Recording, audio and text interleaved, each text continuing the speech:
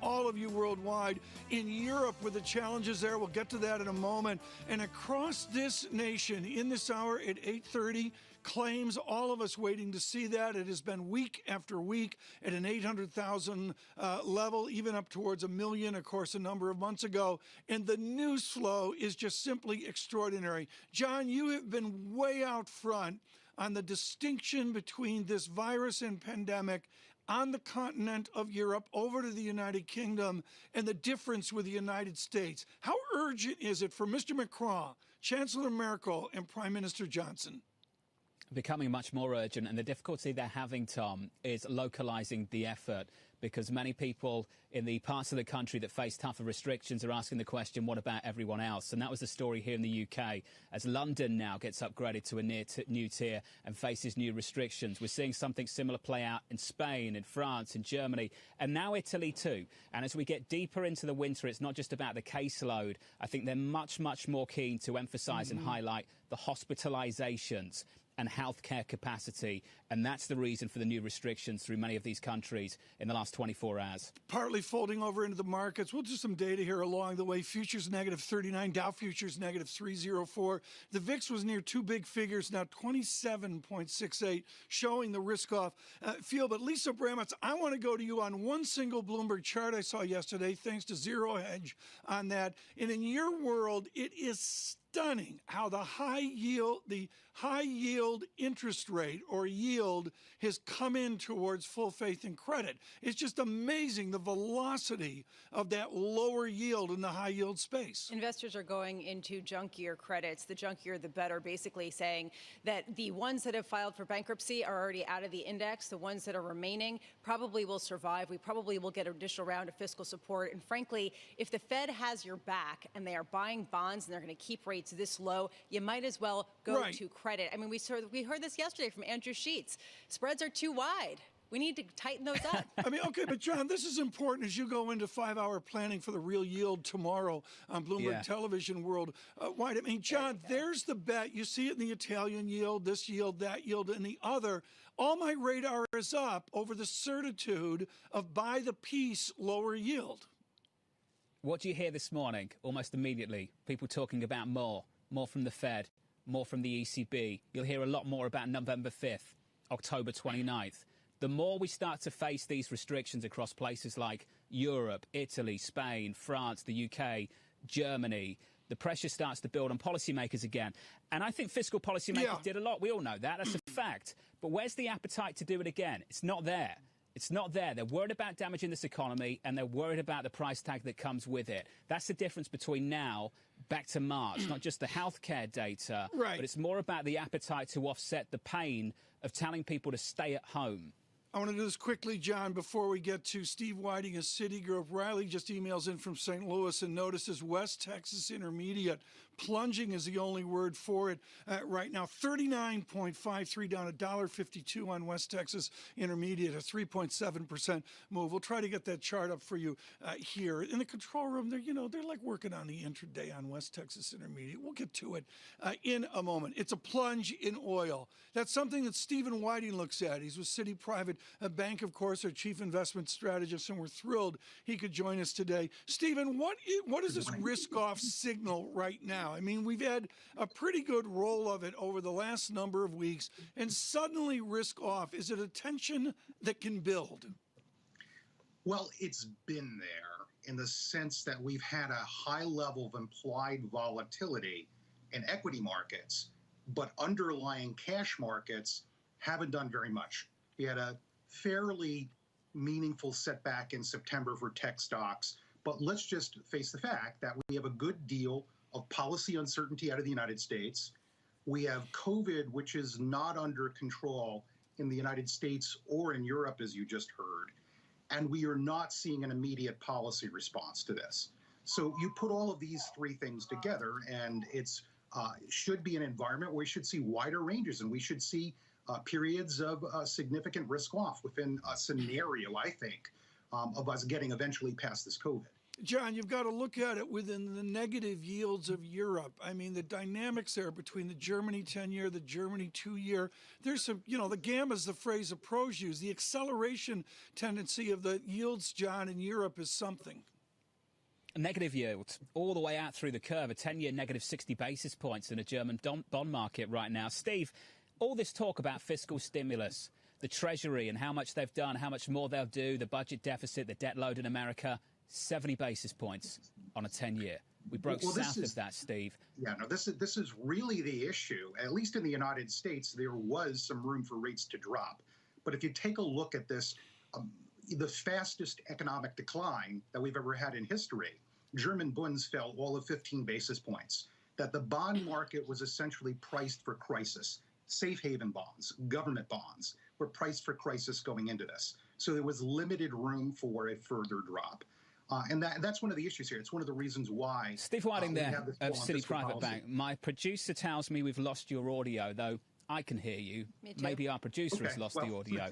We're going to arrange that and sort that out, Steve. Just stand by. I hope the listeners and the audience can also hear you as well. As we address that, Tom, let's talk about this market in the meantime, sir. In this bond market, Treasuries rally. In the debt market, bonds rally. In Italy, keep an eye on what's happening in Italy. Yields are not lower. They're a little bit higher.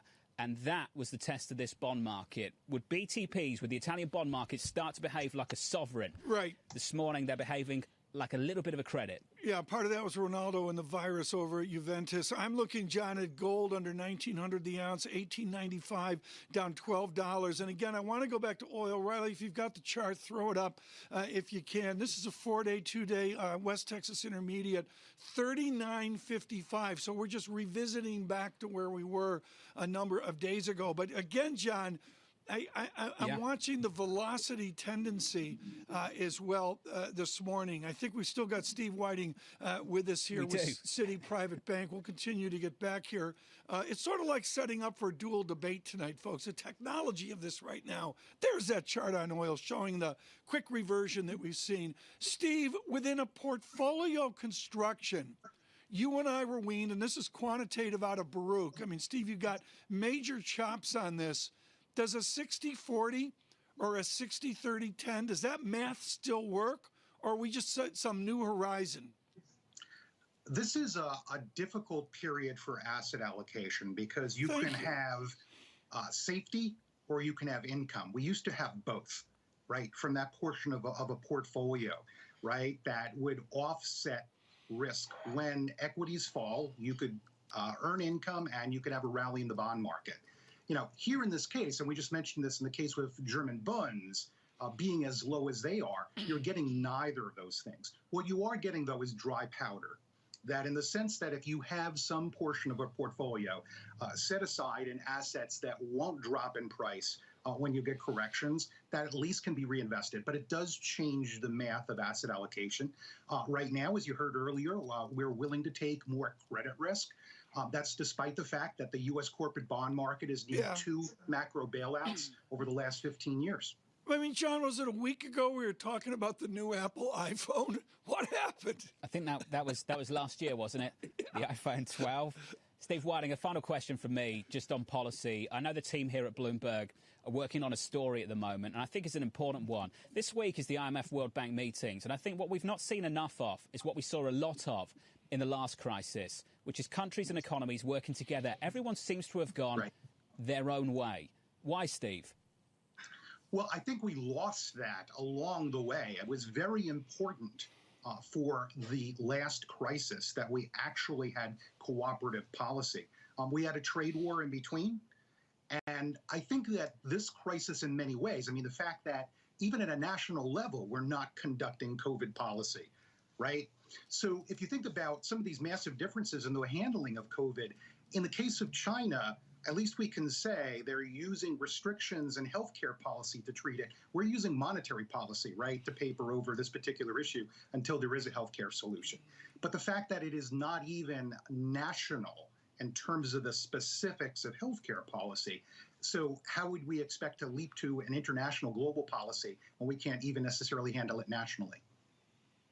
Steve, fantastic to get your thoughts on a programme, on policy and on the markets as well. Steve Whiting there of Citi Private Bank. And Lisa, this goes back to something we explored in the last hour about Asia and the outperformance we're starting to see there, the way they dealt with the virus compared to, say, Europe, the United States. And I think it leads to the next logical question, just in terms of the sequencing here. How much can that part of the global economy decouple from the rest, considering what we're seeing play out in Europe this morning?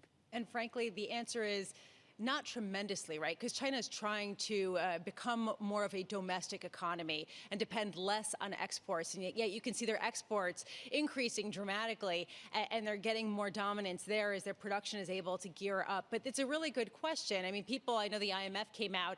China definitely has the brightest prospects, but they too are going to experience the slowest growth in decades, John. So still very much hit by the global situation. Let's get to the price action of this Thursday morning, shall we? Equity futures down 42. We're negative 1.2% on the S&P 500, breaking lower in Europe and breaking down in the Eurozone economy. That's the fear. Euro dollar a break of 117, 116.94, Wow. down Wow. 0.4%. Tom, do you remember 120, the line in the sand? Well, ECB policymakers pushing back. The market's doing it for him now. And, John, you know what you do. You confirm over to euro-yen. I'm typing that on the Bloomberg right now. You look at euro-yen with a nice sharp drop here. Going to test a 122. That's a big deal. Strong yen, weak euro. Coming up on this program, Chris Kotowski, Oppenheimer & Co., Managing Director and Senior Analyst. Alongside Tom Keene and Lisa Abramowitz, I'm Jonathan Ferro. A beautiful morning in New York City. Good morning to you. Down 42. We're negative 1%. Beautiful. This is Bloomberg. With the First Word News, I'm Ritika Gupta. The chances of Congress passing a pre-election stimulus are all but gone. Treasury Secretary Steven Mnuchin is blaming politics.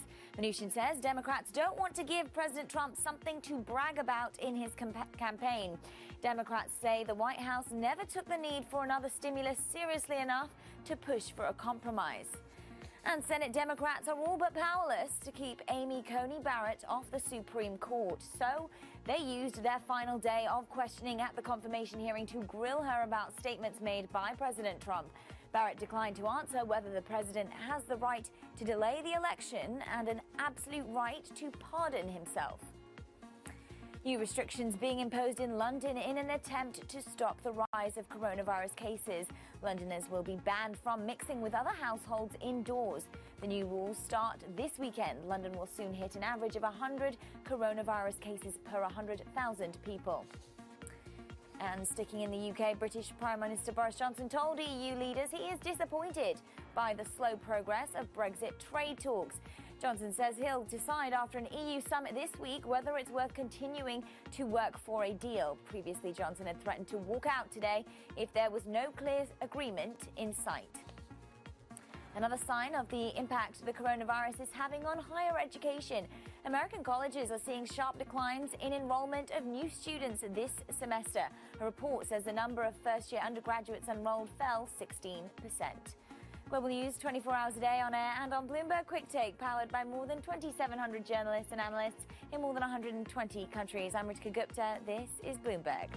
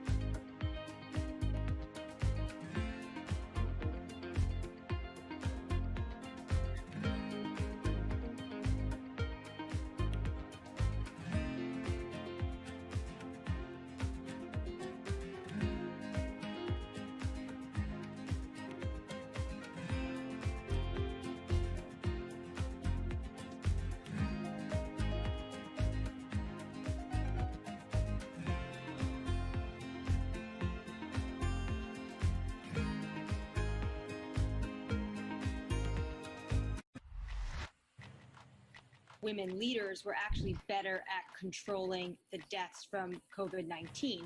Do you think out of this pandemic, we'll see more countries be willing to elect female leaders. When we look at women leaders, we tend to project on them baggage that they shouldn't bear. Women are given an opportunity when no one else wants to do the job. Women had a very clear objective. They wanted to save lives. The women leaders, if you look at their careers, have also built up a level of trust. In fact, women have to be better at communication in order to be elected as leaders, whereas this doesn't hold true for men. We need to get those sexist stereotypes out of our head and give women a fair run for leadership. Trying to change the stereotypes about women is not only the business of women, but men have to be part of it. Welcome to That's Debatable, an interactive series on today's most pressing issues. The resolution this time, is it time to redistribute the wealth? Two perspectives. Pointing to billionaires and saying we should take their money away is ineffective political strategy. We have a choice in this country, either great wealth in the hands of a few or a democracy. I'm John Donvan. Join us for That's Debatable, presented by Bloomberg and Intelligence Squared, Friday at 7 p.m.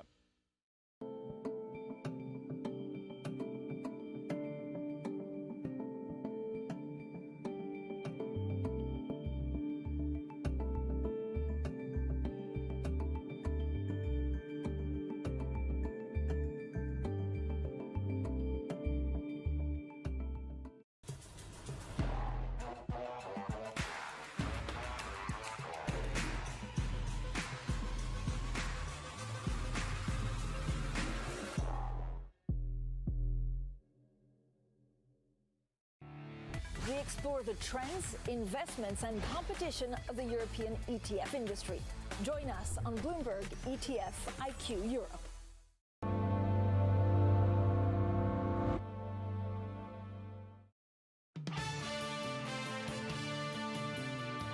I think we will get more fiscal stimulus after the election, both in the lame duck session of Congress and in the new Congress, and that should help reduce credit losses until you get that surge in growth later on next year. And then when you get that, I think you get a steeper yield curve, which will also help financials. So financials are being treated as if they are victims of this pandemic when they're really operating pretty well.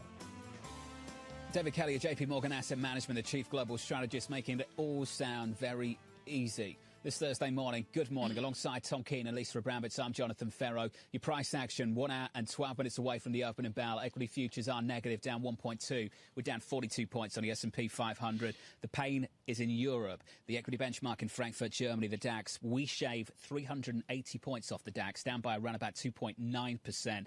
Tom Keene on top of the euro crosses, euro dollar 117. Look out at the Aussie as well in G10. That's where your underperformance is for the majors. The Aussie dollar down around about 1.33%. Those growth proxies in foreign exchange, Tom, breaking down.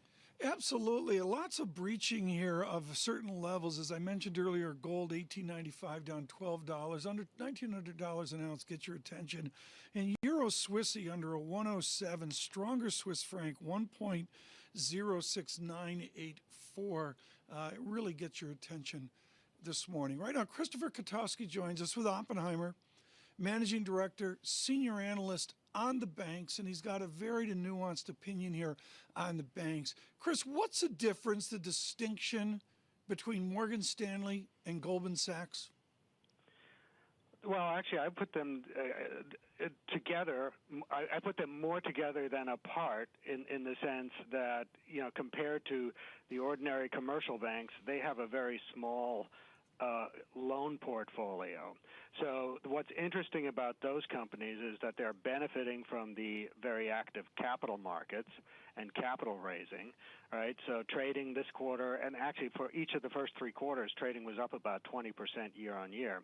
But when you know, for the banks, you know, I think the banks are oversold and people are overly worried about the credit risk in their loan portfolios. But however you feel about that, you know, basically Goldman and Morgan Stanley are going to miss that party for the most part, because, you know, Goldman and Morgan Stanley have a loan portfolio that is like between 1 and 1.5 times tangible book, or to times their capital, whereas like most banks have a loan portfolio that's like 6, 7, 8 times their tangible capital. And on top of that, if you compare Morgan Stanley and Goldman, they don't have a lot of credit cards. They don't have any small business lending. Goldman Sachs and Morgan Stanley both basically lend to either wealthy people or to large institutional companies, whether they're public or sponsor-backed. Chris, so is what you're saying that Goldman Sachs and Morgan Stanley are less well-positioned for the upcoming recovery that we may see in the global economy, and that the likes of JP Morgan, Bank of America, and even Wells Fargo may be better positioned? No, well, I would say, look, as long as we're in this kind of uncertain environment, I think Goldman and Morgan Stanley are absolutely the lower risk way to play financials, right? I mean, they can be the chicken's way of playing financials because you don't have a big loan portfolio. On the other hand, like if you heard that there was a vaccine that is safe and effective, if you heard that tomorrow, then you would probably do much better in kind of the beat up lending banks because they're down a whole bunch more, and they would be affected more. Chris, on the upside. What's the catalyst for the rally in financials that so many people are expecting? Well, ultimately, it'll be when they get to buy back stock again, right? Because the valuations are really trodden down, but their underlying level of profitability is still pretty good. I mean, there's been some pressure. There's been pressure on bank earnings from interest rates coming down, and the other thing that we saw, with the big banks is that, people have paid their credit cards down like 12% since March. And, credit card loans are obviously kind of the highest yielding earning assets that banks have. So that's all pressured revenues, right? But the good thing is, like, the bank credit quality has thus far been way, way, way better than anybody expected. So, right? So, I mean, the banks aren't in trouble on that front. Chris, let's sum this up. We've had a bunch of bank earnings, as John Farrell mentions. We're going to move forward. Are we going to have more Eaton Vances? Is there a massive desire, too big to fail, super regionals, and on down? Is there a new need for scale, which simply means combinations? I mean, it's long overdue, certainly in the banking sector. Right. I mean, we have an artificially fragmented banking sector because until the 1980s, you couldn't bank in more than one state. So compared to any other country in the world, our banking sector is just way too fragmented. And, so that makes sense. I don't think you'll see a giant M&A wave near term. I think you'll see some, but I think it'll be still episodic and sporadic. Chris, just a final question from me. How much are these names propped up by the fiscal effort down in Washington? Well, actually, I think the much bigger impact is just that white-collar layoffs haven't been that big. And the thing is, if you look at like big bank credit card portfolios, over 80% of the borrowers have FICO scores over 680. So then that's roughly average. So 80% of the borrowers are in the upper half of the income scale. And if you look at, unfortunately, the people who've gotten hit by COVID, it's mainly lower income people who are not bank customers.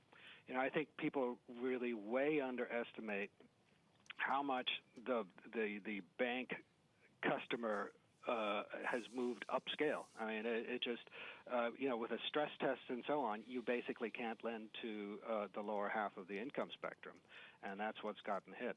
So I actually think people have way overplayed the importance of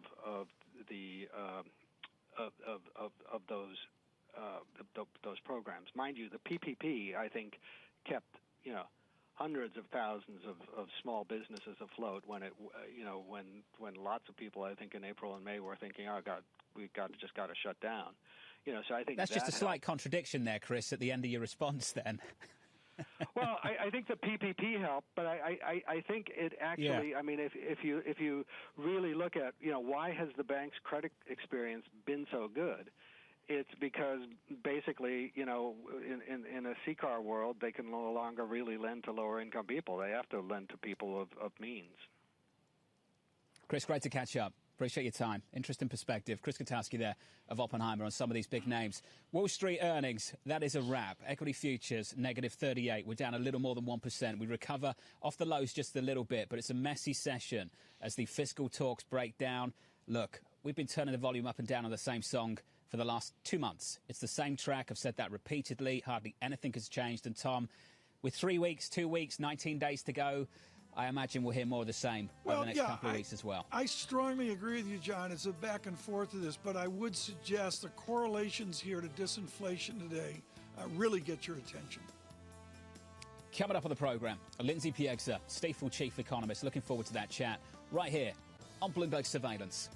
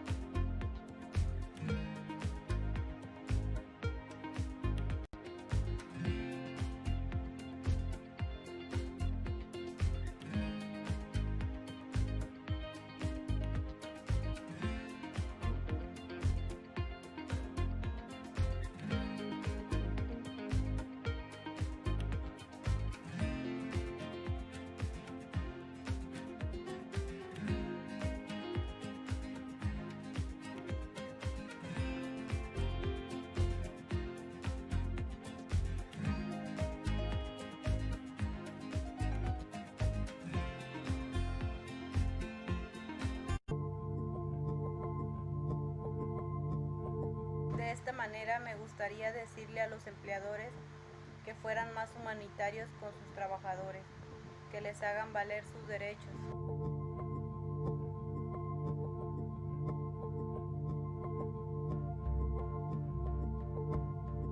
Y estábamos viviendo en dos casas, en una 50 personas y en la otra otras 50. En cada casa había 5 habitaciones.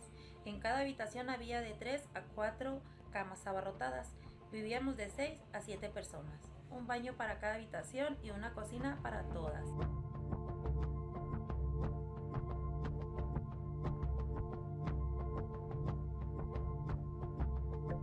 Una vez que nos atendieron en el hospital, al salir nos avisó una compañera que ya nos habían reportado a migración. Gracias a Dios ahorita de salud yo estoy muy bien, pero en lo moral no estoy muy bien, porque a causa de esa enfermedad yo perdí todo, perdí mi trabajo. Yo creo que mi caso resulta un gran problema de cómo las personas migrantes estamos en riesgo de explotación por parte de los empleadores.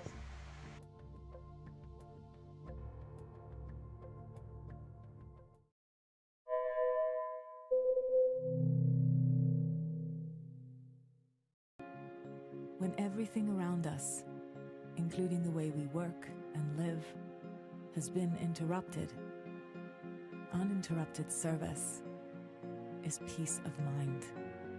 Juzi from customer support is responding to a 500% increase in daily call volume, no matter what. We keep on, so you can keep on.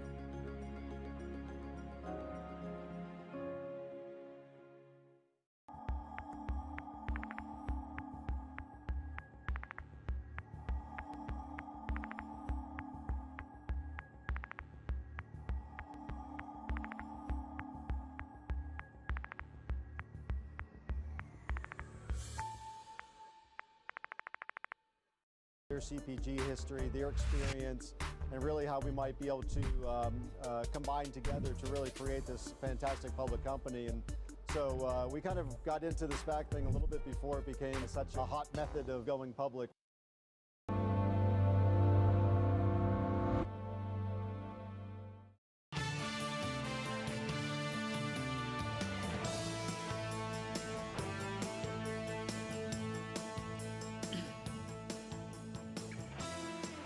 It's Thursday morning, about 8:30 Eastern, which means one thing. Michael McKee will be with us in just a second. Equity futures down 39. We're negative 1% with your data.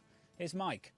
A lot of data today, John. Let's start with jobless claims. That's everybody's focus these days, even though I will explain in a moment, the numbers aren't necessarily accurate. Initial claims come in at 898,000. That's a significant increase from last week, 840,000. It's way above the 825,000 that we had, that the consensus survey said we would get. It's an increase of 53,000 on a seasonally adjusted basis. A non-seasonally adjusted, we go up to 885. That's an increase of 77,000.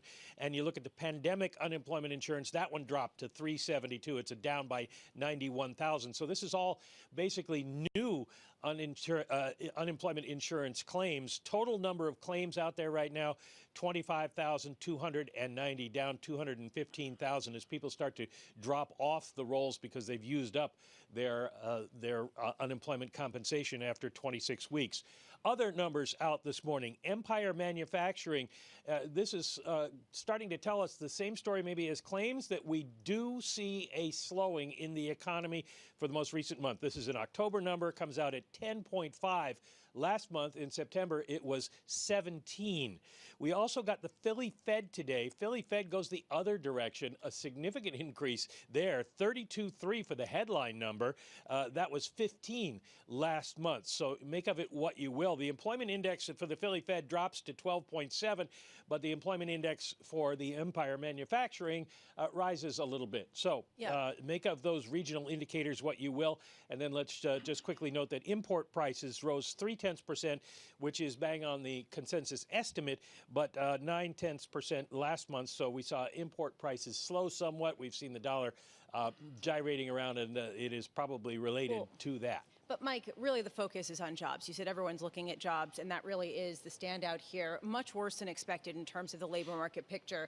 And the revisions also coming in weaker than expected. In other words, revising downward, giving more people on the unemployment rolls over time. The one bright spot is that continuing claims ticked a little bit below where people were expecting. Can you talk a little bit about how reliable this data is, about the potential distortions, and what we can hang on to in these numbers? Yeah, the big distortion is in California, because California a couple of weeks ago shut down its claims processing in order to try to weed out fraud and try to get through a big backlog. They were shut down for 2 weeks. They've come back online, but the Labor Department says their numbers are still out of whack. And so for the next 2 or 3 weeks, they're using the same numbers that they've used for the past 4 weeks now, which is 226,179 jobless claims. That's about a quarter of all the jobless claims, and that suggests that maybe it is a little bit off there. So we really don't know what the total number of claims is. However, the change in direction is something that has got to be somewhat worrisome. And then we're keeping an eye on the idea of 26 weeks is how long you get in most states for unemployment benefits. People are running out of those. They're starting to move to the extended benefits that were put into the CARES package. And so we should see continuing claims continue to fall, but extended benefits rise, and they did this last week. Michael McKee, one final question to you. I look at export price index. Folks, I don't look at import price, export price. That's like a McKee thing until it matters. And right now it really matters. We have a disinflation in our export price index. What does that signal, Michael McKee?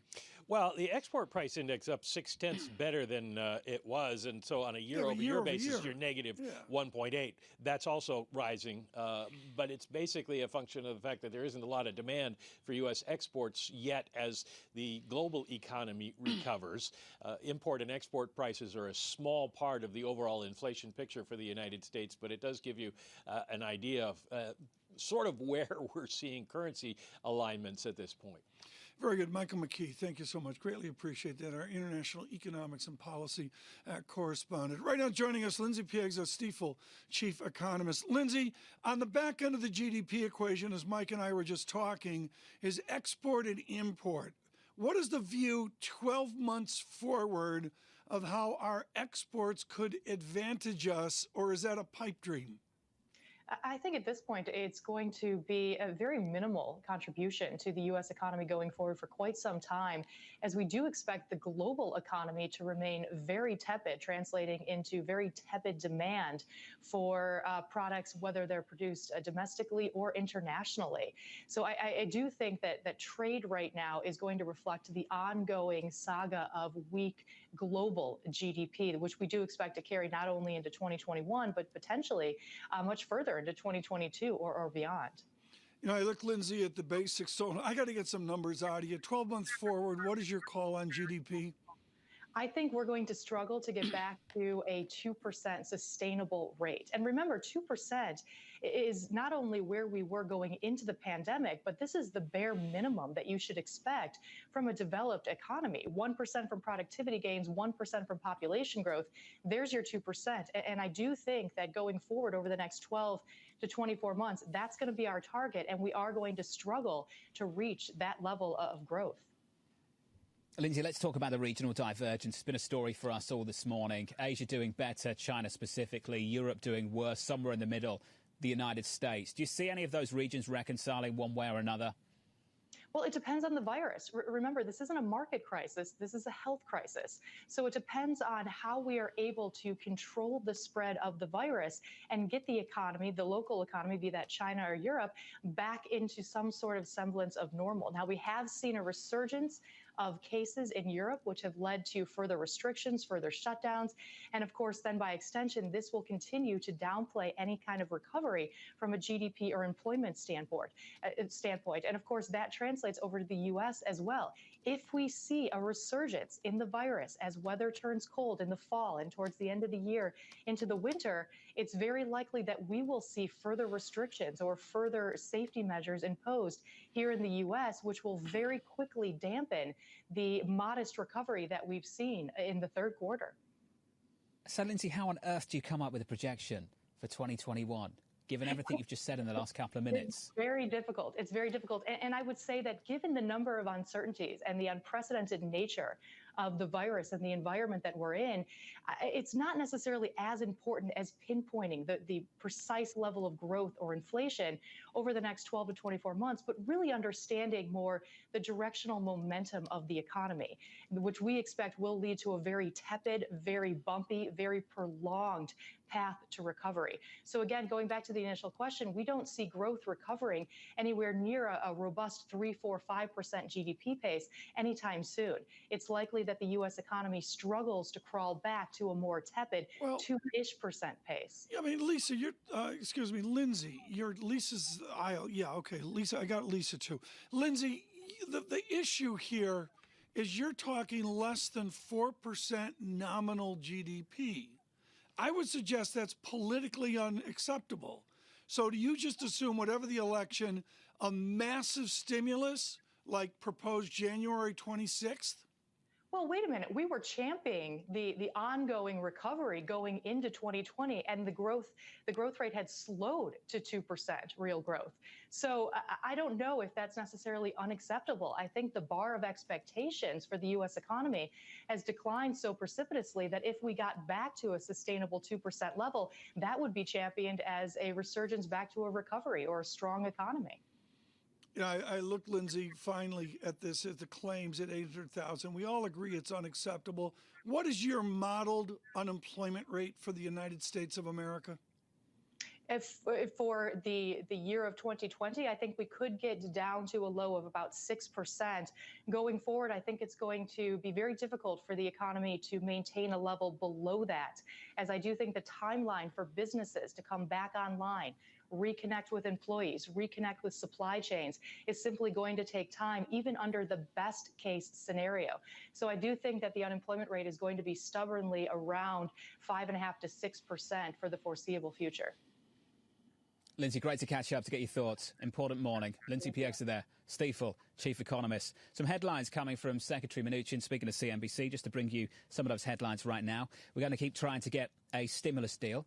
The President determined to work on a larger stimulus deal. The Treasury Secretary will be speaking to House Speaker Nancy Pelosi a little bit later today, Tom. And just to fold this into the conversation we just had moments ago, many economists making the argument on this programme that if we don't get that fiscal effort soon and quickly, that the damage done to potential growth in the future will be significant. The longer we stay below potential, the lower potential might be in the future. The words of Mohamed Al-Arian to me a number of months ago, and a line that stuck with me, Tom. John, I just did a word search. I don't see any Mnuchin headlines with the word McConnell in them. I would suggest that's probably a modest issue. I'm looking. I would suggest and have suggested that is the issue, and that's why what you see from this administration and House Speaker Nancy Pelosi has largely been political posturing. Tom, Speaker Pelosi said the quiet bit out loud the other night with CNN when she talked about the president sending out checks with his name on. That's the worry from that side, the political worry. Don't get me wrong, I think all sides want to make sure that this economy gets some stimulus and stimulus quickly, but the election complicates it. And Leader McConnell himself has acknowledged that. He's acknowledged the fact that that's why the two parties, the administration and the House Democrats, can't cut a deal. And the other issue, Tom, and you've touched on it, Leader McConnell has alluded to it a million times. There isn't the appetite to pass a $2 trillion bill in the Senate, at least not from Senate Republicans. Well, there's no question that that's not there. To Lindsay Pieg's I'll point, the U3 unemployment rate, okay, it's 5, it's 6, maybe it's 8%. But, John, what is that modeled number with the numbers Michael McKee just gave us? And I'm sorry, you get up rapidly to 8, 9, even double-digit 10%. Yeah, and the change, Tom, I would stress this time around, because of the conditioning through the last cycle, this Federal Reserve will wait a whole lot longer before they hike and lift off interest rates. Unemployment has got to go south, south, south. Well, yeah, there's no question about lower for longer, and you see that here with what we're seeing in the tech companies and the new PE multiples as well. John, I got a note, curve flattening this morning. We're under 56 beeps. That's a big deal. Where did Lisa go? Did she just leave us? Is Lisa did gone? She abandon us? Was it you? Where did it was Lisa probably go? me. Yeah, I'll take the blame for that. Coming up, Vito Gaspar, IMF Director of Fiscal Affairs. From London and New York, Lisa stepping away for an important panel. Much more on that through the day on Bloomberg TV and radio. Neither do I, Tom, but Lisa's more important than us both. This is Bloomberg.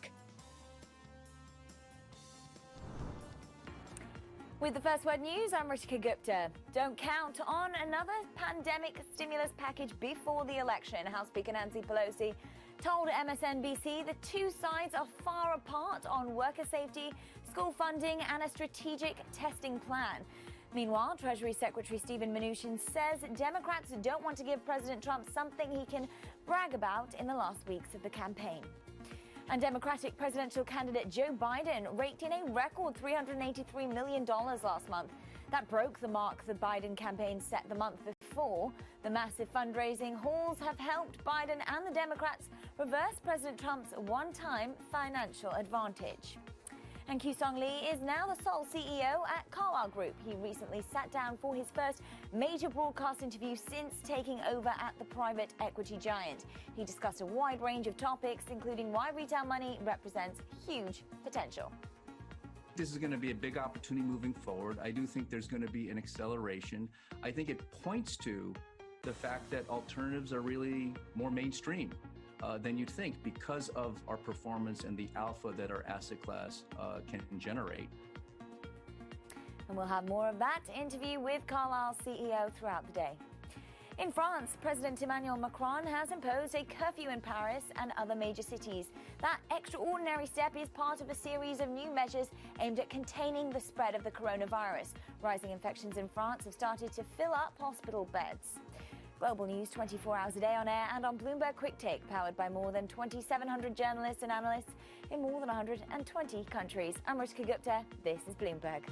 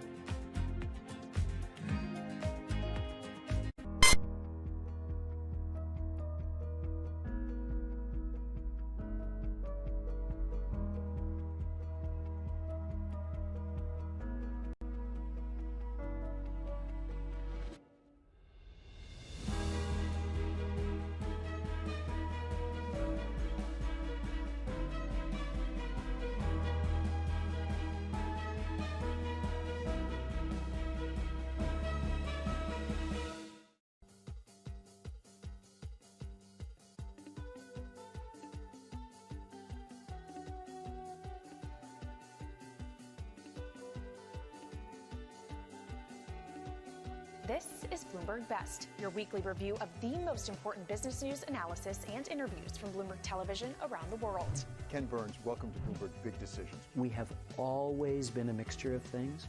We are always stronger for that mixture. Growth is a way to stay competitive, delight more and more consumers.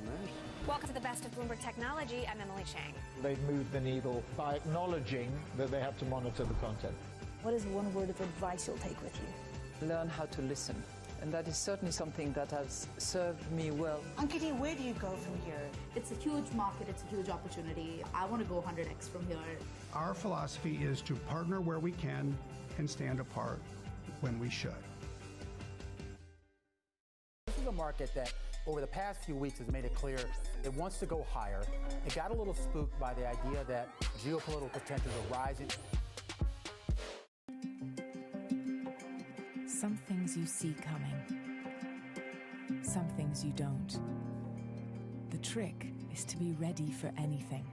John from Infrastructure Support is working every day to keep essential market data flowing seamlessly. We keep on, so you can keep on.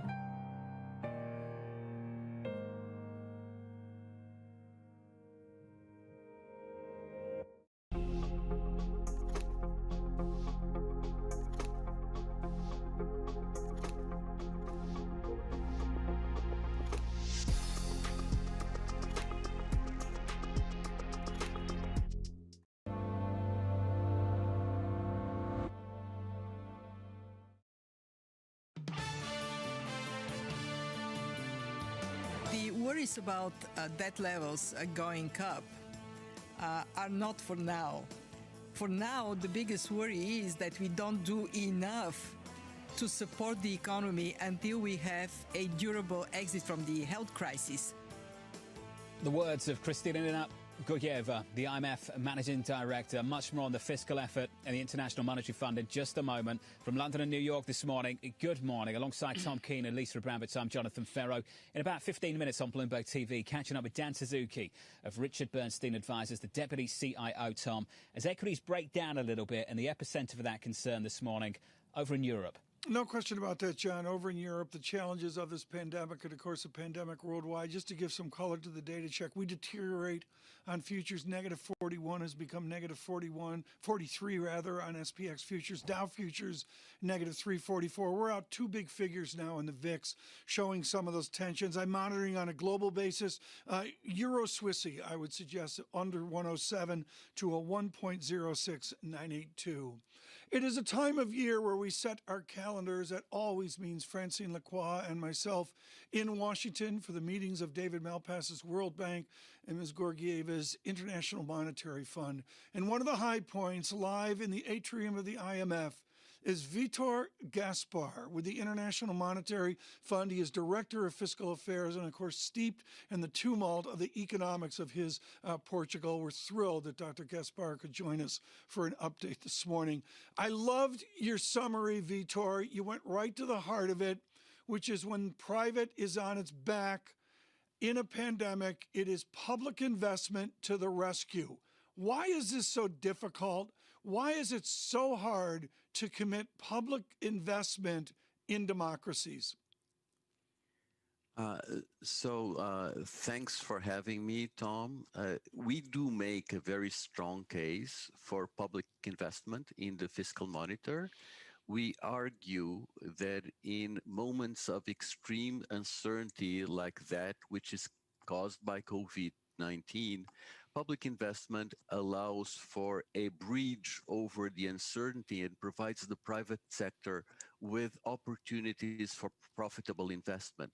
Specifically, we estimate that multipliers are elevated under the circumstances of 1% of GDP expansion in public investment in advanced and emerging market economies would lead to an increase in GDP of 2.7%, because it would motivate private investment to increase by 10%.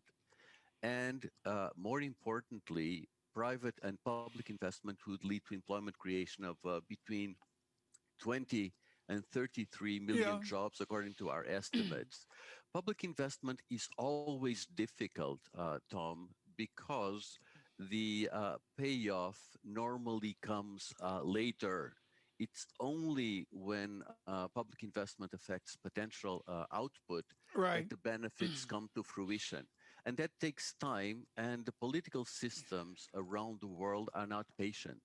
I want to, in the time that we've got left, Dr. Gaspar, talk about the little g. There is a great assumption in our crisis with the expansion of fiscal deficits, the expansion of trade deficits in selected countries, that we will, quote unquote, grow our way out of this. How do you respond to that maxim?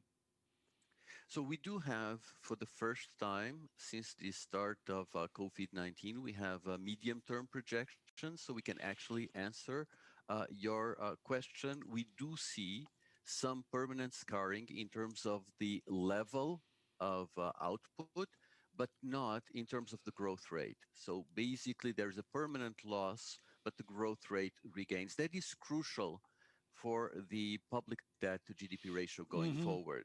We see this jump up in 2020. Public debt goes from 83% of GDP in 2019 to 98.7 at world level. It's a very strong jump up.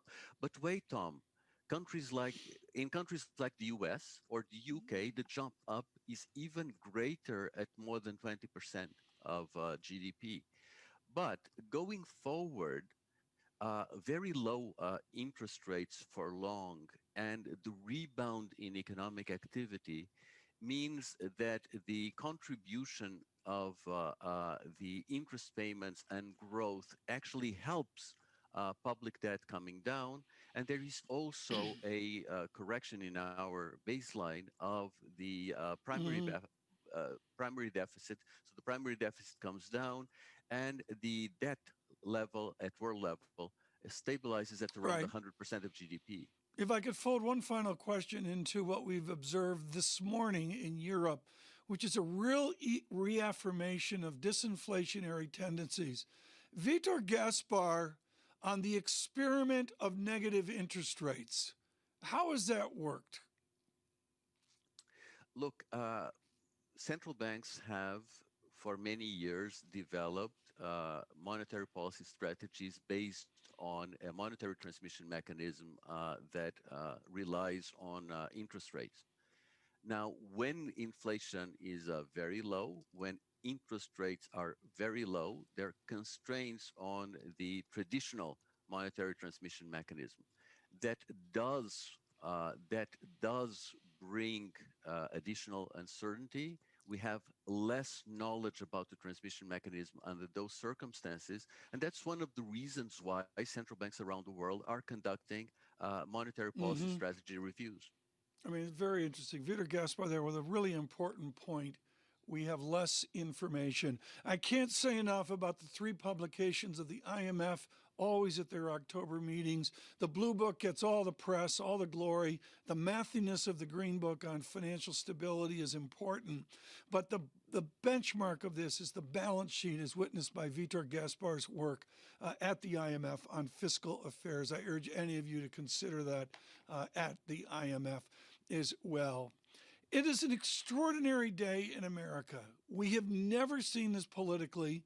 In the heat of a campaign, the 2 candidates in 2 separate chairs on 2 separate networks with 2 separate, I guess, debates, maybe a debate, maybe a monologue, who knows? Maybe they'll touch on policy.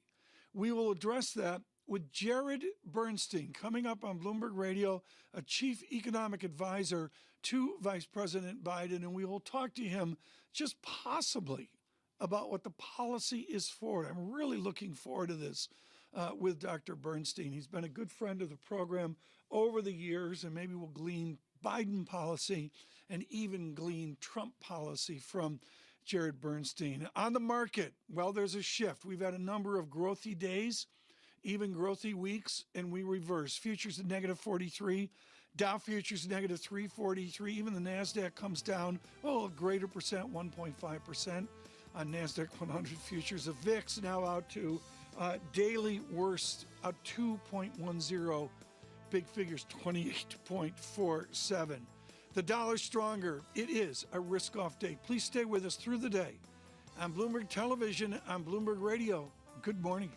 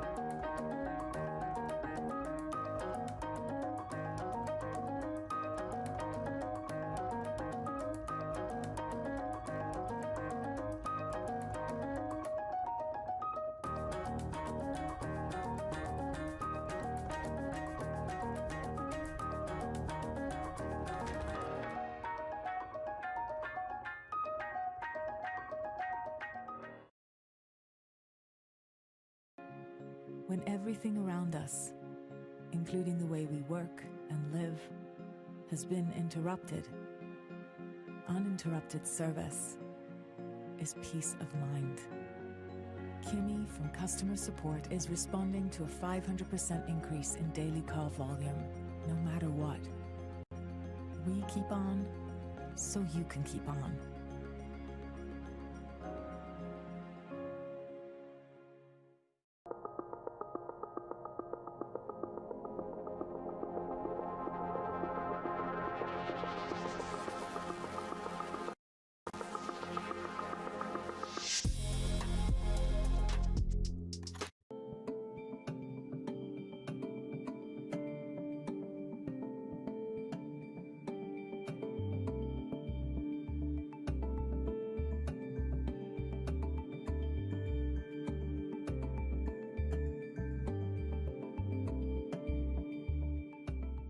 Give you a sense of the real-time action. The 10-year yield tumbling now 11 basis points, so continuing in this knee-jerk risk-off feel.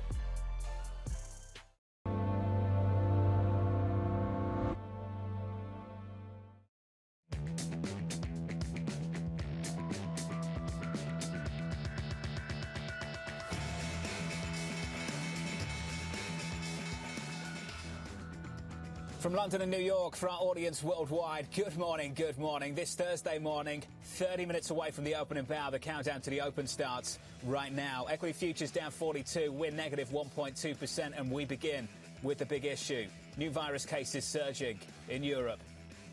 Second wave. Second wave. Second wave of COVID-19. We are moving into a more difficult environment. We are seeing strong efforts throughout Europe to contain the virus. The lockdown measures. We know what ultimately the restrictions bring. We're going to see more restrictions. A very, very sharp slowdown in growth. We've seen it in March these huge risk-off moves, and we are seeing the beginnings of it again. But hopefully we'll be able to avoid going back to full lockdown. The more stringent the lockdowns get, if the governments are going to lock down again, forecasts are going to have to be revised down. Governments are going to have to continue with their fiscal stimulus. If there is a policy fatigue, it's not about central banks mainly, it is about fiscal policy and other policies moving. Then we're in a much more dire scenario.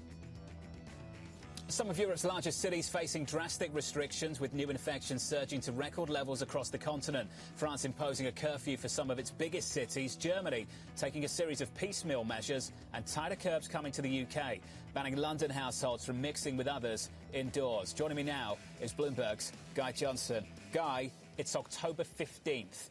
I think the hope was that we wouldn't be dealing with this kind of thing deeper, much deeper into winter. Absolutely, but as soon as people start shifting indoors, John, that is what is seeming to happen. We are finding ourselves in a situation where COVID cases are rising and rising rapidly. I think what we're doing is debunking any idea that we know how to handle this, that we've got it figured. There was this idea that kind of populated many of the conversations throughout the summer, that once we got to winter, we would have the therapies, that the hospitals would be better at treating this, that we would find a way through that wouldn't require the kind of onerous lockdowns that were required earlier on this year. That is certainly being put to bed here in Europe right now. It is not going to happen. The UK, for instance, London now at the second highest level in terms of the three-tier system that the UK is now operating. There are concerns that we could see Manchester, a huge area in the north, west of England, being put into sort of the tightest restrictions. We've already got the Liverpool area there. We've got York, we've got Essex being placed into Tier 2. The whole kind of story is mounting towards the potential for a national lockdown, and Boris Johnson is not ruling that out at this point. But, John, I think the message for markets to take away from this globally is that if we think we've got a handle on this, Europe is disproving that theory and disproving it really quite dramatically. Guy, at the moment, for me, it's the battle between local authorities and national authorities. I know you can speak to that, not just in the UK, but in Spain, in Germany as well. Is that complicating things this time around? Well, I don't think I've ever felt the UK this disunited, not just in terms of the constituent parts of the Union, so we're talking about Scotland and Wales and Northern Ireland and England, but also, as you say, John, regionally. There is huge uproar this morning in Manchester, huge concern and confusion as to what is happening. You read the local newspapers up there, the Manchester Evening News, and you look at kind of the front page there. Nobody knows what's going on, but there's kind of unanimity amongst local politicians, which happens very rarely because they're usually obviously divided by party political lines, on their condemnation of what is happening down in Westminster. And Matt Hancock, the health secretary, was in the House earlier talking about the local lockdowns, and he couldn't really put his finger on what is happening in Manchester. And I think that's just emblematic of what is happening across the country, not only this country, but countries, as you say, all the way across Europe, John. Guy, looking forward to the coverage at the top of the hour in about an hour's time alongside Alex Steele as we continue this coverage. I want to touch base with the markets right now, 26 minutes away from the opening bell in New York City. Futures breaking down on the S&P 500, but the epicenter for the pain this morning very much in Europe, with the DAX, the equity benchmark in Frankfurt, Germany, down as much as 3% and change a little bit earlier this morning. In the bond market, there's the bid. In Treasuries, a break of 70 basis points on a 10-year, 0.69% on a 10-year yield. We come down 3 basis points. The bid into bunds, though, really gets your attention as well. We'll talk about that a little bit later. Dan Suzuki of Richard Bernstein Advisors pointing to signs of economic improvement, writing the following. The stock market already seems to have moved on from the pandemic. Most economic and financial indicators continue to suggest that profits are recovering from the depressed levels during the extreme lockdowns. Dan joins us now for more. Dan, there's more a constructive view from you in that line. I know it's a lot more nuanced than that. Just speak to what's playing out in Europe this morning and fold that into your current thinking. Yeah, I mean, you certainly took out the part that was the positive aspect of my comments. I think, you know, what's clear is that there's been an extreme tug of war going on in the markets. I think on one hand, you have the negative impacts of the virus, which are You're seeing that in Europe. But on the positive side, you've had this never-before-seen record stimulus. Now, I think what's the issue that the market's contending with right now, and particularly with regards to Europe, is that you're seeing the negative impacts of the virus actually gain momentum while the positive impacts of the stimulus are actually losing momentum. So I think that's been in the cards for a while. I mean, if you listen to any of the experts, they've told you that it's going to get worse in the fall as temperatures drop and mobility picks up. And then we've clearly seen, a lot of these countries come out with big bang approaches to stimulus, which are now, slowing off of those extreme levels. So I think that's the issue that the market's trying to struggle with right now, among all the other uncertainties out there. Dan, it's a huge issue. More restrictions across Europe, the UK, France, Germany, Spain, Italy as well. And as you point out, diminishing appetite perhaps to do what was done last time around, a worry about the price tag. And I'm trying to understand whether there should be a worry about the price tag right now. 10-year Treasury yields at 70 basis points. For all the talk about more fiscal stimulus, trillions here, trillions there, 70 basis points on a 10-year. In Germany, negative 60 basis points on a 10-year. Dan, do we have to worry about the price tag of doing more? I think that policymakers should always be conscious of the implications of their policy, but I think that squabbling over sort of the details of a few hundred million in the context of what's happening with our economy, it probably doesn't make a lot of sense. I mean, the reality is we basically probably overspent with a very blunt tool early on in the crisis. And I think that was actually commendable because we didn't know. We had to react fast. And the speed and the magnitude of that stimulus response was very impressive. But clearly, there's room to be improved upon. The problem is you went from such a high number of stimulus, a magnitude of stimulus, and that's dropping off very dramatically. I mean, even if you want to say that things shouldn't be to the extent that they were, I mean, it's a little bit odd to say that should go from 100 to 0 where we're still in the midst of the pandemic. Dan, I really want to get a market view from you as well and just fold in the way you see the world right now into your market calls. The worry for Europe, I think, is that the data, the economic momentum had already stalled going into this, and this will add to that. In the United States, sufficient sequential improvement. Will it continue in your mind, Dan, or will it just start to flatten out as we go into year end? Well, I think a lot of what you're asking really speaks to what I mentioned earlier about the sort of the extreme tug of war, right? I mean, if you think about just the COVID part of this crisis alone in isolation, it's almost like a self-limiter. It's like a speed limit on the pace of the recovery. The more that the economy opens up and recovers, the more you see cases rise, and then the more you have to shut down to sort of lock down those cases. So I think that you have that COVID impact, which is picking up steam. And I think that presents a very tricky time, a tricky aspect to consider adding risk to portfolios at this point where we're just starting to see those numbers pick up. At the same time, again, a lot of this comes down to the stimulus. If we do get stimulus support, clearly what we saw earlier this year when incomes were actually rising in the depths of the pandemic, not only rising, surging in the depths of the pandemic, if you get that type of stimulus response or anything in that direction, I think that the recovery can continue to gain steam. But without that, we've already seen, I mean, you don't have to be a forecaster. You can just look at the data that we've got even this morning. And when Empire Manufacturing slowed down, you had the jobless claims number tick up. And this has been evident in the data for weeks that that second derivative of the recovery is slowing. And I think that's a direct result of, that tug of war push-pull that we were talking about. So a question that's dominated conversations we've had on this show over the last couple of months is, where do you hide? Where do I go to find those risk mitigating characteristics when I see a day like today? Where do I go, Dan? Well, when I've been on your show in the past, I've been very adamant that I think that you shouldn't make one-sided bets given sort of this extreme nature of this tug of war. I think you need to have stuff. I mean, what you read from my prepared comments were that profits are clearly recovering off of those depressed levels. So I think that people should have things in their portfolio that are going to benefit from that. But I don't think it should be a one-sided bet. I think that you should pair those with things that act as ballast when you get moments like this, when you get the COVID pickup, when you get negative stimulus news, when you have uncertainty around the elections and the policies that follow. So I think that in our portfolio, the way we're doing that is owning cyclical assets that we think either have a very low risk to the recovery story. And I think a great example of that has been transportation companies, where, regardless of whether you look at the U.S., you look at China, which is ahead of us, you look at Europe, transportation, the shipping of goods around has been a very consistent part of the recovery,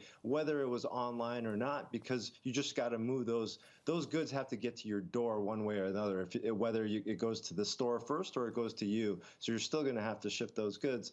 But at the same time, owning things in the portfolio that act as ballast, like gold, like defensive sectors that are less economically sensitive, which are out of favor right now, I think having that barbell makes a lot of sense. Dan, smart as always. And I always enjoy catching up with you. Dan Suzuki there of Richard Bernstein Advisors. Let's get to the market desk with equity futures near session lows with your movers ahead of the opening bell. Here's Abigail. John, well, with the NASDAQ 100 futures underperforming down about 1.5%, we're going to hone in on tech because big tech is really dragging this morning. Apple, perhaps the ultimate barometer of risk on, risk off, or risk appetite, down today, down 2.1%, despite praise for the new iPhones. On the week, though, John, even with this loss priced in, Apple is poised for a weekly gain, perhaps a fifth in a row. So that might be the true story on the iPhones, matching the fundamental praise. Amazon.com headed to a second down day in a row after their Prime Day event has closed down. Let's see what the numbers look like coming out of that. Really plunging Fastly, the software company, down 30%. This after they have put up a bearish pre-announcement, cutting their revenue forecast, really surprising analysts and, as you can see, investors. And then finally, Roku cut at Key Bank. The bank there saying valuation is high, positive catalyst priced in, and there is a short interest. It seems as though those bears are winning this morning on Roku and perhaps some of these other tech names, John. All round, it seems. All round winning for the Bears at a moment this morning. Abigail, thank you. Coming up, the chances of Congress passing a pre-election stimulus package fading. That conversation coming up next with BTIG's Julian Emmanuel. Equity futures down 43. We're negative 1.24%. This is Bloomberg.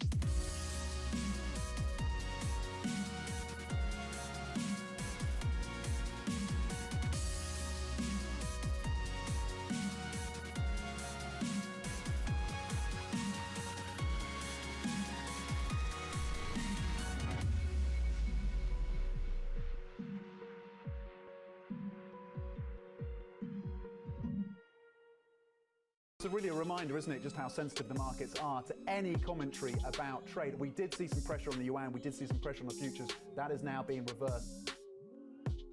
I think what we've seen during this period of time is that communicating via video is not a fad. We are using it in all aspects of our lives, for work, for learning, for communicating, for staying in touch.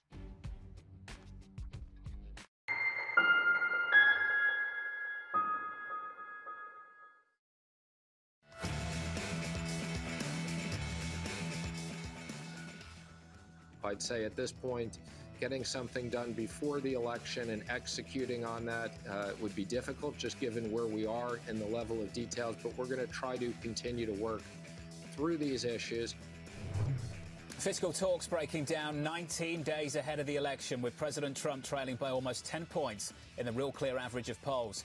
Deutsche Bank saying the polls point to a nearly certain victory for Biden, writing the following: a Truman-style error in the polls may give Mr. Trump a chance given the electoral college system, but the reality is that unless the polls narrow into election day, a Trump victory would be the biggest error in the modern era of mass polling. Bloomberg chief Washington correspondent Kevin Cirilli joins us right now.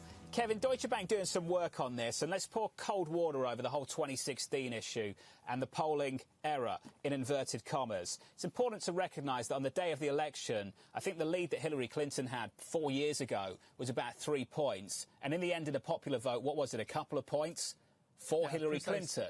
So for the kind of error that we're suggesting here, you do need to go all the way back to something like 1948. It would be a big turn of events, Kevin. Exactly. Look, I think that in terms of the lead that Biden has over Trump, comparatively speaking, from 2016, his lead is bigger than Hillary's was over Trump back in 2016. Meanwhile, President Trump and Democratic presidential nominee Joe Biden are going to have competing town halls tonight. Remember, they were supposed to have a debate, but that had been canceled. President Trump's will be on NBC. That begins at 8 p.m. Eastern, and then Joe Biden's is set to begin on ABC in the hour following.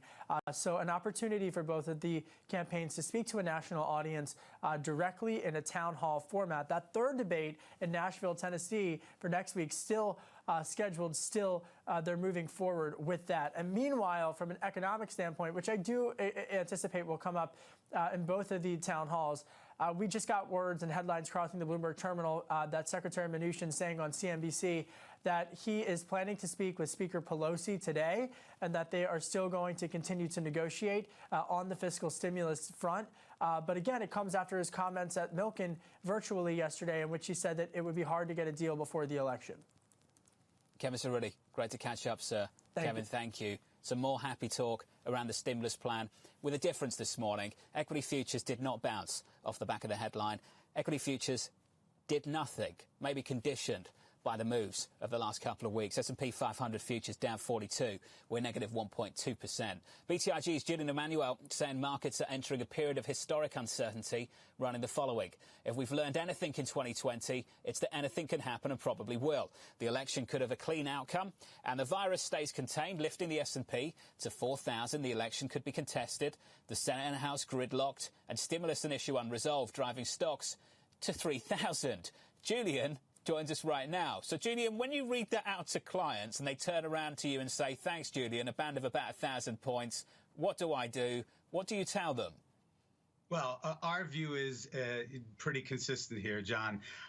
When you look at the challenges right in front of us, and we're not even talking about the medium term, we're talking about the near term, a virus that's surging, a stimulus package that appears to be dead, essentially an election that, while it may be a Biden victory, the question is, will it be an uncontested Biden victory? And then number four, positioning. Positioning is about as aggressive as it's been all year, because for the most part, active managers fear missing the upside into year end. You put that all together, and we are defensive. We do believe that at some point you could challenge the 200-day moving average in the S&P 500, which is around 3120. And frankly, if the election is an unclean outcome, you could potentially move lower than that. How are you expressing that defensiveness, Julian? So the best way for us is to take some chips off the table. We think the high flyers, again, what we see on a day-to-day basis is the high flyers outperform on the upside and underperform on the downside, which is why the NASDAQ volatility index is around 10 points higher than the S&P volatility index. But in these stocks that have run, 100, 200, 300% year to date, it's right to trim some exposure there, particularly since when you look at a lot of those stocks whose earnings expectations next year cannot in any way, shape, or form compete with the growth that they've experienced this year, there could be valuation compression. Julian, just to refine this argument a little bit, just to finesse it so I understand it a little bit more clearly, this isn't a call on the business cycle rolling over again. This is just a call on the price of the story right now? It is ultimately, but I'll preface that by saying there are still elements that we need. Okay, we need this stimulus. The fact that politicians in Washington cannot come to an agreement is literally unconscionable, given the dynamics of the virus, given the pain that 10 million plus continuing claims to unemployment, business is struggling. The issue here is the business cycle isn't likely to roll over if you can bridge liquidity to solvency, and that requires more stimulus over the next number of months. So many people might sit here and say, in that environment, I want to earn the expensive things. I want to own things like growth, the secular growth stories that did so well through the crisis 7 months ago. And one thing that I still don't think we've quite figured out, Julian, are the true secular winners. The likes of Apple, for instance, I still don't understand through much of spring and through much of this year whether that was a consumer staple or a luxury goods item supported by a huge fiscal action and checks into bank accounts of everyday Americans, Julian. Do you understand what it is? Well, frankly, in stocks like that, and if you go back to the heart of the pandemic, consumer staples were the thing that people gravitated to. And so, in a number of these stocks, it's sort of a win-win. It's a consumer staple on one hand, and it's a high technology company on the other hand. And we are sympathetic to that. And those shares have earned their performance this year. But when you look at next year, you have to ask yourself, are these valuations justified, number one? And number two, if we roll over economically, and as I said previously, without stimulus, we're increasing the probability that we roll over economically. Is there going to be more of the activity that drove the outperformance of these shares in 2020? Is there going to be more of that activity in 2021? We'd say if the economy rolls over, the answer is no. So final question from me, Julian. The time horizon on this call, a move down to the 200-day moving average on the S&P. What's the time horizon for the call? Well, frankly, the window of risk is certainly between now and Election Day, November 3rd, and then depending on the outcome of the election, likely to extend to Inauguration Day on January 20th, from where we think there'll be a very good buying spot for what could be a very positive 2021. I have no doubt you'll be on this programme telling us exactly when that time is. Julian, it's great to catch up, sir, as always. Julian Emmanuel there of BTIG. Coming up, the analyst action you need to know. That'll be next in our morning calls. And later, we'll be catching up with Ken Leon of CFRA Research on the earnings wrap on Wall Street. Morgan Stanley, the last out of the gate. That's all coming up next right here on Bloomberg.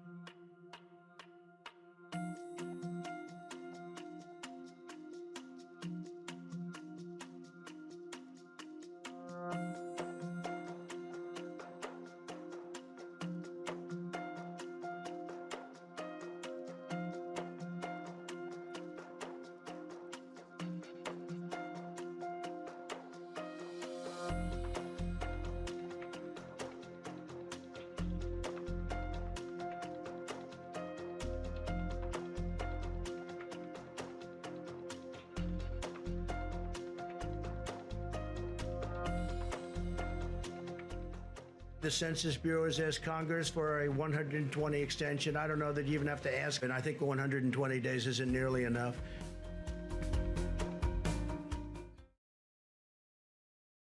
I'm David Weston. Bloomberg Television is reinventing one of the most iconic brands in financial television for a new audience. Join me to see the news program for the clever investor. This is Bloomberg Wall Street Week.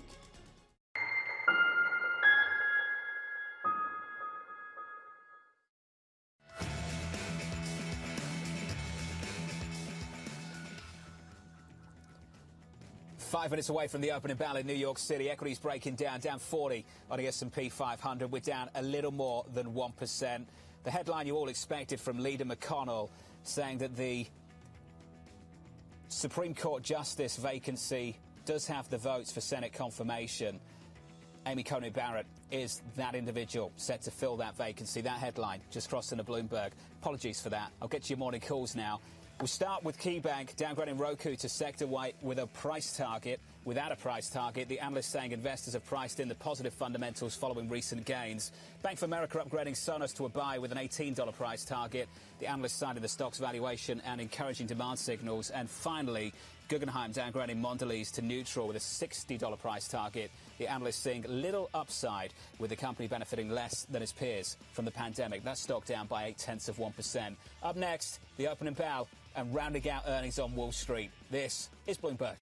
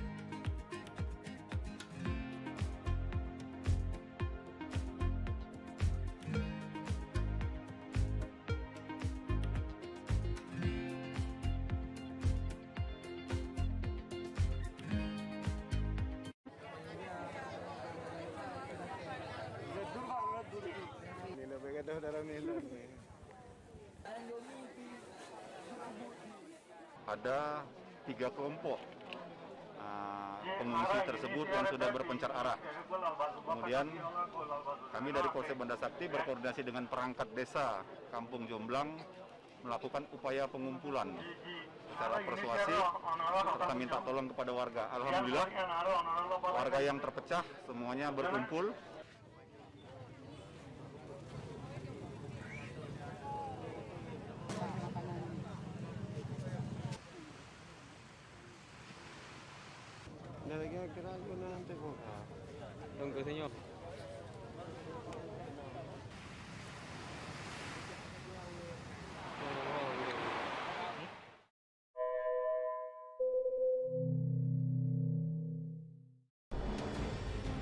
When opportunity knocks at the door, don't say, blimey, I've still got my pajamas on. Say yes to stuff and it will take you interesting places. We're clearly going through some very unusual times and, enormous difficulties getting groups of people to agree on things.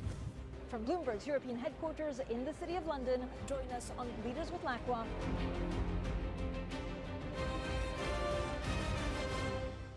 Valuations, particularly, sort of technology landscape, have gotten to some pretty extraordinary levels. So I think it's not a surprise. I don't think it's any indication of the beginning of the end, but I do think markets don't like uncertainty. We explore the trends, investments, and competition of the European ETF industry. Join us on Bloomberg ETF IQ Europe.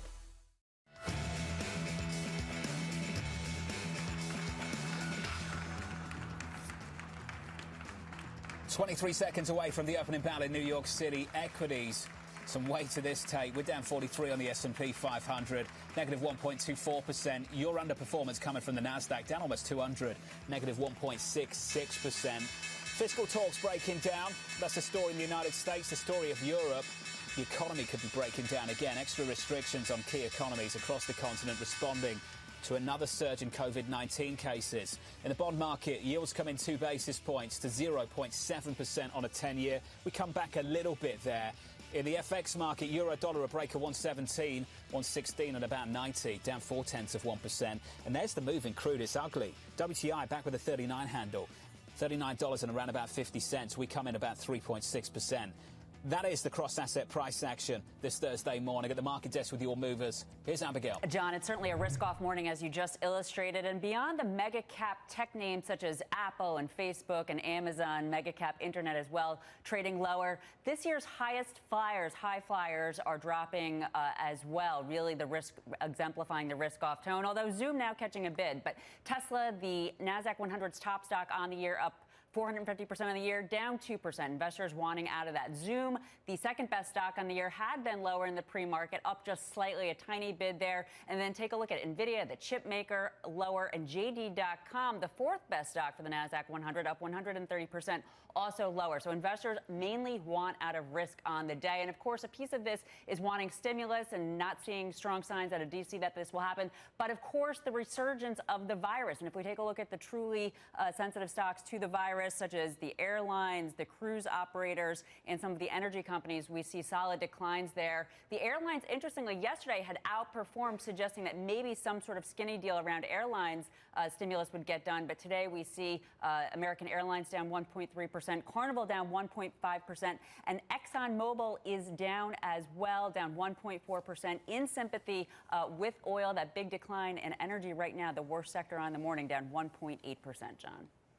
That's the worst, but every single sector negative this morning. Abigail, thank you. 2 minutes into the session, every single sector is in the red. At the top of the pile, as Abigail points out, energy outperforming, relatively speaking, real estate. The S&P 500 down by around about 1.2%. Moving to the financials, the banks, Morgan Stanley edging lower along with its peers, despite reporting another impressive quarter. JP Morgan's David Kelly making the case to own the banks.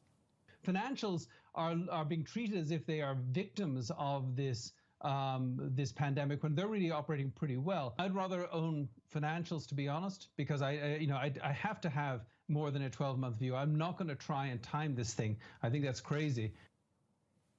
Bloomberg Sonali Basak listening in on the Morgan Stanley call. She joins us now for more. Hey, Sonali. Hey, John, listen, these banks just can't catch a break. You have Morgan Stanley here beating on all the major business lines, fixed income, equities trading, second biggest fixed income trading quarter on Wall Street. But at the same time, investors want a story. Right now on the conference call with investors, they're explaining the E-Trade deal, what it might add to them. They're explaining that it might add a little bit more to its cost base while they finish through integrating the deal. Remember, they've already pursued another deal with Eaton Vance. So with a cost base above 70% and an expense ratio, people are going to want to see some pressure there on that expense line in other ways. Goldman pointed to automation yesterday, but for Morgan Stanley, we'll see what that means. They said they were able to save some costs through this pandemic, but again, investors are looking hard for a story. Some of that might come through more equity underwriting, through more debt underwriting, but of course, with an election around the corner, that might create some uncertainties ahead for all of those markets, and we aim to touch on it a little later in a half an hour with Morgan Stanley CFO John Pruzan on this network. Look forward to that. Does Sonali get to rest now? Do you get a day off? No, we don't. No, we don't. There's more to look forward to, John. Keep your eyes peeled because we will be going right over to the buy side to keep an eye on Apollo and Blackstone because guess what? Those debt businesses are what's taking share when the banks are going to be pulling back. Non-stop, Sonali Basak. Sonali, thank you. Appreciate it. CFRA banking analyst Ken Leon remaining bullish on Morgan Stanley despite all the uncertainty, running the quote the following. Morgan Stanley fits the criteria of finding strong enterprises during COVID-19 despite near-term uncertainties in the general economy. Its top-ranked wealth management franchise offers stable recurring revenue and cash flow. Ken joins us now on the phone for more. Strong buy on the stock, $60 price target on Morgan Stanley. Ken, great to have you with us on the show. What did we learn this morning from the bank? Morgan Stanley's on the right side of the world, which essentially is solid businesses that are benefiting from wealth creation, the knowledge industries, the ability to be really a key stakeholder in the growth of the economy. The large banks that have reported this week are on the other side, which are facing several quarters of really low rates, no steep yield curve, challenges in terms of credit loan losses. So Goldman Sachs and Morgan Stanley are just in a great position along with asset managers and those financial service companies that are benefiting from the knowledge industry. Morgan Stanley, I think, tremendous strategy acquiring E-Trade, Eaton Vance, everyone. There's a frenzy for asset managers. Everyone strategically, Goldman, Morgan Stanley, BlackRock, are looking to be a player for mass market, high net worth and ultra high net worth. So you essentially have to fill in each of the parts of the table. But I think Morgan Stanley is going to be a great investment over the next 1 to 3 years. There's a lot of accretion from these acquisitions. And again, there's no worry. You know, it's almost going to be like waiting for Godot. When are rates going to go up? It may be 2 or 3 years out. So net interest income, which was down, anywhere 17, 20% for Bank of America, Wells Fargo. These are really steep challenges on the other side of the world. So when you think about investing in financial sector, there's definitely a deep chasm here between those who can benefit from a growing economy in time and those, still at risk for low rates. Ken, just in terms of those at risk to low rates, can you walk me through, and I appreciate the argument around fee-based recurring revenue for the likes of Morgan Stanley. I think everyone does. For the other banks, though, how dependent are they still on just traditional spread lending, borrowing short, lending long, and how much has that diminished in the last 10 years or so? Well, it diminished in the last year, when, the Fed bringing rates down to practically zero. Ken, sorry, just let me jump in and I'll finesse the question if you don't mind. I just mean how much have those companies actually changed the business model so that they are also more reliant on fee-based recurring revenue and moving away from the old side of just spread lending? How much have they moved away from that, the JP Morgans, the Bank of Americas, etc.? I think, maybe 5-10%. JP Morgan's 45% of total net revenue is net interest income. The other banks, B of A, Citi, and also Wells Fargo, it's still 55%. They need volumes because if you have low rates, the only other part of the equation to get improved net interest margins is going to be volumes, and that's driven by loan activity, which is expected to be pretty spotty for the next 12 months. Ken, always smart. Just wanted to get that question in there. Brilliant to catch up with you. I know you're super busy. We'll let you go. Ken Leon there of CFRA. Earnings continuing to beat expectations with the latest quarterly reporting season just a few days young, and the S&P on the cusp of another record high. There are questions over what is priced in. Bloomberg's Scarlett Fu joins us now for more. Hey, Scarlett. Hi, John. Yeah, well, what's priced in are low expectations, but an improvement off that base. The question is, how resilient are these companies? Now, looking ahead, thematically, we get the start of big tech, both legacy companies and the mega cap tech names. Also companies that give us a more direct read into the state of the consumer, and a couple of energy names as well. Here's how it all plays out. Now, the pace ramps up next week and then peaks at the end of October. Next week, 88 companies in the S&P 500 report, including Microsoft, Amazon, Procter & Gamble. They rank among the S&P's 10 biggest names, more than $8 trillion in market cap. Remember, the big banks that reported this week have a high profile but carry less heft when it comes to market value. In the final week of October, almost $12 trillion worth of companies report, including Apple, Alphabet, and Facebook. They make up 3 of the 5 biggest members of the S&P. And the backdrop here is that we're still in an earnings recession. Analysts expect third quarter profits will fall at least 20%, better than the 33% plunge we saw in the second quarter, paving the way for further moderation, looking at a 14% drop in the fourth quarter. And by 2021, the comps get easier and we'll see a return to EPS growth. But there's a lot of headwinds to work through in the meantime. No fiscal stimulus, and a possible second wave. The takeaway here, though, is we are seeing sequential improvement. And for the first time since 2018, consensus EPS estimates were revised higher in the 3 months leading into the reporting season.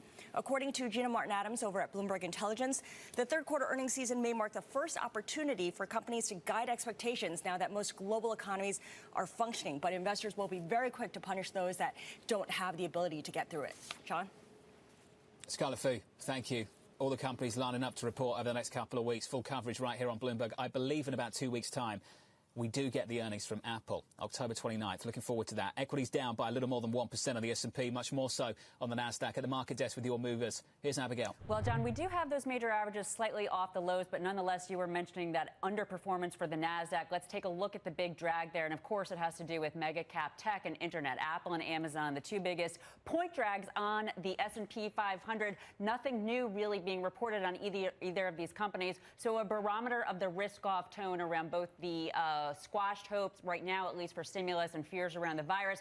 As for the percentage movers, take a look at Vertex Pharmaceuticals, headed to its worst day since 2007. This after the drug maker has discontinued a lung and liver drug, which is going to also repel the new leg of growth that some have been hoping for. And then Fastly, down 30% at this point, after the software company pre-announced the downside, cutting their revenue view, really taking the street and traders by surprise. To put all of this into perspective, though, John, Apple right now on the week is higher on the week, headed toward its 5th up week in a row, although it's going closer toward even. Let's see whether or not those Apple bulls over the longer term can hang in, or these near-term bears are going to take over. Certainly those bears are present on the day, John.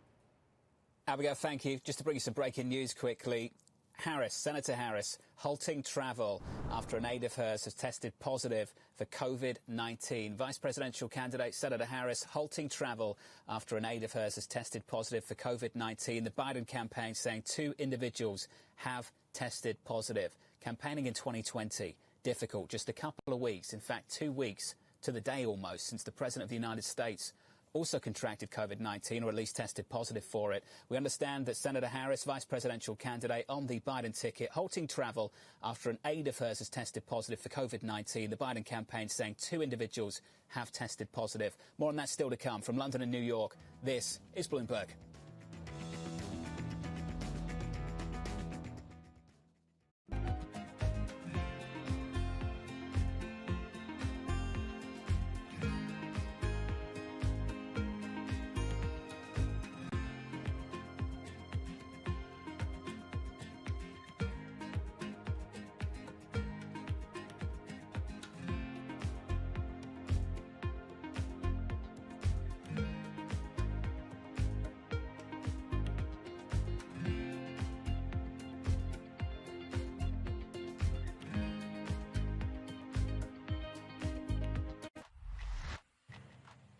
Women leaders were actually better at controlling the deaths from COVID-19. Do you think out of this pandemic, we'll see more countries be willing to elect female leaders? When we look at women leaders, we tend to project on them baggage that they shouldn't bear. Women are given an opportunity when no one else wants to do the job. Women had a very clear objective. They wanted to save lives. The women leaders, if you look at their careers, have also built up a level of trust. In fact, women have to be better at communication in order to be elected as leaders, whereas this doesn't hold true for men. We need to get those sexist stereotypes out of our head and give women a fair run for leadership. Trying to change the stereotypes about women is not only the business of women, but men have to be part of it. Welcome to That's Debatable, an interactive series on today's most pressing issues. The resolution this time, is it time to redistribute the wealth? 2 perspectives. Pointing to billionaires and saying we should take their money away is ineffective political strategy. We have a choice in this country, either great wealth in the hands of a few or a democracy. I'm John Donvan. Join us for That's Debatable, presented by Bloomberg and Intelligence Squared, Friday at 7 p.m.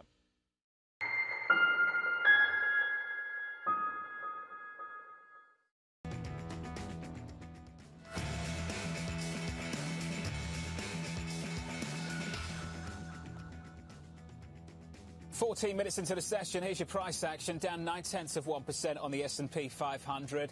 The underperformance, mild underperformance, coming from the Nasdaq. We're down a little more than 1% there. I want to bring you some breaking headlines in the last couple of minutes. It comes from the Harris campaign, the Biden campaign. Senator Harris, vice presidential candidate, halting all travel after an aide of hers had tested positive for COVID-19. The Biden campaign saying 2 individuals have tested positive. The new headline that we have in the last couple of minutes, though, this is probably the important one for Senator Harris and the Biden ticket. Senator Harris was not in close contact with these individuals, but still halting travel in the last couple of weeks of an election campaign. Kevin Cirilli, I understand, is running to the camera down in Washington, D.C. to bring us the latest on that. We'll get to Kevin in just a moment. I want to turn to the economic data. Initial jobless claims out a little bit earlier on, unexpectedly rising, hitting its highest level since August. Dallas Fed President Robert Kaplan weighing in on all of this over the last couple of weeks. He is not all for what they've been doing on fiscal stimulus recently. I want to bring in Michael McKee for a little bit more on this. Good morning to you, Mike. Just walk us through the economic data and what you're hearing from the Fed speak. Well, the narrative, John, has been that the economy is slowing. It has been slowing since summer, and the data we get today generally tend to support that. The jobless claims numbers up by 53,000 on the month, and that does suggest that my microphone fell off, so I'll put that back on. That does suggest that the economy is slowing as companies, people come back to work and find maybe their jobs weren't viable anymore, and of course we had a lot of layoffs in the airline industry over the past week or so. The Empire Index in New York also falls to 10.5 from 17, shows expansion but a slower pace, while the Philadelphia Fed doubles, gets better. Though the COVID numbers are better in New York than they are in Pennsylvania, so make of that what you will. The other aspect of it is from the Fed at this point. You have to look at comments from Randall Quarles last night, the vice chairman for supervision. Now, that's the jobless claims numbers without California in there, because California has halted their new numbers, and you can see the trend is still the same, all flattened out. But I want to talk about this Quarles thing because this is important to the markets. He suggested that perhaps the Treasury market is so big now, the Fed cannot stop QE even after the economy starts growing again. Here's his quote. It may be that there is a simple macro fact that the Treasury market being so much larger than it was, that the sheer volume there may have outpaced the ability of the private market infrastructure to support stress of any sort there. The Fed has argued that it went into the markets in March to relieve stress.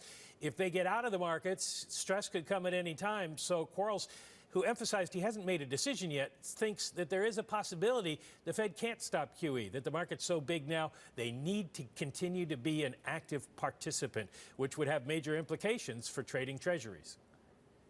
I think we've already got those major implications right now. Mike, fantastic to get your views on the programme. Thank you, sir. I want to return to that breaking news in the last 10 minutes or so. It comes from the Biden-Harris campaign. I understand Kevin Cirilli is ready to talk to us now down in Washington, D.C. Kevin, what are you learning, sir?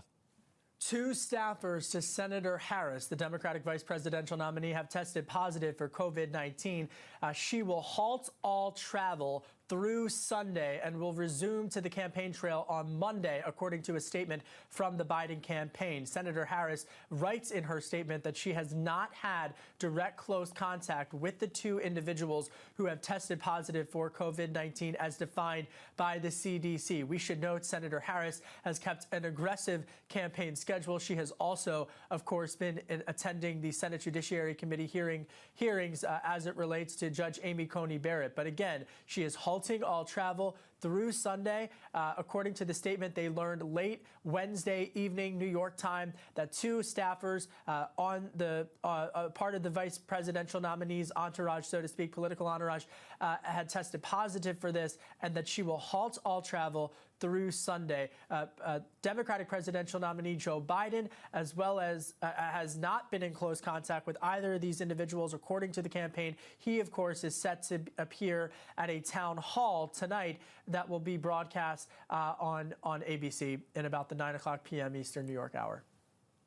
Kevin, thank you. 19 days to go. We understand Senator Harris, the vice presidential candidate, tested negative for COVID-19 yesterday. That coming from a campaign statement. No doubt she'll be getting tested again today. The latest from Washington at the moment. I want to bring in Brian Nick of Nuveen for more. Brian, I won't ask you about that. I'll ask you about this market, though. Two competing forces at the moment, not even competing, complementary to the risk-off scene we're seeing in equity markets worldwide. Fiscal talks breaking down as if that should be a surprise. Apparently it is for some. On one side of the Atlantic, on the other, more restrictions. How do you process that news this morning, Brian? Yeah, I think it's interesting to see sort of the juxtaposition here, because I think the fiscal stimulus is probably ample in Europe and in the UK. I think they've done enough to support the economy through the restrictions. And if you recall, back in June and July when we had the surge here in the U.S., a lot of those CARES Act provisions were still in place. We're still seeing enhanced unemployment benefits. We still had the PPP going. Now we don't have those things. So we don't know, in the event that there is a large increase in the virus here in the U.S., what that's going to mean for an economy that's not being as well supported as it was. I think certainly the markets have been at least allowing themselves to be held hostage to the stimulus talks. We're not expecting to see much, if anything, out on stimulus until perhaps the middle of the first quarter of next year. And that makes the next couple of months pretty precarious for the markets. It's interesting, isn't it, that a couple of weeks ago the big fear was a contested election. Now I think the big fear has to be a divided government. Divided and this market will fall, Brian. I'm sure that's going to be in Southside research for weeks to come now, because if we don't have one wave, one colour or another, do you anticipate some real tension going into year-end over the fiscal effort? Yeah, this is a big risk. I think status quo, if we get a status quo outcome in the election, I think they probably pass something in the lame duck, because there's just no sense that anything else is going to be coming that's going to change the game.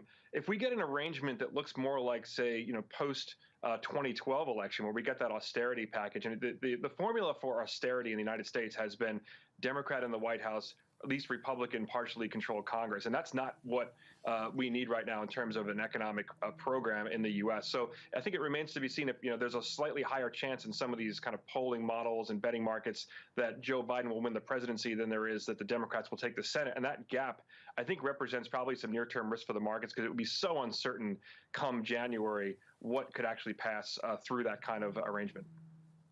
Where in this market do you go to find risk mitigation characteristics for your portfolio, Brian? Where'd you get it? Yeah, so in the equity market, it's tough, because we do think that eventually as stimulus arrives, which you still think is the base case, that should be good for the reflation trade. So some of the areas we saw last week, a more broad-based rise in equity markets led at least modestly by cyclicals. But that looks precarious if we're going over the next couple of months where the economic data starts to get worse. That trade's not likely to perform well.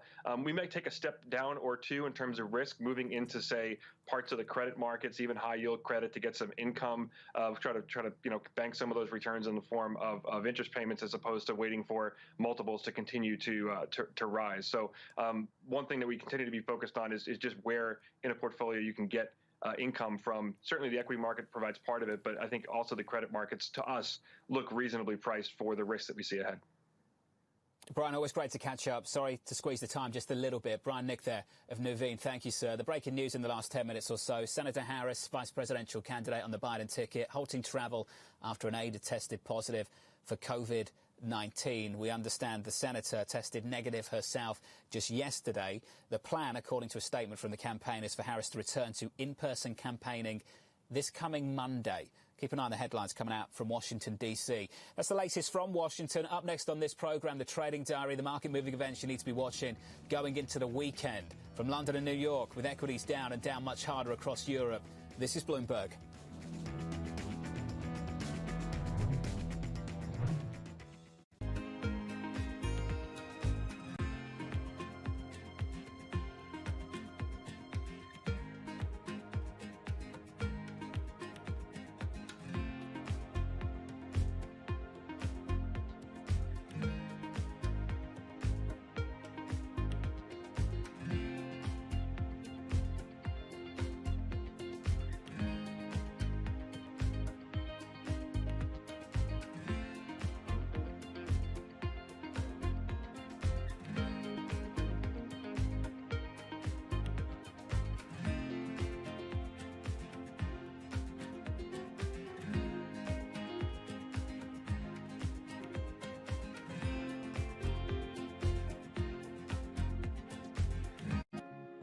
When everything around us, including the way we work and live, has been interrupted, uninterrupted service is peace of mind. Juzi from customer support is responding to a 500% increase in daily call volume, no matter what. We keep on, so you can keep on.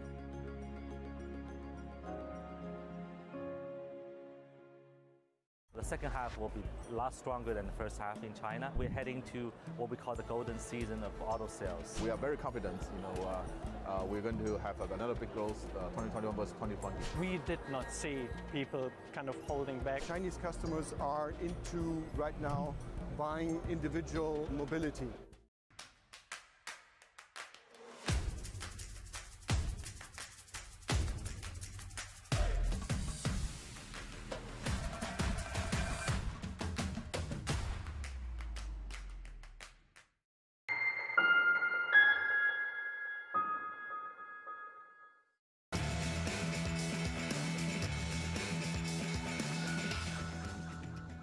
"25 minutes in, equities coming back a little bit, down 0.7% on the S&P 500, down 0.8 on the Nasdaq. Over in Europe, that's where the pain has been, down 2.4% still on the equity benchmark in Frankfurt, Germany. The DAX down by almost 2.5%.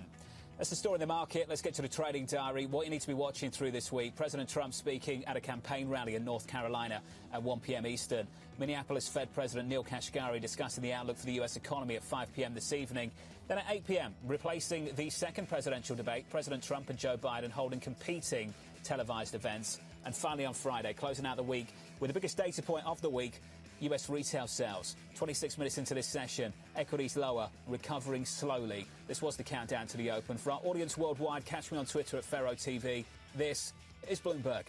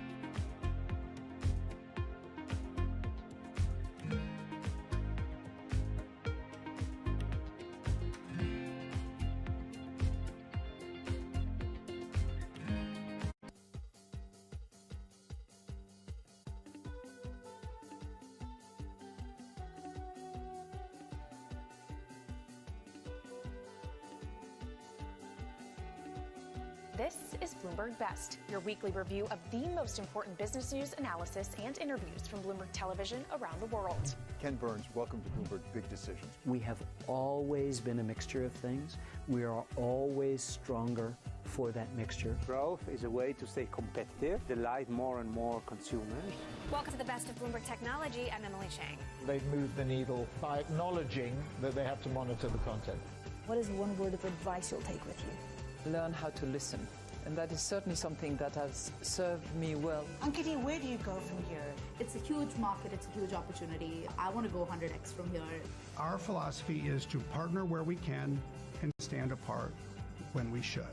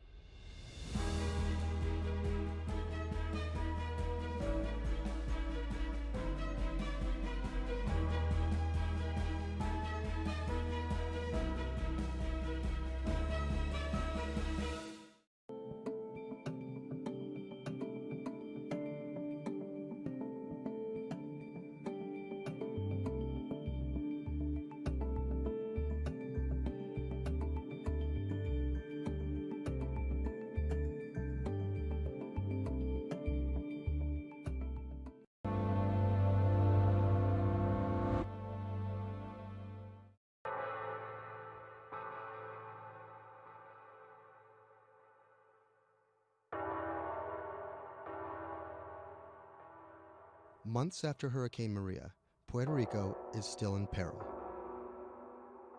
Huge swaths of the island are still without power, running water, or access to medical care. Experts estimate that it will take years before these services are restored island-wide. Much of the blame has been placed on FEMA for a slow response in comparison to recent disasters on the mainland. But recovery from a disaster of this complexity and scale has proven more challenging than anyone anticipated. And filling the gaps between an overextended public sector and a suffering populace falls on the private citizens.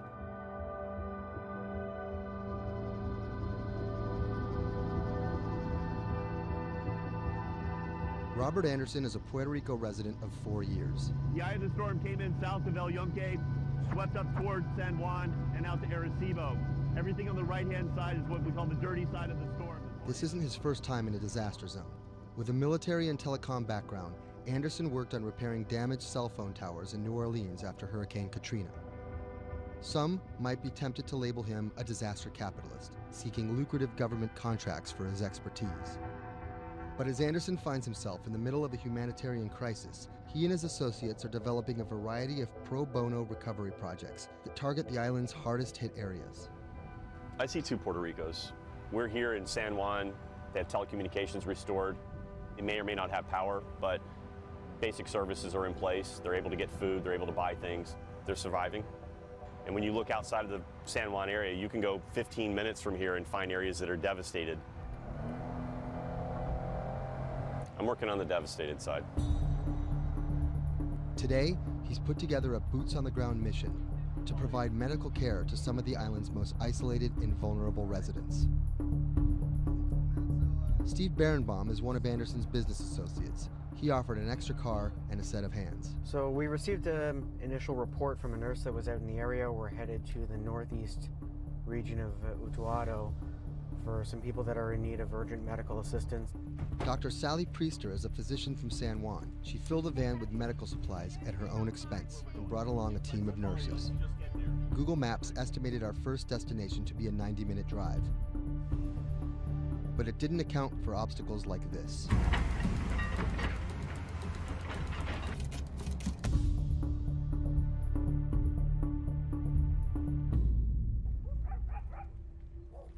Our first stop was the home of an 82-year-old blind Vietnam veteran. His roof was blown off by the storm, and he's been living alone in a back shed for nearly 2 months. His cane actually got broken in the storm, so he's limited mobility.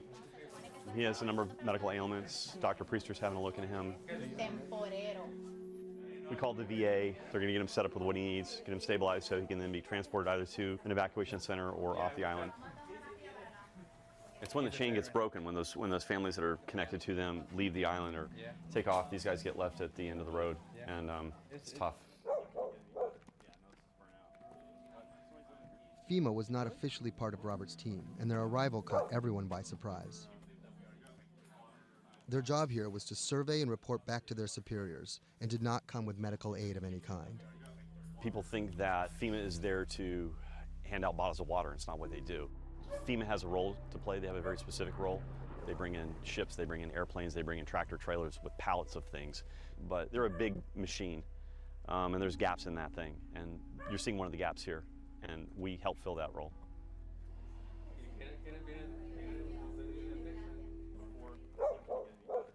These guys are in a bad situation before, and now they're struggling for real basic things. One of the risks that you run is people going from fear to hopelessness. Those are the folks that we're trying to reach. And how are they reached? How are they even found? Word of mouth, mostly. And what's your role in all this? Ghost in the machine. I'm lucky enough to be able to communicate with folks in FEMA, the state of Puerto Rico. For a ghost, Robert makes his presence well known. Not only was he the de facto leader of the mission, now with FEMA in tow, he created his own maps to survey storm damage. So we're right here. And delivered them to FEMA HQ free of charge. I have pretty good reach. Perhaps that's how he managed to earn himself a coveted FEMA badge without actually working for them. And it's these relationships that allow him to operate more efficiently than an NGO or a government agency. We're able to resolve problems at a different level. Our next stop was on a mountaintop, a family of 11 struggling to care for their special needs brother in what was left of their house. Probably we are the first health team to come and visit this family. Muy bien, todo muy bien. The patient has Down syndrome. He is all day in bed. The difficulty with this is the patient cannot be alone. The most important thing is that you need to take care of the chronic disease besides disability, because they have been not going to a doctor, and no doctor has come in here yet. So we need a refill of this medication. After maybe 54 days, it's not getting better. And the only way that you can be able to see that is coming to the ground, drive, and see the people and talk to the people. You can see San Juan from here, but you can't get there. It's like the Emerald City.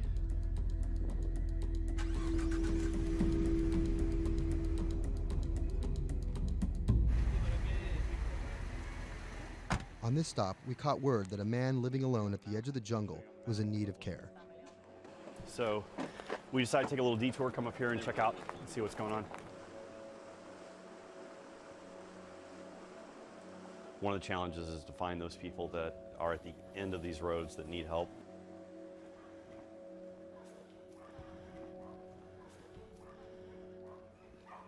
¿Pero por qué estás solo? ¿Por qué estás por acá tan solo? I'm asking about why he's alone right here. He said things in life happens. You know, I'm here by myself. So ¿dónde vive acá? En la parte de Rivera.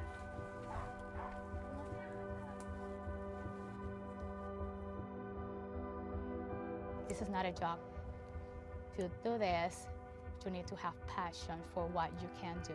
You're not going to get paid. It's said in disaster response and emergency response that the real first responders are your neighbors. You don't need to wait for a lucrative FEMA contract to go out and do good and to help the community. In the end, do you feel like you're making a difference? Lives you touch and people that you can affect. I don't really think about it in those terms. But why do you do it? It helps me sleep at night. I think it's as much for the people that are going out to help and do things as it is for the people that you affect. Whether out of altruism, or the lure of a paid gig, or some mixture of the two, Anderson hopes to stay here to help shape Puerto Rico's future. Puerto Rico's essentially been a colony for 400 years. It was treated poorly by the Spanish. It was not treated well by the United States when they first got here. Puerto Rico can continue in the way that it's always been, or Puerto Rico can rebuild itself like nothing that's ever been. And we have to do everything we can to make that real. That's the bottom line.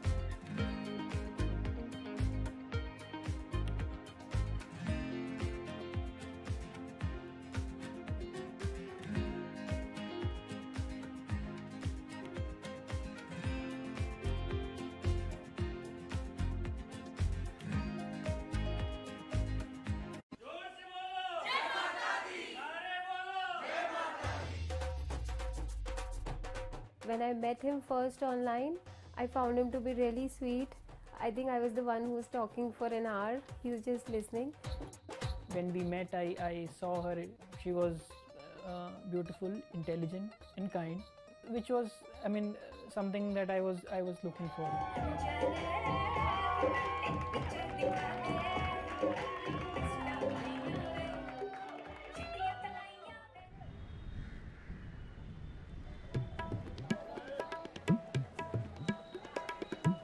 Anshu and Sumit are one of about 12 million couples that get married in India every year. Unlike their parents' generation, they're not from two close villages, but from two cities on opposite sides of the country. And their love didn't start through community matchmaking, marriage brokers, or classified ads in newspapers, but began online. So we met through jeevansathi.com. So it's basically an online portal where we have detailed profile of different grooms and brides. It makes a lot of remote profiles who are located in distant areas more accessible.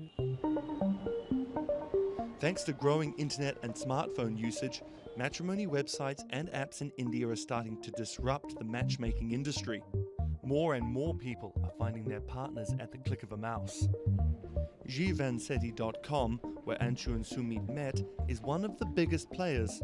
Young Indians looking for love set up profiles including their caste and horoscope, but their criteria for choosing spouses appears to be changing. We have seen the shift from traditional caste community conservative parameters to something like which is more focused on education, employment. Anshu and Sumit's marriage was initiated by their parents, but modern Indian couples like them have more input than previous generations. We looked up to them to agree for the proposal, but it was primarily our decision that we wanted to be with each other. So what's the emoji like you use the most to send to each other? There's a bear which basically we use for indicating a hug. Yeah, that's our language basically, bear icon for a hug. Time flies when you're in love, and just 1.5 months after they first met online, the couple got engaged. They decided to hold their wedding less than 3 months later. But planning a traditional Hindu wedding on such short notice is no easy task. The massive event usually lasts 3 days, has various ceremonies and celebrations, and involves the entire two families and hundreds of guests. Luckily, there are websites and apps for that. We searched online, we got in touch with Wedding Brigade, and they helped us finalize the venue. And it makes the search faster and efficient. Startups like the Wedding Brigade are challenging traditional wedding planners in this $50 billion industry. It provides various services from booking banquet venues to buying wedding gowns. The website makes money by charging commission from vendors. People don't want to be limited to what is available around them. They want to know the entire range of options available before making a decision. And now it's easy to find almost everything on one portal.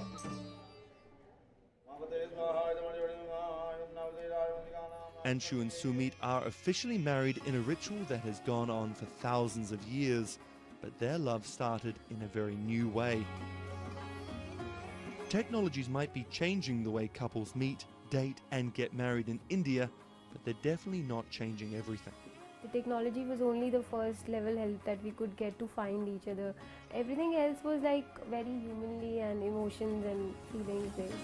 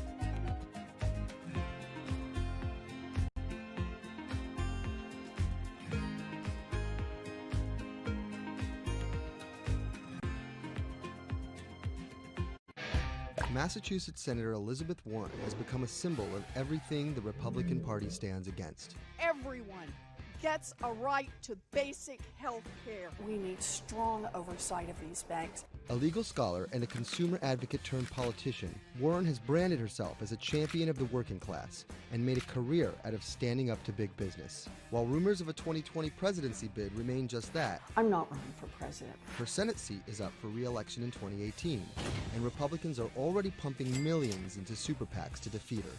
This is the story of how a law professor and politician came to be seen as the biggest threat to Republican values and the greatest hope for progressive America. Elizabeth Warren was born Elizabeth Ann Herron, the youngest of 3 siblings, on June 22, 1949 in Oklahoma City to middle-class parents. After waiting tables to help her family pay the bills, Warren became a star on the high school debate team. She landed a scholarship to George Washington University at the age of 16, but 2 years later dropped out to marry her high school sweetheart, Jim Warren. By 1980, Warren was a mother of 2, divorced and remarried, had earned a bachelor's degree from the University of Houston, a juris degree from Rutgers, and practicing law in New Jersey. Warren then went on to become an influential law professor, teaching, lecturing, and publishing highly cited work on bankruptcy and commercial law at 7 universities around the country, eventually settling at Harvard Law School. But Warren wasn't always a liberal lion. Elizabeth Warren used to be a Republican, actually. That's Stephen Dennis. I'm a Senate reporter for Bloomberg. Around the time that Elizabeth Warren switched parties, she became a fierce opponent of a Republican drive to make it much harder to file for bankruptcy. She fought that for a decade. It ended up passing anyways.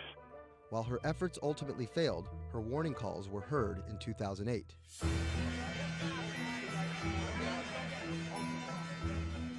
We're in the midst of a serious financial crisis. Our entire economy is in danger, and without immediate action by Congress, America could slip into a financial panic, and a distressing scenario would unfold.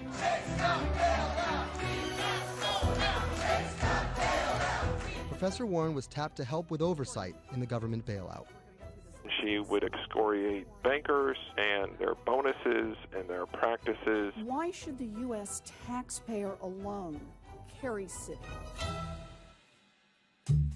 She proposed a series of tough regulations, which became the basis for much of the Dodd-Frank financial law that we have today. That sort of catapulted her to national stardom, particularly among the progressive left.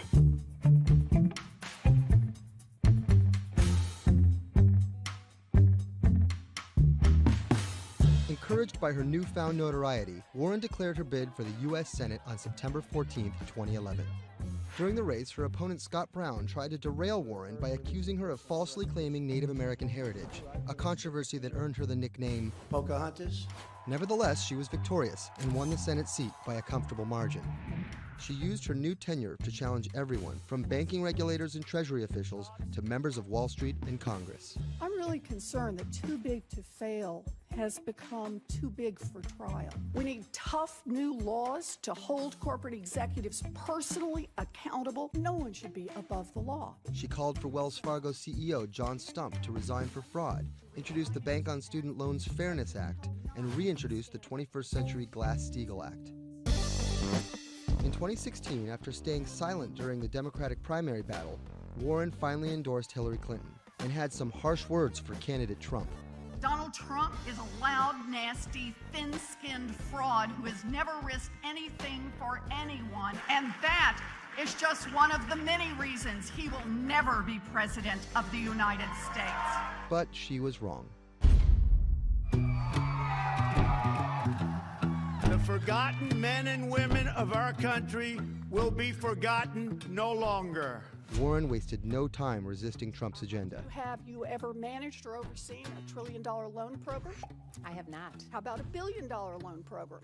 I have not. Okay. In the Donald Trump era, Elizabeth Warren has been playing defense and trying to prevent Donald Trump and his cabinet appointees from rolling back protections that she helped enact. Warren actually found herself rebuked by Mitch McConnell for reading a letter by Coretta Scott King about Jeff Sessions' record on racism during his confirmation. She was warned. She was given an explanation. Nevertheless, she persisted. That moment became something that's on t-shirts, bumper stickers, slogans, and that really galvanized a lot of support for her. It's been very hard for Republicans to get much of anything done this year, and that's at least in part to this resistance movement that Elizabeth Warren has helped champion. We are here to fight back. Enough of Elizabeth Warren. Like you. Millions of dollars are being funneled to defeat Warren in the midterm elections in 2018. But it's the rumors of a 2020 presidential bid that has further prompted powerful donors to fund her opposition, often using the same playbook of constant and ruthless ad campaigns that many believe helped Trump win in 2016. It's anyone's guess if she will endure what Hillary could not. You know, the question for Elizabeth Warren is whether she can go from being a liberal firebrand to somebody who can regularly get 60 votes for initiatives in the Senate and 218 in the House and drive an agenda, and whether she can bring together coalitions for political victories. That's the challenge, and we'll see what happens.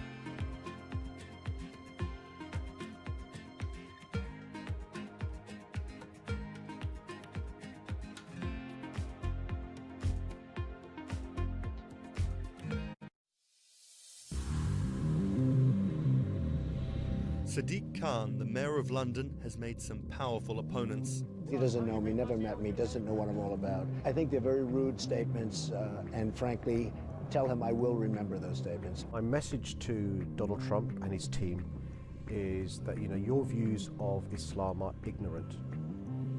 He's the first Muslim mayor of a major Western capital and proud of it. This is how Sadiq Khan went from the son of Pakistani immigrants to a lawyer, lawmaker, and now the mayor of London.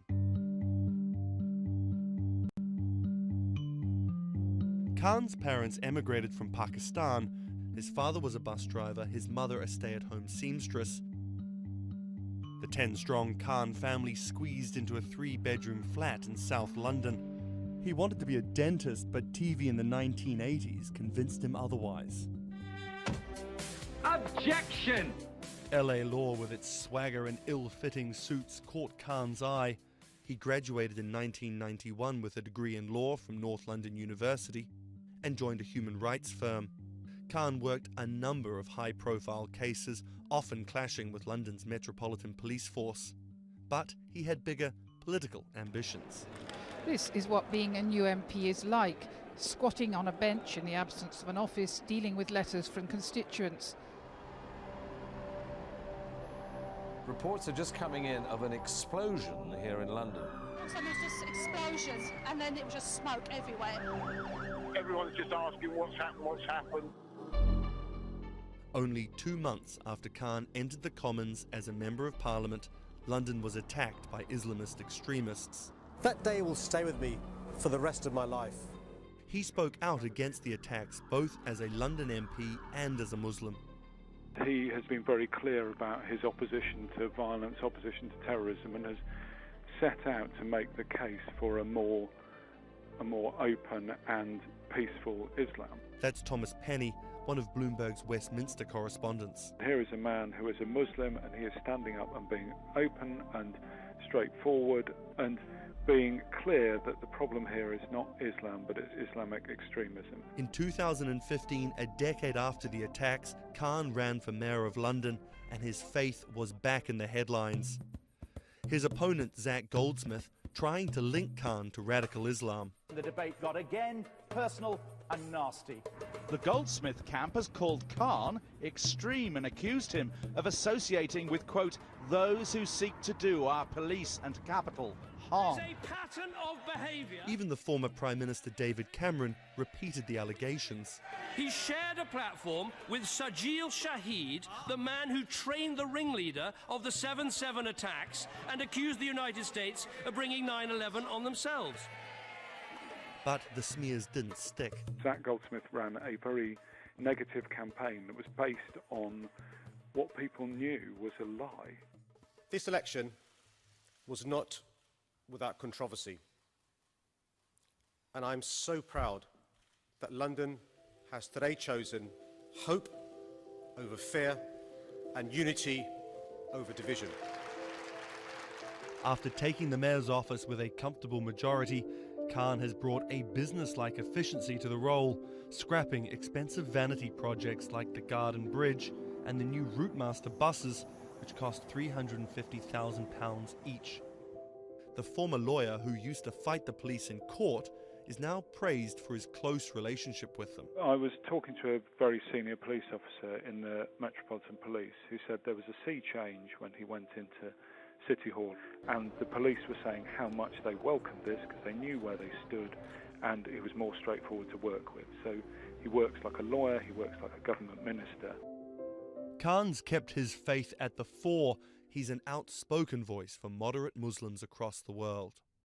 Donald J. Trump is calling for a total and complete shutdown of Muslims entering the United States. Now, by giving the impression that Islam and the West are incompatible, you're playing into the hands of the extremists. The ongoing spat between Khan and US President Donald Trump escalated when Trump went after Khan, misquoting him on Twitter just hours after the terrorist attacks of June 3rd, 2017. Khan's now one of the most prominent Labour politicians in the UK. In fact, a recent poll of Londoners found Khan was more trusted to keep the country safe from terrorism than the Prime Minister or the Labour leader. His story of going from the son of an immigrant bus driver to the mayor of one of the greatest cities in the world plays well with Londoners. But can he appeal to the rest of the nation? Has Khan got his eye on the top job? And is the UK ready for a Muslim Prime Minister?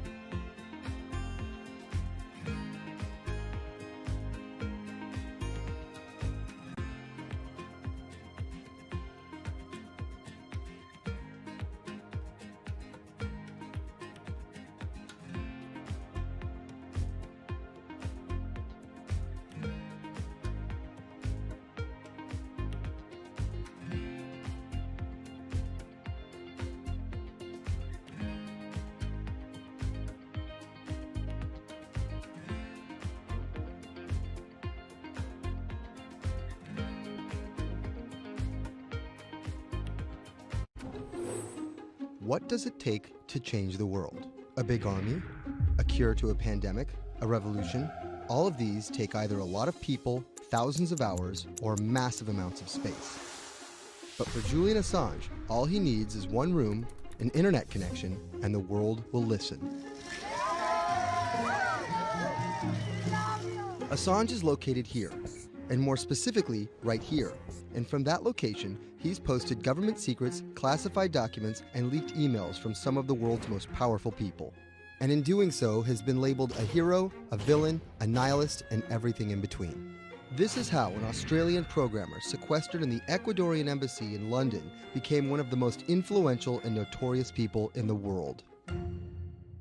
Born in 1971 in Townsville, Australia, Assange has always been on the move. Living in over 30 homes by the time he was in his mid-teens, Assange, along with his mother and half-brother, finally settled down in Melbourne. His introduction to hacking started at 16 when he was given a Commodore 64, which he attached to a modem. He attended the University of Melbourne, where he studied programming, physics, and mathematics. He never graduated, but that doesn't mean he didn't get an education. By 1991, Assange hacked into the Pentagon, U.S. Navy, and other branches of the U.S. government. In 1996, he was caught by the Australian Federal Police and charged with over 30 counts of hacking and computer-related crimes. He didn't get any jail time, but he was fined $2,100. I think the first taste of what would come later was the hacking that he did as a young programmer, and that really sort of foreshadowed a healthy skepticism of the use and abuse of technology by governments. That's Vernon Silver. I'm a reporter for Bloomberg's investigations team. Assange's youth as a hacker laid the foundation for him to start WikiLeaks in 2006. But what is WikiLeaks? It's a website that posts unfiltered, usually classified documents. What separates it from every other media outlet is that they have no editorial hierarchy. With a publication like the New York Times, information comes in, they take that information, package it, then disseminate it for the public to see. WikiLeaks, however, cuts out the middleman. WikiLeaks gathers information, most of it given to them anonymously. So what they're doing is really very simple. They get the information in one end from who gives it to them and out the other with sometimes minimal interference. Julian Assange is the leader of that, the mastermind, the creator, and really, because he thinks of it as a journalistic enterprise, the editor-in-chief. But every story starts with a source, and Assange has some unconventional sources. Julian Assange does not hack as far as we know. He is the recipient of people who are either insiders who give him secret documents or hacked emails from a foreign power. That's Eli Lake. I am a columnist for Bloomberg. And there was no source bigger for Assange than Chelsea Manning, who used to be known as U.S. soldier Bradley Manning. In 2010, Manning provided Assange and WikiLeaks with hundreds of thousands of leaked government documents. WikiLeaks quietly began releasing the documents in February of 2010, then made big headlines in April by posting what is now known as the collateral murder video.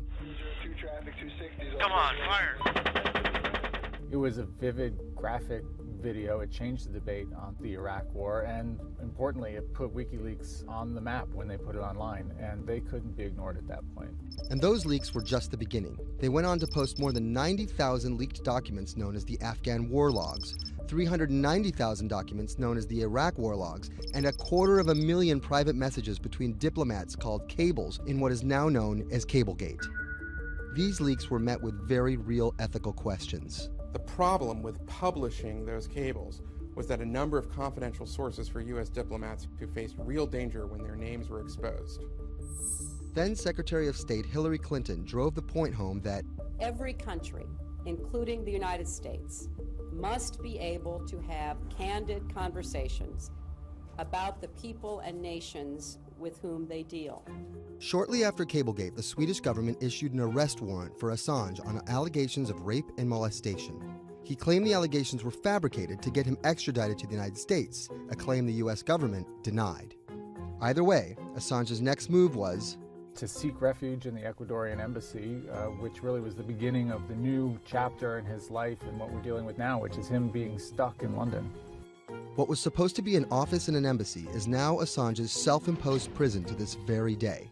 But that doesn't mean he's slowed down. Since being trapped at the embassy, WikiLeaks has released files about Guantanamo Bay prisoners, Syrian political figures, and the draft to the Trans-Pacific Partnership. And then came the 2016 U.S. election.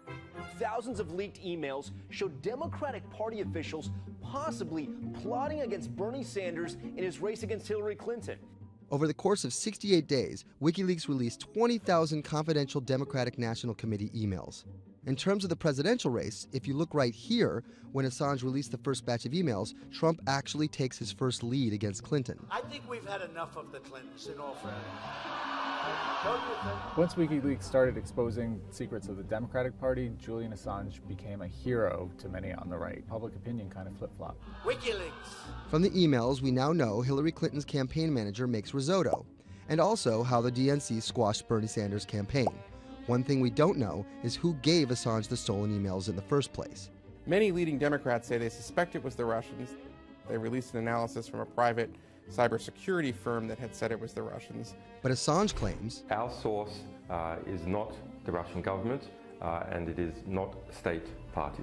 So this is where we stand today. The public still doesn't know who provided the emails to WikiLeaks. Meanwhile, Assange is still running WikiLeaks and still releasing documents. In March 2017, he started publishing documents from the CIA's Center for Cyber Intelligence called Vault 7.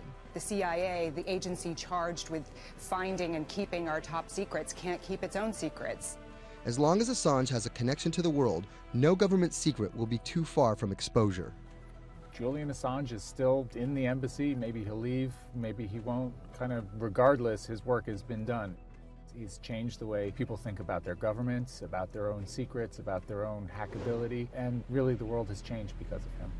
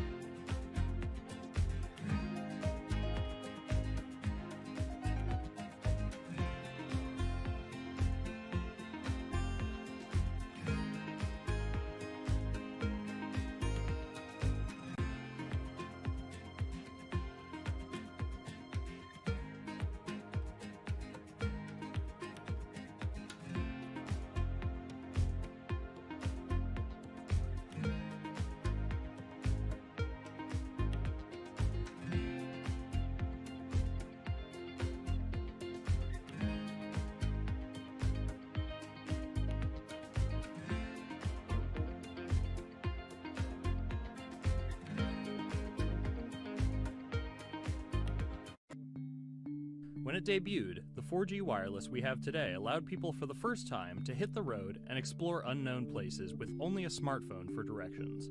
When 5G arrives, it could enable driverless cars to take us there as well. 5G stands for 5th generation mobile networks or wireless systems. It's insanely fast and can accommodate a lot more connected devices.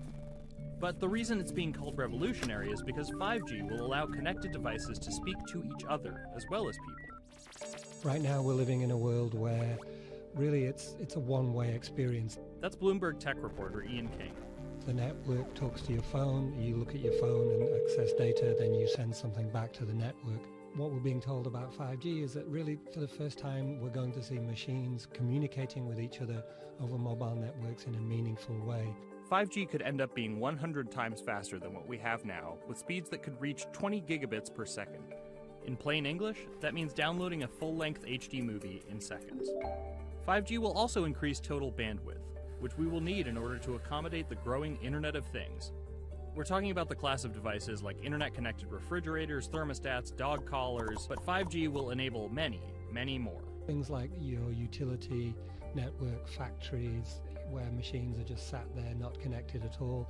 Suddenly they're all going to be connected. Suddenly we're going to be able to have real-time monitoring. Other things like cars, like utility poles, like your light, the light poles. But perhaps the biggest advance will be a huge reduction in communication lag time, known as latency.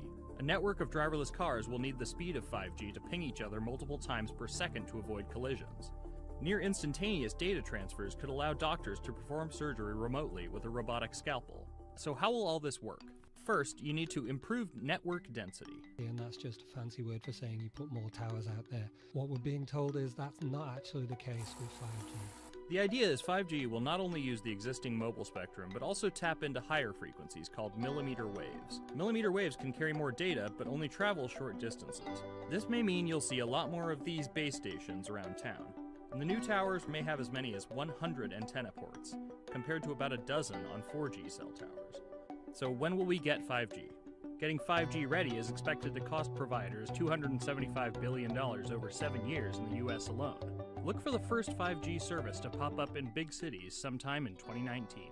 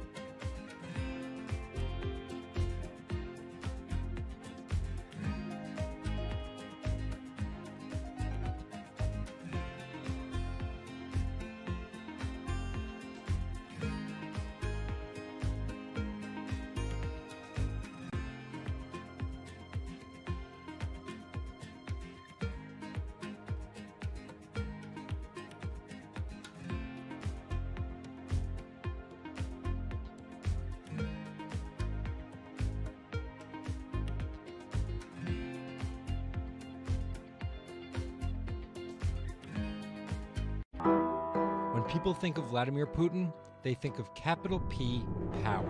And that's exactly the impression he creates.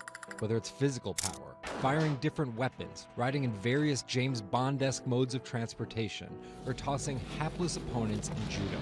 Or political power, ruling his own country with an iron fist, crushing his political opposition, or, most recently, being accused of meddling in foreign elections for his own benefit. This is how Vladimir Putin went from a poor, tough kid in Leningrad to a KGB spy to the very symbol of modern Russia. Vladimir Vladimirovich Putin was born in 1952 in Leningrad, which is now St. Petersburg. His father was a factory foreman and his mother a homemaker. It is widely said that Putin's public-facing tough guy persona can be traced back to him getting into fights when he was younger, which paved the way for him to take up judo. After getting a law degree from Leningrad State University, Putin joined the KGB Foreign Intelligence Service. He spent 16 years in the KGB. When Putin returned to Russia, he began his political career. He went to work for Anatoly Sobchak, who was then the mayor of St. Petersburg. That's Leonid Bershidsky. I'm a columnist at Bloomberg View. Putin thrived in Sobchak's administration because he was sort of considered pretty efficient city official at that time. He was very loyal to Sobchak. So loyal and efficient that he was noticed by Yeltsin's close circle. And those people soon brought Putin over to Moscow to work in Yeltsin's administration, where he quickly climbed the political ladder. Then, of course, he was promoted to Prime Minister of Russia. That's Dmitry Trenin. I am currently director of the Carnegie Moscow Center. Around this time, Yeltsin and the people around him, the so-called family, decided that Putin would become Yeltsin's successor. And then this happened. The apartment bombings were carried out in 3 Russian cities, killing 293 people and injuring more than 1,000. Putin immediately accused Chechen separatists for the bombings and followed it up with action. He was credited with having a very successful military campaign against the terrorists. And it worked. After that, he became an heir apparent in the eyes of the Russian people. 3 months later, Yeltsin resigned. And on his way out, a famous exchange. He was getting into the car in the Kremlin, and the last words that he addressed to Putin before getting into his car was, "Take good care of Russia." So Putin took over as president, and 3 months after that, won his first election. But just because Putin won the presidency, that didn't mean he had all the power. This is Michael McFall. I was U.S. ambassador from 2012 to 2014. In the 1990s, there was a fire sale of all the things worth owning in Russia, and certain people, the oligarchs, did better than others in that fire sale, sometimes called privatization, and those people tended to be well connected with the Yeltsin regime, and they weren't Putin's friends. But they probably miscalculated, thinking that they could easily find a way to influence him. It became impossible almost from the start. From that very moment, there was warfare between him and the oligarchs. That's when Putin gave the oligarchs a choice. Putin's way. Some of those people from the 90s managed to figure out a new way of dealing with Putin and have survived.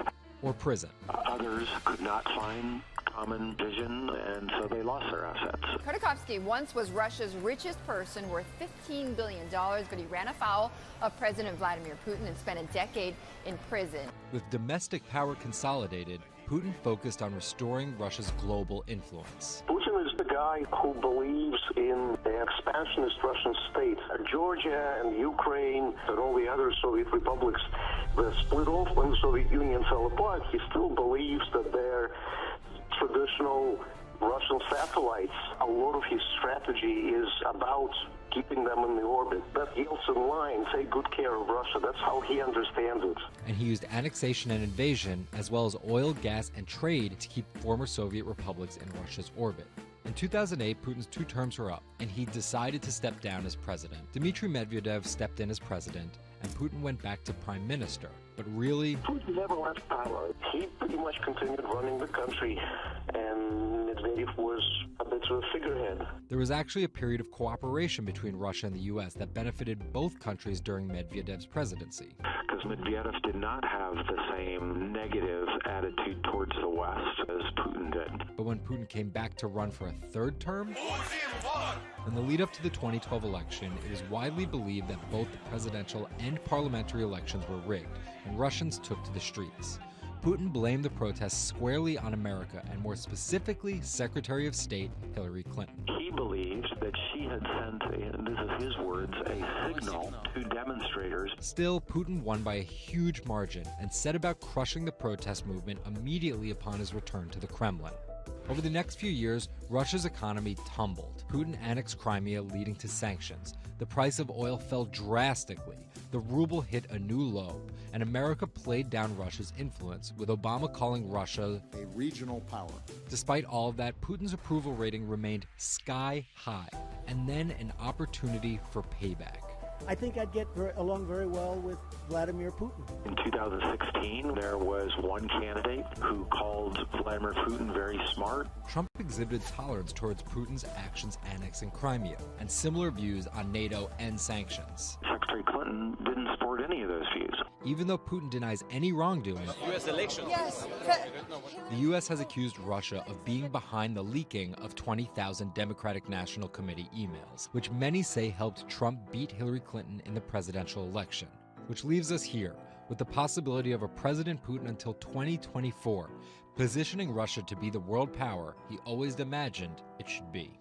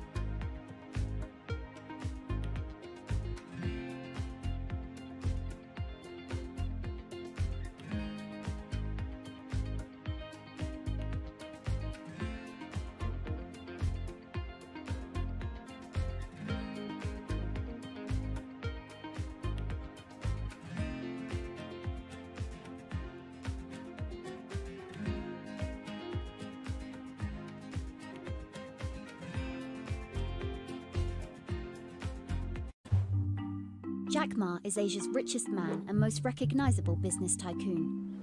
He's the chairman of Alibaba, China's e-commerce giant and one of the 10 largest companies in the world, yet he still wants more. We know where we're going. We want to be the 5th largest economy. Big words from the man some call Asia's Jeff Bezos. He's confident, he's charismatic, and he's definitely not the average CEO.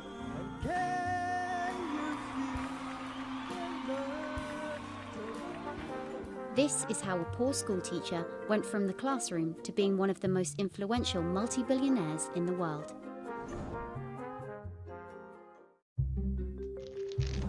Ma was born in China's southeastern city Hangzhou in 1964. His parents were traditional musician storytellers. As a teenager, he started to learn English from foreign tourists after China opened up in the late 1970s.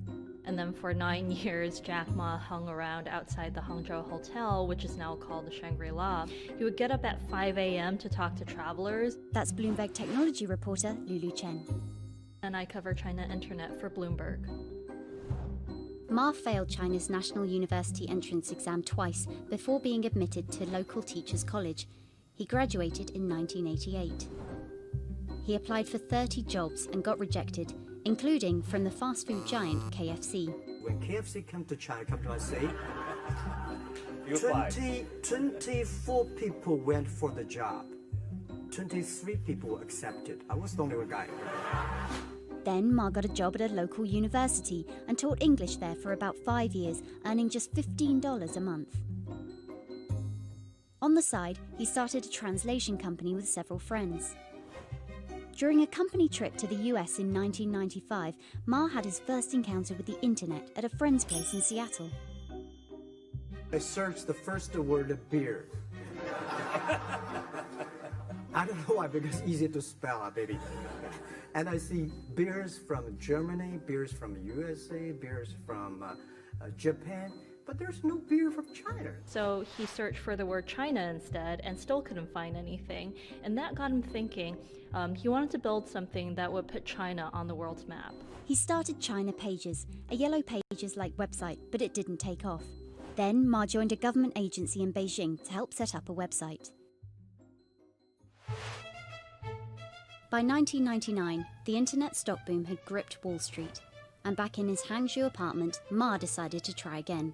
With his wife and a group of friends, Ma raised $80,000 and set up Alibaba, a site that allowed businesses to sell stuff to each other.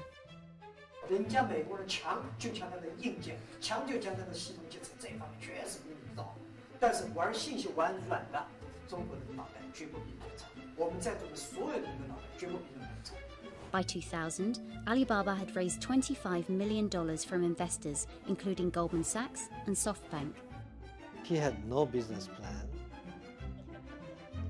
and zero revenue, but his eyes was very strong eyes. In 2003, Alibaba started Taobao, a platform for individual sellers to trade with each other, and publicly declared war against eBay, who had started to make a foray into China. Jack Ma has this famous saying that Alibaba is a crocodile in the Yangtze River, whereas eBay is a shark in the ocean. And if they fight eBay in the ocean, then they'll lose. But if they fight them in the Yangtze River, then they have a home base advantage. In 2007, just 1 year after it forced eBay out of China, Alibaba debuted its business-facing division on the Hong Kong Stock Exchange. But it delisted 5 years later as its performance sagged. But in 2014, Alibaba raised $25 billion in the world's biggest IPO in New York. Everybody should have a dream. What if that dream comes true? After achieving dominance in the business of e-commerce in China, Alibaba has been building an internet empire worth $472 billion, with businesses in cloud computing, online video streaming, movie production, healthcare, sports, retail, and even news media. Alibaba buying into South China Morning Post really raised eyebrows. This is the largest English newspaper in Hong Kong, and it shows that Jack Ma's ambitions weren't limited to e-commerce. He wanted to influence not just Chinese users, but also overseas users as well. The US has criticized Alibaba for allowing companies to sell counterfeit and poorly made goods, but in China, it enjoys the favor of China's government. It's part of Ma's company philosophy. In love with the government, but don't marry with them. Jack Ma's an extremely fortunate man for jumping on the internet sector so early. Note that this is a person who has no coding skills at all. He's a natural showman and a gifted public speaker, and really able to convince others to believe in his vision. Ma's vision of growing Alibaba to be the world's 5th largest economy faces strong competition at home and abroad. It will require more than just naked ambition and charisma, but Ma is great at getting himself in the right place at the right time. So far, it's served him well.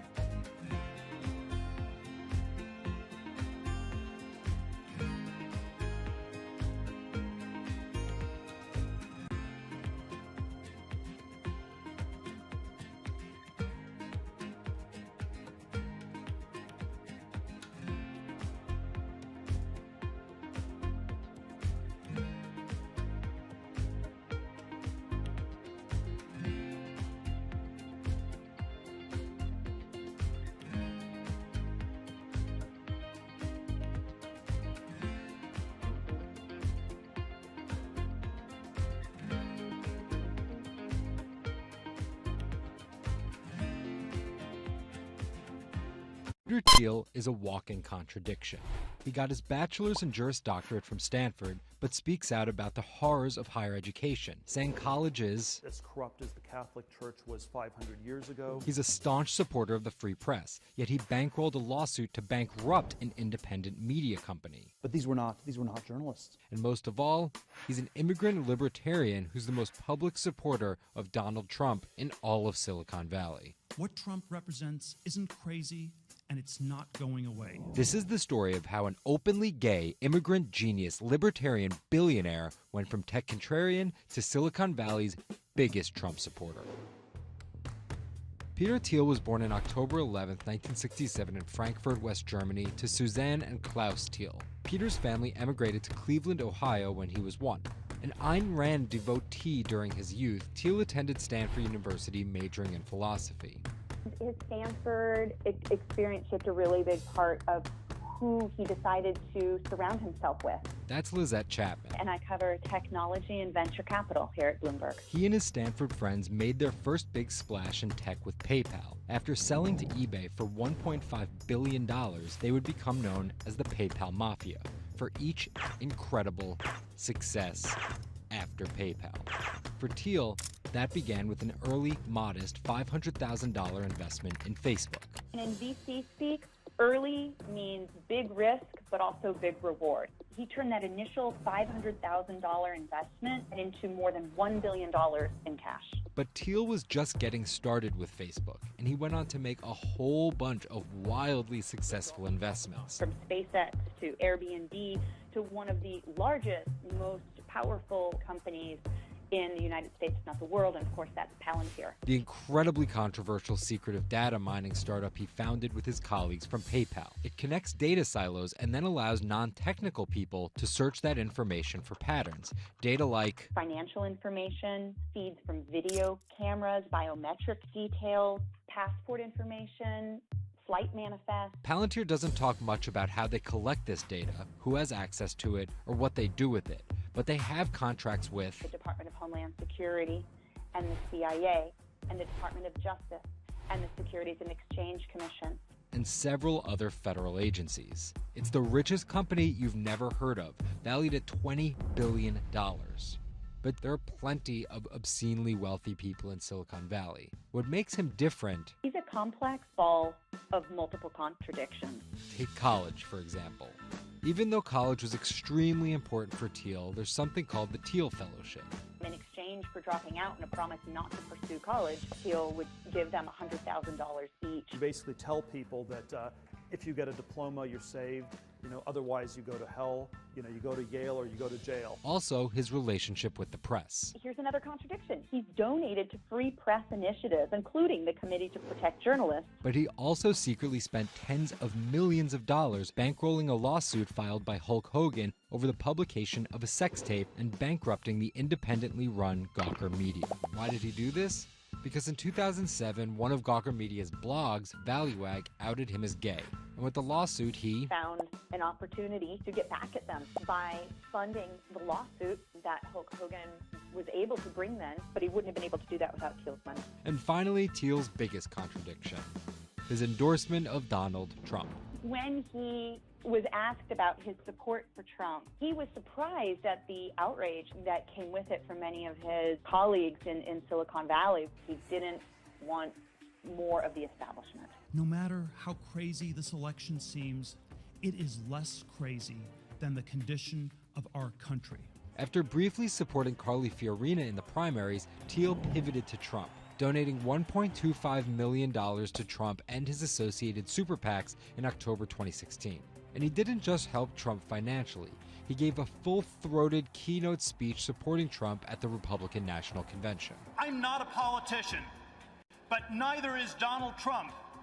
He is a builder, and it's time to rebuild America. And when Trump was finally elected, Thiel was given the reins to an enormous amount of power. And I want to thank you, man. You have a very special guy. He was named the transitional advisor. And in that role, he did a lot of interviewing and a lot of vetting to fill hundreds of cabinet positions and different jobs within the administration. But it turns out Thiel's support isn't unconditional. Talking to people who spend time with him, I have also heard that he is no longer a great supporter of Trump. It was reported that Thiel was unhappy with the direction of Trump's presidency. Ever since, he's been mum, making no public appearances, no statements, and staying out of the spotlight altogether. Although there have been suggestions that Trump could tap Thiel for a top intelligence post or ambassadorship, there's no indication he'd accept. He's described his relationship with politics as schizophrenic. He gets really involved, and then he runs away as fast as possible. Whether Thiel takes a new position or simply continues as a board director at Facebook and Palantir, at just 50 years old, he's primed to wield some serious influence in technology and politics for decades to come.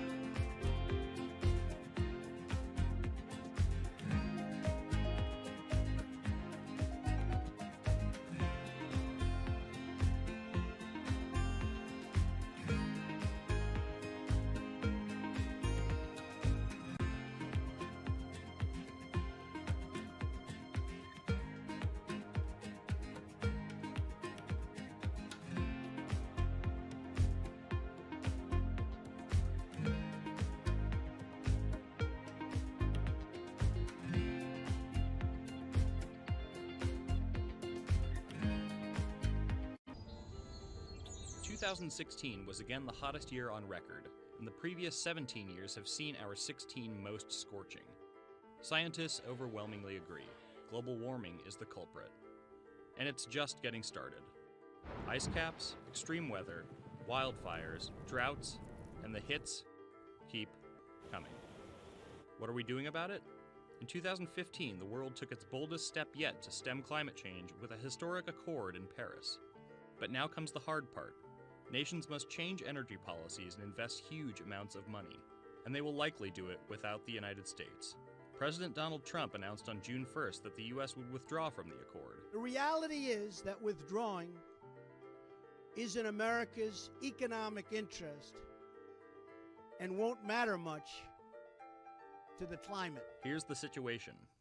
Decades in the making, the Paris Agreement united the U.S., China, and more than 190 other nations in a push to limit fossil fuel pollution. The UN-sponsored plan secured pledges to cut greenhouse gases, the emissions that trap heat in the Earth's atmosphere, in an effort to avoid the rising seas and other environmental disasters that climate models predict. But even if all pledges are met, the globe is expected to warm by as much as 3.4 degrees Celsius this century, more than the UN target of well below 2 degrees. Meeting the Paris Agreement means that governments will have to offer more incentives for clean energy, scale back support for fossil fuels, make emissions more costly, and reduce deforestation. It's estimated that the deal will require $13.5 trillion of spending through 2030. Here's the argument. Unlike past climate pacts such as the Kyoto Protocol, each country set its own Paris targets and then promised to revisit and improve them. The U.S. was primed to play a lead role in climate change, but Trump's Energy Independence Executive Order reverses Obama-era rules and directives put in place to combat climate change, and expands production of coal, the dirtiest fossil fuel. The resulting policies threaten the global fight against climate change. Without the U.S. commitment to emissions reduction, other countries may join it in abandoning the Paris Agreement. This could make it almost impossible and even more expensive down the line to stop climate change. Optimists argue that the shift to a lower carbon future is already underway. Businesses, cities, and U.S. states, such as California, are already investing in wind and solar and taking other steps to make it work. I've actually been called an environmentalist, if you can believe that.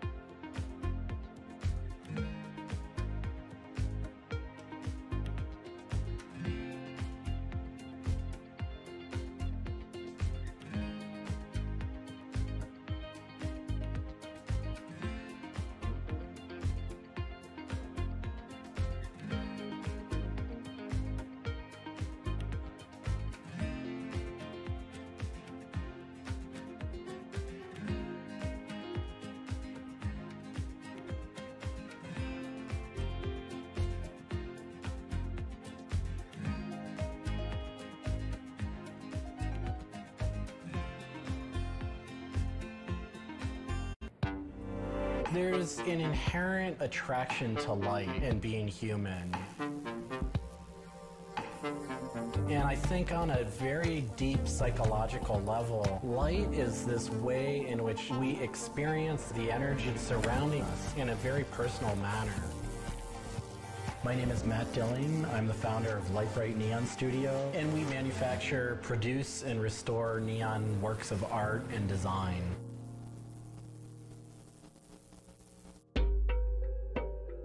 Origins of the creative content of a lot of the work at Lightbright comes from a variety of sources. Sometimes people come with a napkin sketch, some people come with an Adobe Illustrator file, and we have a whole design team who then we kind of work together to help create layouts of what it might look like. Scale it up and create a paper template using a pen plotter. And that paper template actually becomes our guide for what we're going to bend the neon to. We take from the office into the glass shop. We pick out the right size tubing with the right color for the right size project. From there, we heat up the glass tubing. The torches heat the glass well in excess of 1,000 degrees in order for it to get into its molten state. We heat up and bend the glass tubing to match the template. One of our chandeliers has over 100 different bends in it. So each one of those bends has to be marked for a heated up bend. We also have to allow the glass to cool between the bends so that the next area can be worked on and heated up in its own unique fashion. It turns into spaghetti, and then we have to make sure that that spaghetti lines back up and cools to the template. We use a blow hose to connect our mouth to the tube, create a volume that's closed, and we can control the pressure in there with our mouth. There's just a variety of challenges that come up inherently in working with glass. Glass can crack due to stress, and sometimes you'll just have a batch that all it wants to do when it gets near a torch is crack.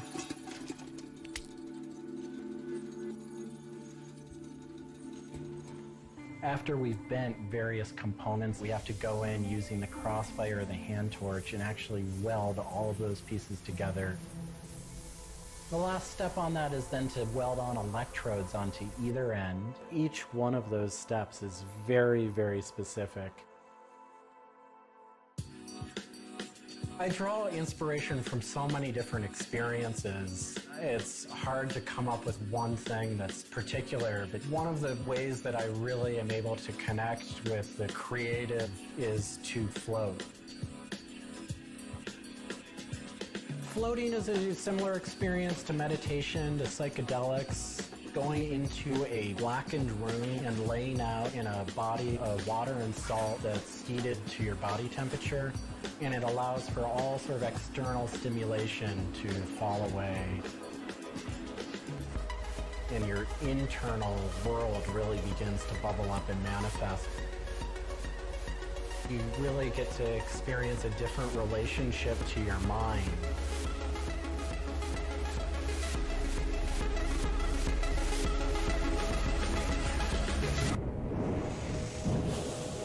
I think I work with neon because I can't not work with it. It's so challenging and so rewarding. And those things are so intertwined that there's no way of separating it out. I learn so much and continue to learn so much by working with it.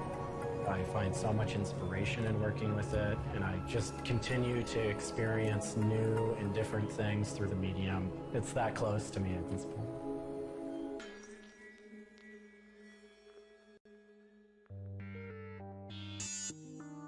Once the neon tube is completed, we have to hook it up to our manifold for bombarding. The manifold is opened, a vacuum is drawn. We check the tube for leaks with our Tesla coil. We close the tube back off, and we heat it up using a very large and powerful transformer. As the tube is heated up, it releases anything that's not inert inside the tube, and we evacuate that out. We introduce the gas into it, and we seal the tube off, sealing into that tube whatever gas we introduced into it. I think my favorite part of making a neon light is when I see it lit up for the first time.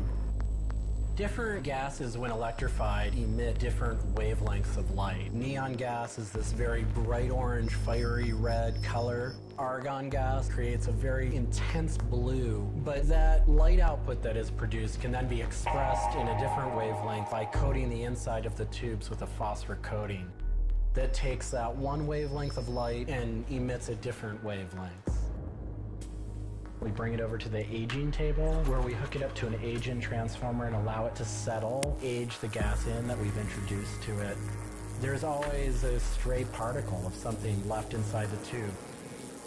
But that time that the oxide coating can act to scrub whatever is left inside the tube while things are getting settled into place.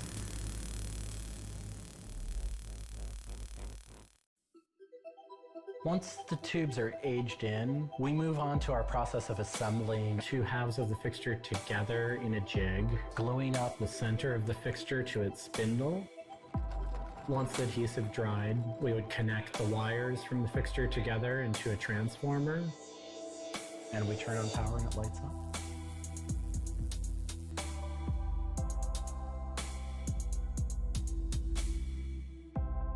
Part of what we love about what we do here is that we try and put out into the world the kind of things that we'd like to see. I still am surprised when it lights up. I'm still excited when I get to see it illuminated. There's an ineffable quality to it. To me, it is this insight into the inner workings of the universe. It literally is. It's a way of looking at what is surrounding us in the cosmos in a new light.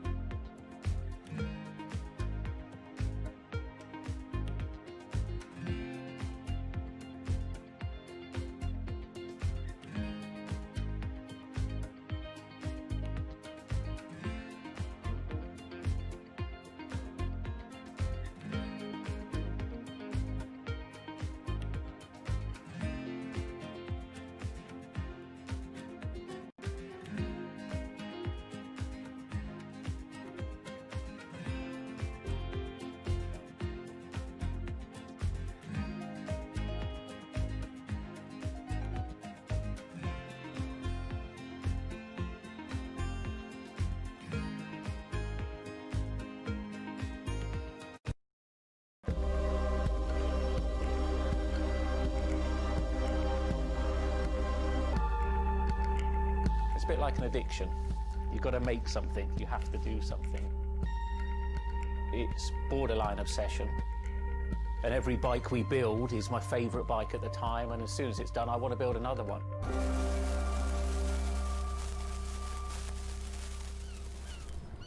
Sven cycles is something I've been thinking about ever since I started cycling in my late teens. We want bikes that ultimately you'll really enjoy riding. There's never a bike that's the same. There's always a slight change. And as we build them individually as well, they have the marks of a bike that's built by hand. Most people I know cycle have an idea of their dream bicycle. And it may be an evolving idea you've had in your head. And we've worked with a lot of people that have come to us with sketches and scrapbooks. It's really, really nice to build something that's just one-off and unique. I think a lot of people see a bicycle as two wheels and a frame in the middle. There are a lot of subtle changes and nuances in design which can change the riding characteristics quite dramatically. I'm a really big fan of modernist architecture, and the simplicity of a modernist building is really hard to achieve. And with some of our bikes, they may look very simple, but I think people should not underestimate the time and effort that goes into designing a product. Tubing is key to a bike's feel and ride. Reynolds tubing has been in my life ever since I can remember. Growing up, I could never afford a frame manufactured with their tubing. We can now put a badge on our bike saying manufactured at Reynolds, which is a sort of thing as a kid I just wouldn't have believed was going to happen.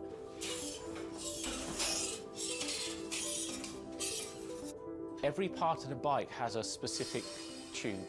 It's not universal. The first thing we do is get the tubes out, check they're correct, check the wall thicknesses, sand the edges, make sure it's all really clean, because if it's not clean, the tubes won't join together correctly. We build in steel because I still believe it's one of the best materials to use. It's been used in bikes since the late 1800s, and they're still using it now for a very good reason. It's the flexibility that we can replace the tube, repaint the bike, and you wouldn't know it's damaged. I just like working with it. It's very sculptural. This isn't sort of aerospace precision engineering. It's a steel rule and a marker. So when we're cutting the tubes, it's within a mil or two. But what we're trying to do is take the best from bicycle building in the past and add a little bit of modern flair to it.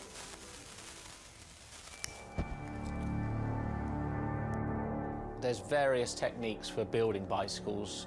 We do a thing called fillet brazing, where you connect a pipe together. We use a bronze rod and a flame. We heat the tubes up to the same temperature and we fill the joint with bronze. And it gives a very, very sort of fluid, lovely, sort of quite sculptural feel. You've got to practice, you've got to be able to judge material temperatures, you've got to just look at it and you just get a feel for it. It's the stage where your tubes start to look a bit like a bicycle. My father's a jeweller. He'd make sort of very pretty things, which are lovely, but for me, they don't really have any function. What I love about bicycles, you can start on a Monday with a box of tubes, you can be riding it by the weekend, and it can last you for the rest of your life.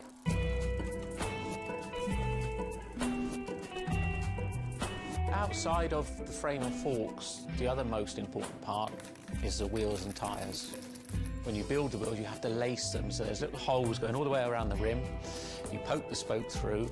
We do build all our wheels by hand here because a machine can't get 30 years worth of wheel building experience. Colour is very, very personal. With any of our bikes, you can have them painted whatever colour you want. We've matched one to the teapot, so we can get that scanned and we can match that, or someone's favourite item of clothing. I like to let the bike sit for 4 or 5 days minimum, just so the paint can have time to cure a little bit, and then we assemble it. We get out all the new components, and it's a case of putting them together. Some bikes you can assemble in 3 hours, some will take 3 days.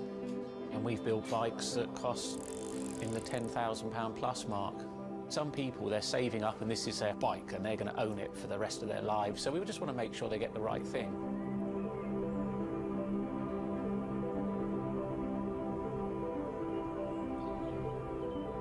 I think the bike for me was the first time I had some freedom, so as soon as I had one I was off. A lot of people still get that thrill as when they were a kid blasting down a hill, wind going through their hair. It's fun.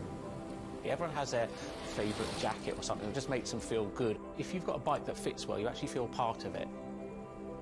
Building bicycles as a creative outlet is fantastic. It's not something you do because you're going to get a big paycheck at the end of the day. You do it something you have a passion for it.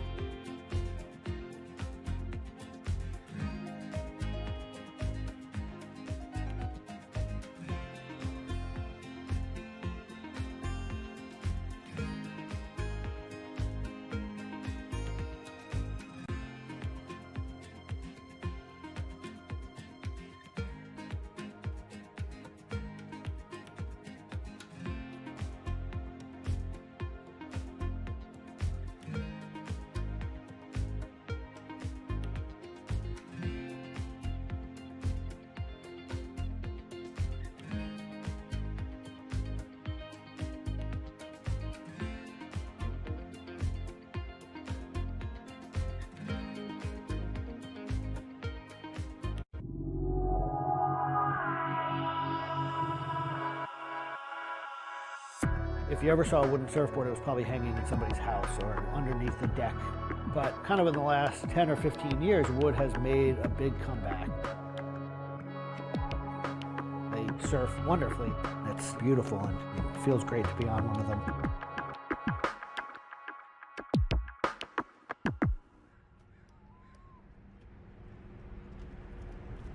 I always had a love for wood and kind of passionate about things that went in the water.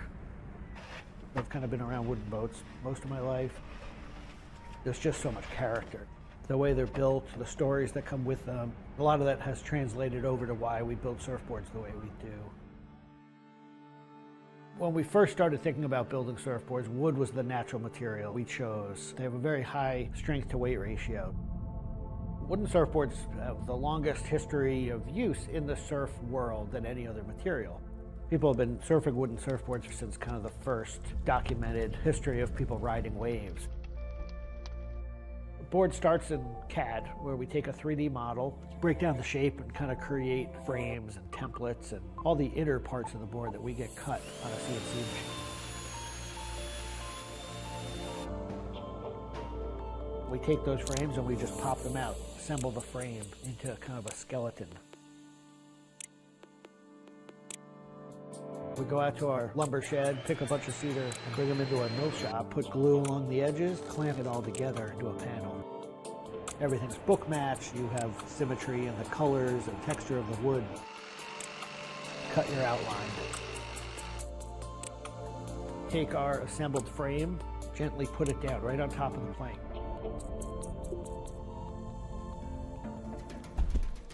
Once that foundation is started, you're basically building up the three-dimensional shape, the outside part of the board, using lots of strips that kind of interlock and fit together.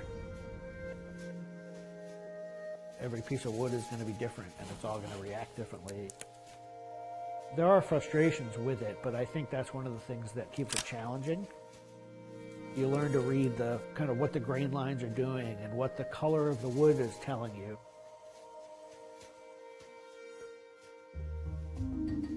Once those rails are cleaned up, we put our top planks on. It's a little bit like putting a lid on a box. It's like, this is it. Whatever's inside that board is staying inside that board. And by tensioning some rope, you can clamp the two together. It's like a time capsule.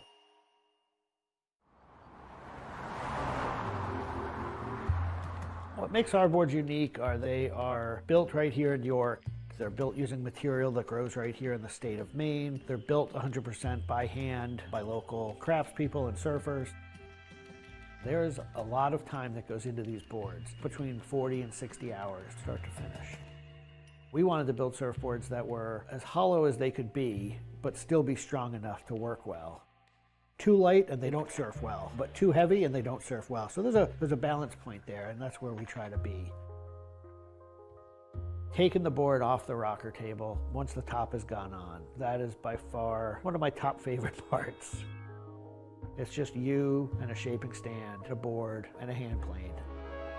Everything else is out of your view. It's simple, it's pleasurable, it's quiet. You can be with your thoughts and you can just kind of be present. There's something about taking a nice sharp edge tool to a beautiful piece of wood and feeling the curls coming off and knowing that every pass that you're making, you're kind of getting it closer and closer to what you have in mind.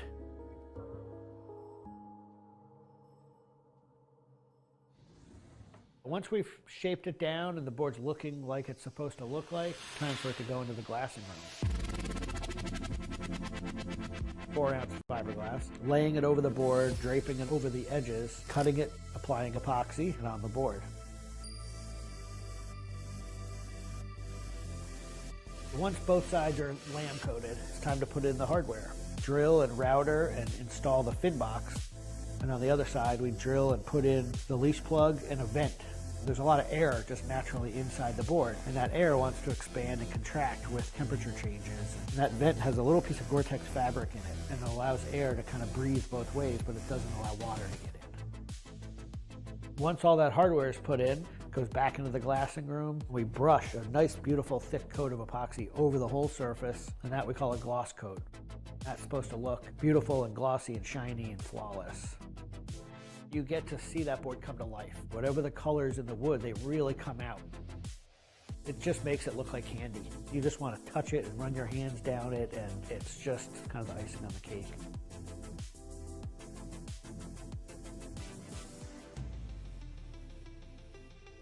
Once everything is hard, we put it into what we call the oven, get that epoxy to cure, really kind of bake it, and just get it to harden. Put in the fin, screw in the vent, and ship it out. We just love the idea of building something that's sustainable and long-lasting and made by hand. Kind of gives you a deeper connection to the product over something you might buy on a shelf.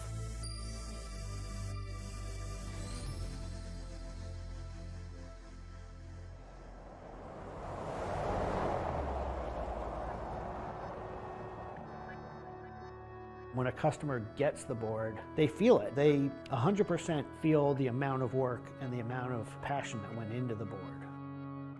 So I'm not really looking at hours and efficiency. We're looking at like doing it right and enjoying it as we go.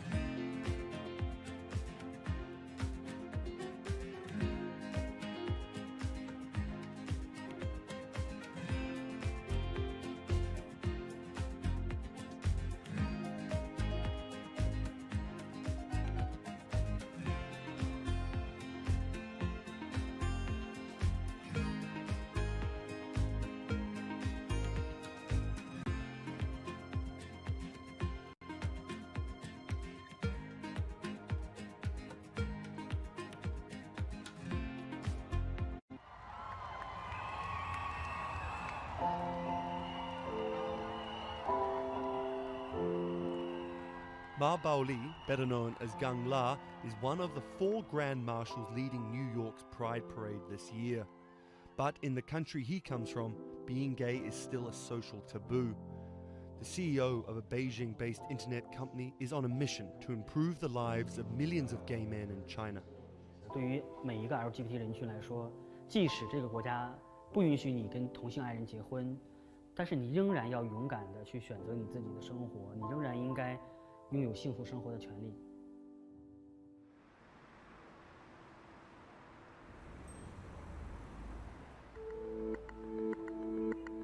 Ma's company Blue City runs an app and a website specifically for gay men. Blued is one of the biggest gay social networking apps in the world, with an estimated 30 million registered users. Unlike most other apps, Blued is more than just dating or hookups. 大家可以在我们这个软件里面找他自己的情感，然后可以阅读相关的内容，然后可以进行一些娱乐，比如玩游戏啊，比如看直播啊等等。Back in 2000, when Ma studied at a police school in northern China, he realized he didn't feel like everyone else. 因为他们都找女朋友，然后谈恋爱，但是我对长得好看的同性的男生，我反而觉得对我更有吸引力。所以那个时候我就到互联网上去找这样的一些资料，然后希望能够告诉我自己，我到底是谁。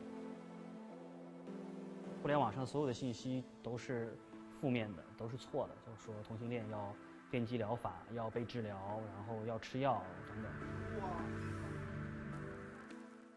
After visiting some foreign websites with different attitudes to homosexuality, Ma created his own site for a Chinese audience, encouraging people that 他们也是正常的，他们不用自卑，然后也不用自杀。Even though attitudes towards homosexuals are slowly changing in China, it's still a social stigma.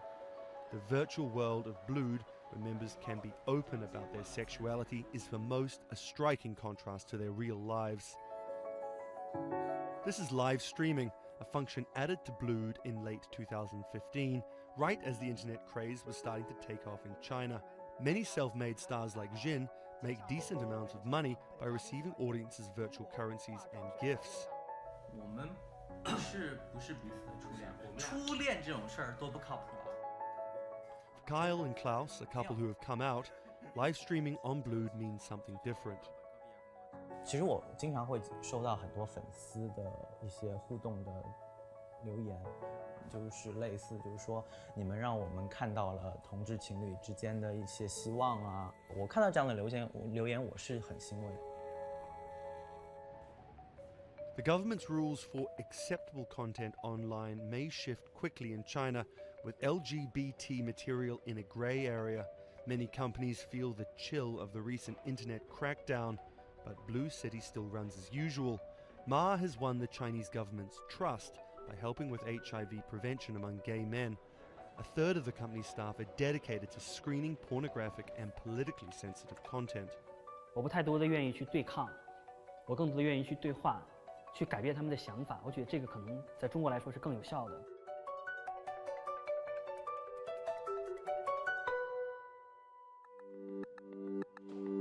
In the past 5 years, Blue City has grown from a team of 7 people to a promising business with about 250 staff.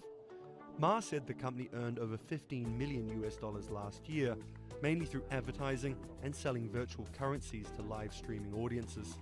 Now the company is expanding overseas. 我希望吧，通过我们的努力，Blue能够成为全球第一家在美国纳斯达克或者是纽交所上市的这样的同质互联网公司。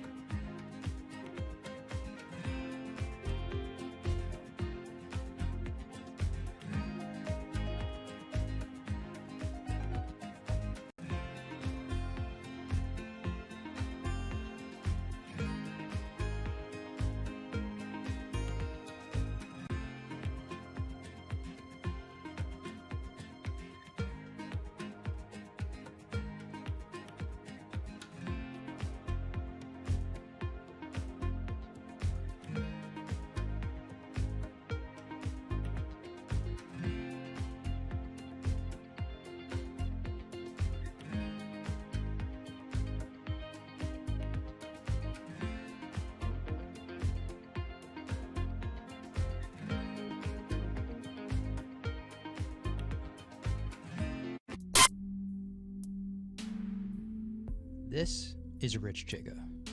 He's a Chinese rapper by way of Indonesia, and he's very popular on the internet. This is Joji. He's a Japanese-Australian singer, and he's also very popular on the internet. Plus, Joji invented the Harlem Shake meme. Let me say that again. This guy, Joji, in the blood bathtub, invented the Harlem Shake meme. But we'll come back to that. So Rich and Joji are both signed to 88 Rising, an entertainment company hoping to build a lasting global brand that will outlive singular moments of virality.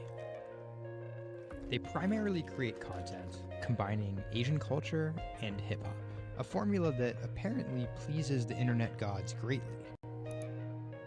They've only been around for 18 months, but they're already putting up major label numbers. I think that we have an unprecedented collective of talent, a group of predominantly Asian artists, really making waves globally, which from an independent point of view as well. 88's founder, Sean Miyashiro, cut his teeth launching Vice's electronic music channel, Thump.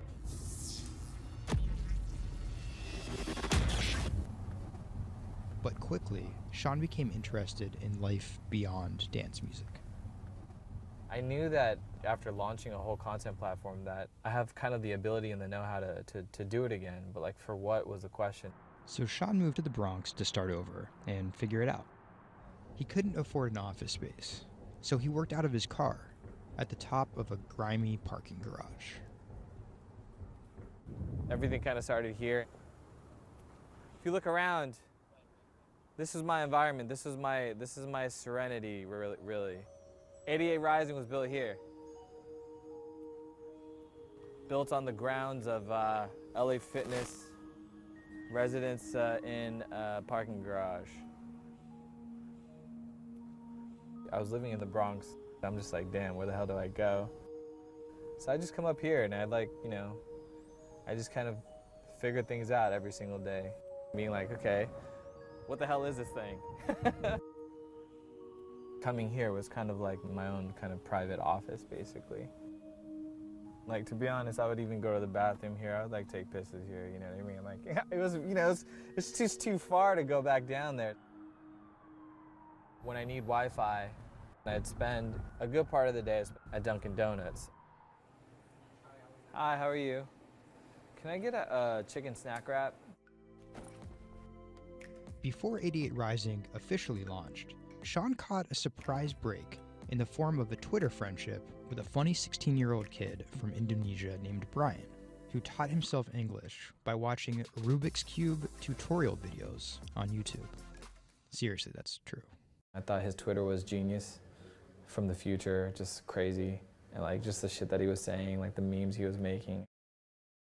But I didn't know that he rapped or anything like that. I really didn't, and he came up with that stick 2 weeks later. 12 in the morning, pop shells for a living and berry gon' smell blood trail every minute road. Dat Stick was Brian's first ever attempt at making a rap song, and it immediately went viral. Everything was great about it, but the one thing that I noticed is the song was hard as hell. Just everything about it, man. Just it was menacing, bro. Soon after the video dropped, Brian signed with 88 Rising. I'll FaceTime with Rich. Sorry for calling you Rich Chiga on my phone, Rich. Brian, he gets super pissed off that he saved in my phone as Rich Chiga. He's like, dude, am I not a human to you? What's good, bro? What's good, brother? How you doing? Doing great. I just did sound check. How was it? It was tight. So, Brian could definitely rap, but some viewers understandably took offense at a Chinese kid satirizing rap cliches and calling himself Rich Chiga. But if a group of well-known rappers saw the video and genuinely liked it, that could at least help validate Brian as a legit hip-hop artist. Plus, it could be really funny. It was just kind of an idea that I just had on the spot. Everything that rappers say is better and funnier and smarter and wittier. It's just more entertaining. We just edited it as tight as possible, put it up, and it really worked. Yo, this nigga got a pouch on, a Reebok pouch. This is the hardest nigga of all time. You said when you come for a trigger like me, that was dope. Like, it's just lit, and I think people will take it as a joke at first, but it's like if he ran with that and kept doing more videos like that, it's just lit. You know, I'd never been to America before, and like all of a sudden, it's like I see like all the rappers that I listen to just like reacting to my stuff, and I was like, what? How did this happen? The reaction video also went viral, and even led to a remix of Dat Stick featuring Wu-Tang's Ghostface. I'll get on that track. You know what I'm saying? Yeah. Really, on the remix? Yeah. Oh, you know him? And yeah, the remix went viral too. Brian has since acknowledged the misstep in his name and claims he may change it. But for the time being, he's still Rich Chiga to his fans. An ever-growing global audience, hungry for more releases from emerging talent around the world. I didn't know that it was gonna be this impactful and this important to people, and I'm very thankful and blessed that it has. And every day now that I wake up, it's like it's just like a new mission every day. A major part of that mission involves Joji. Remember the bloody bath guy? He's a former YouTube personality in the middle of a career transition. The sound of this song, Will He, it's like a trap song that you can like slow dance to. Awkward prom shit, you know what I mean? I used to do crazy episodic internet videos. It was going well, and one day it was me and a few friends just in a room. We were casually chilling, and then someone plays the song, and it's brand new at the time. I happened to have a lot of costumes laying around, so I told the other guys, I was like, get in these costumes and let's just dance to it, like who cares? We were like, okay, let's just go crazy at the drop. So that video goes up, I go to sleep, and the next morning, everyone's doing it, like next morning.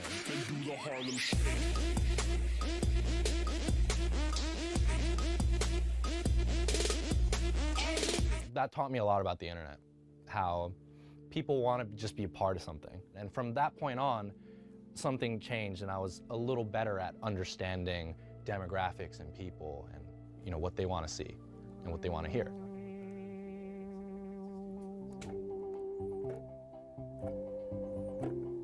I was friends with a couple other artists who were affiliated with 88, and then I also started to realize that 88 is the bridge between Western and Asian entertainment, and I really wanted to be a part of that. Joji just released the In Tongues EP, his first project as a serious artist. Joji's In Tongues record came out a couple weeks ago. It's #2 on Billboard on the R&B charts, which is crazy for independent release, and he's like a brand new artist. And the success is even more impressive, knowing he went from creating something like this, It's just Taco Bell, what could possibly go wrong? to creating something like this, the newest music video for his song Demons.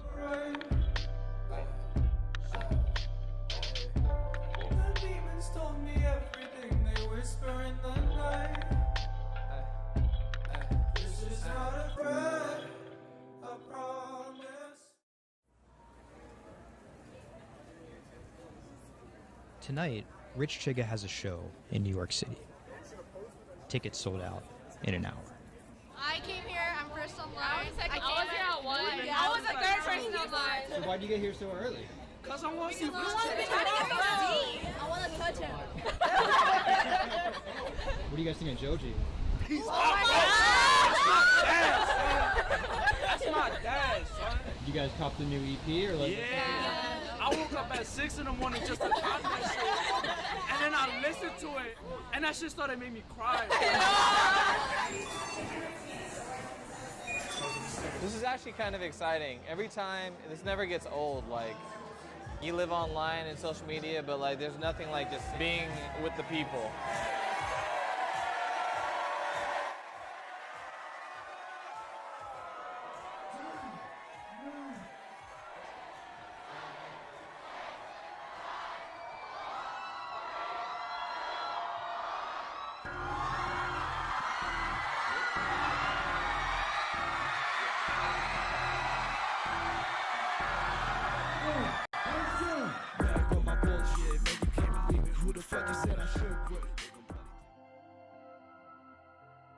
More often than not, viral success happens by accident. And then after an appearance on Ellen or Jimmy Kimmel, the creator's star power fizzles out. But 88 Rising has figured out how to turn potential gimmicks into brands with an actual following that keeps coming back for the next thing. Oh, shit!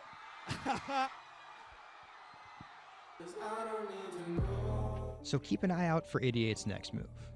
But more than likely, it won't be covered on network television or terrestrial radio. Although, as they've already proven, nowadays that really doesn't matter.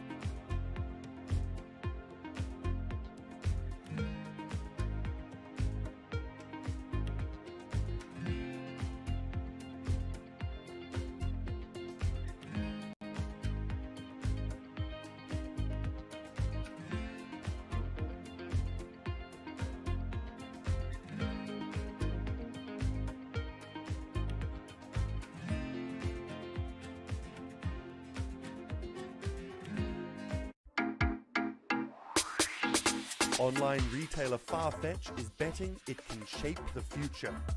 This is its concept store, showcasing the latest in retail tech.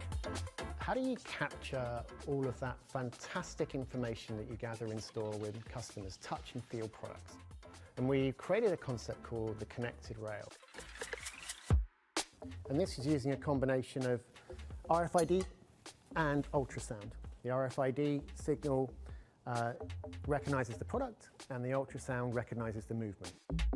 Take the product off, and then you'll start to see your products appear. And essentially, it's like online browsing behavior. Whichever products you touch and pick up in the store are automatically sent to your app. This is effectively what you've created is your in-store wish list. In the middle, you'll see essentially a hologram of the product. What the customer sees, they control the experience on a touch device. What this allows the customer to do is take elements of products and then add their own style to it.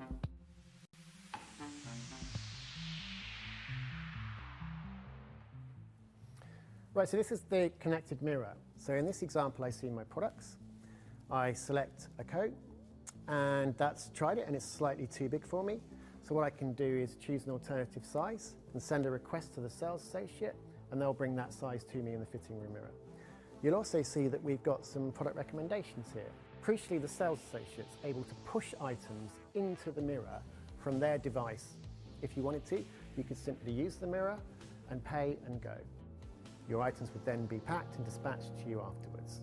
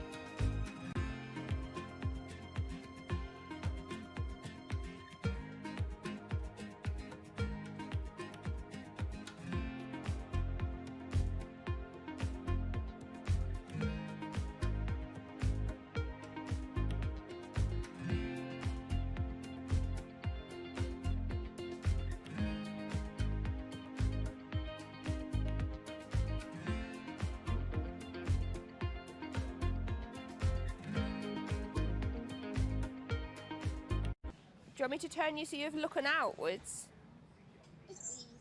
Yes, please. How about there?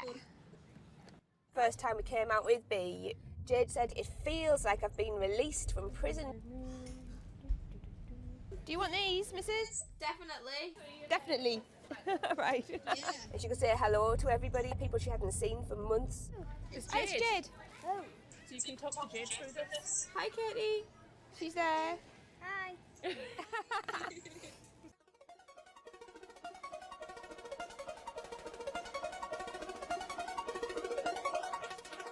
Every time anyone's seen her, they want to know why she's there. And it's kind of the opposite of when you're in a wheelchair and people see you and they kind of go, oh, should I look? I don't know what the right protocol is. When there's a tiny robot with its bright little eyes going around just looking happy everywhere, it really opens you up for conversation. You've got some friends here, look. Hiya. When I saw her for the first time, I remember thinking, this is going to change things. This is one of those points where if this was a book, this would be the cliffhanger.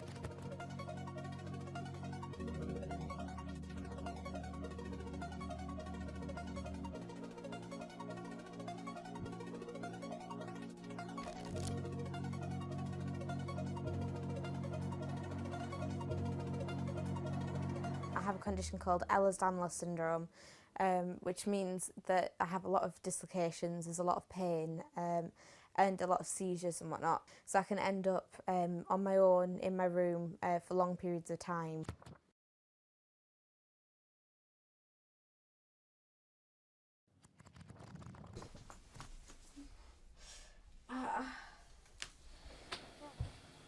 Yeah, my love. A lot of the time, with a condition like my own, of course there's the pain, and the pain is bad, and the dislocations are bad, and the seizures and being in paralysis and never knowing whether you're going to be able to wake up properly tomorrow, that's bad. But what's worse still is being able to count the number of people you see a day on one hand. Are you ready? Sure am, I'm just hoping the connection's going to stay. Yeah, me too. Alright, here we go. When you're used to just the same little metre by metre and a half window every day, and you've been there for months, being able to just see the sky from somewhere else, or the tops of trees, or a sign, is incredible. Or being able to have that kind of chat in the car that most people would probably take for granted. I'm going to go past Grandma and Grandad so you can give them a wave. Now, if Jade is particularly seizure-y, she can still take part. And that's brilliant, really, because before she would just be left in a bed or in the house with just her carers. It's quite a small world, that. Right, so there's one of her. Here, this costume I'm busy making at the moment. When I'm not on bed rest and I'm not just wearing pyjamas all the time, I enjoy being able to dress as different characters and go to Comic Cons and that kind of thing, because it just lets me show a different side of myself, and it's a bit of fun. If you can't go out that often, you've got to enjoy it when you do. Was that? Good. It's one of those weird things where I want to not have to use B because I want to be well enough to be able to go to those places myself. Like, it really makes a big difference to me to be able to go into school. But the thing is, with my condition fluctuating all of the time, I can't go into school reliably.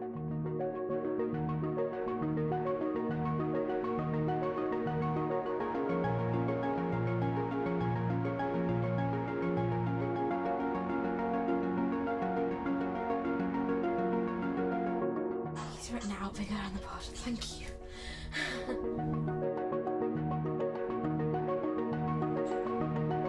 Today's the first day that I've been in school via B, and so far it's interesting. Still a few little things that we need to work out, but for the most part I think it's going fairly well.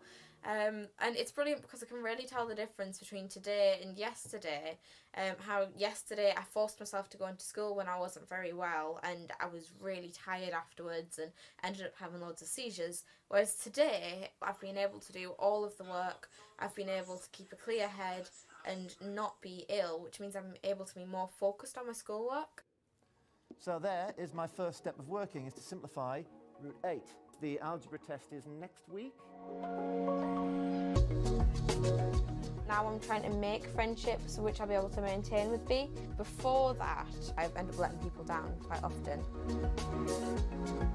B gives me hope, yeah. She's just always there. And if I can't do something, she can. And if I need sort of assistance to be able to make commitments, then she's there, and she means that I feel like a more valuable person because I'm more reliable.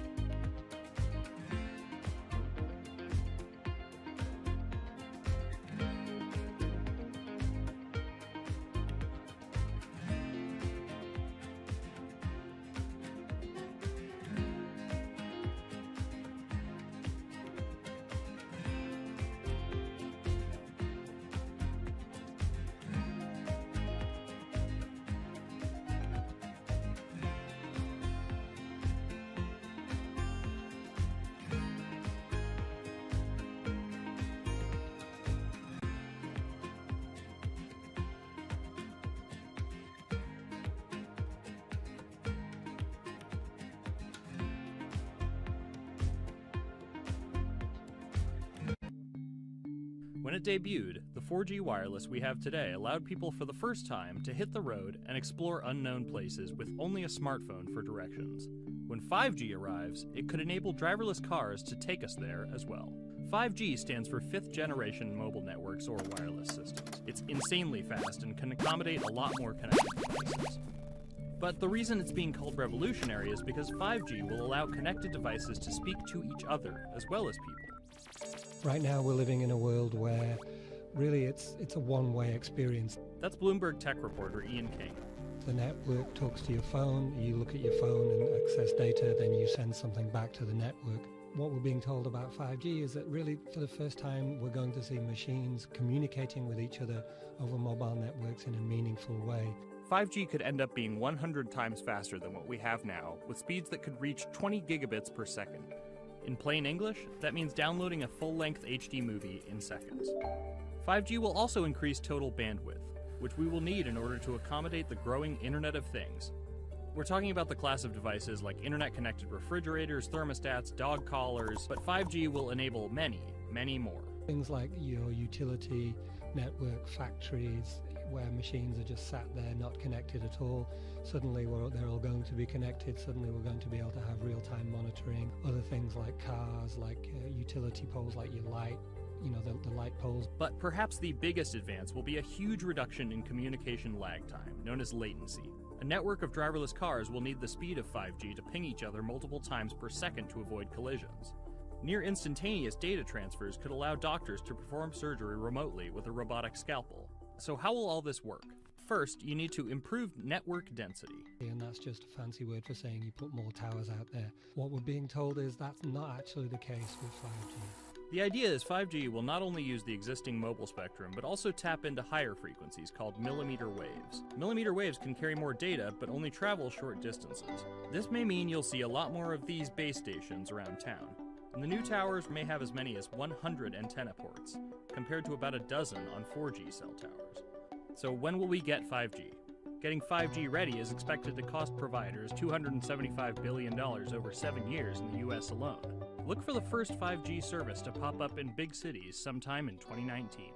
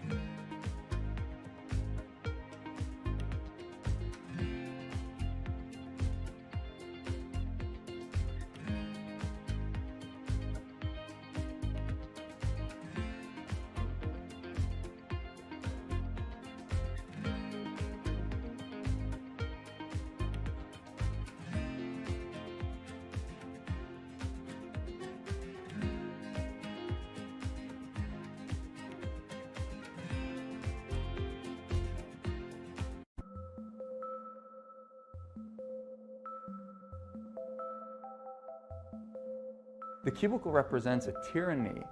It confines your imagination, your thoughts, into a small physical area. Imagine pretty much every software engineer or finance person being able to, disconnect from their desk and look at holographic monitors on a beach and doing their work from there. That's not going to be science fiction. It's the modern office place. Silicon Valley is all about building the future. A startup called Meta thinks it's getting there first, thanks to a big bet that it's made on augmented reality. How are you? Good, thank you. Welcome to Meta. Thank you. Call it a 360-degree office where you can spatialize your thoughts as part of your workflow for education, architecture, design, engineering, etc. People often mix up augmented reality with virtual reality. VR totally blocks your ability to see or hear the real world. AR overlays holograms onto what you already see. Meta has tried to make its version of the workspace feel familiar. You grab the hologram instead of using a controller or a mouse, and your brain already knows how to do it. In other words, we've designed an operating system that humanity has always known how to use. So you can see this eyeball, which is, by the way, photorealistic. You can see my hand is occluding the eyeball, and now the eyeball is occluding my hand, right? You see those two circles? They get small, and then they turn into this glowing white ball, and then I can move my hand around supernaturally. I can do this with two hands and rotate the thing. I can stretch it. I can throw it back right into the shelving system, and that's all you have to learn to become a modern worker. And to prove this, the employees at Meta have started to get rid of their computer monitors, trading them in for Meta's augmented reality headsets. Mayron thinks that in less than a decade, we'll all be just wearing strips of glass that can project holograms.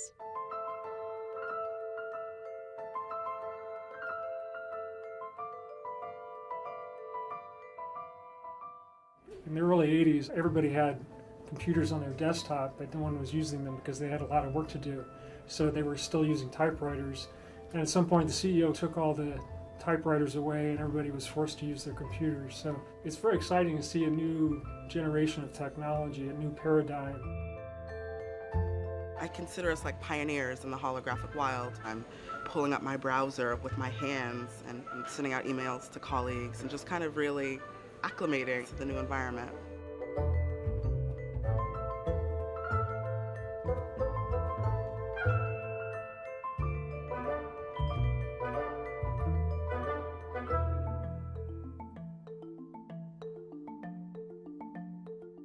Now you're putting on my computer, essentially.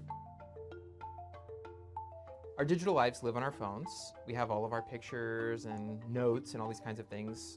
So, why don't you write yourself a little sticky note? I like it. And go ahead and just take your fist right over the top of the sticky note and close your fist. And now... Oh, what? Meta's own transition to augmented reality has run into plenty of unexpected problems. And it's still going to be a while before you'll start to see these devices in your office. But I think it's a future worth waiting for. If we could see these holograms between us, we will have been able to share our work with one another more naturally, more efficiently, and more productively than ever before. Humanity will have evolved slightly.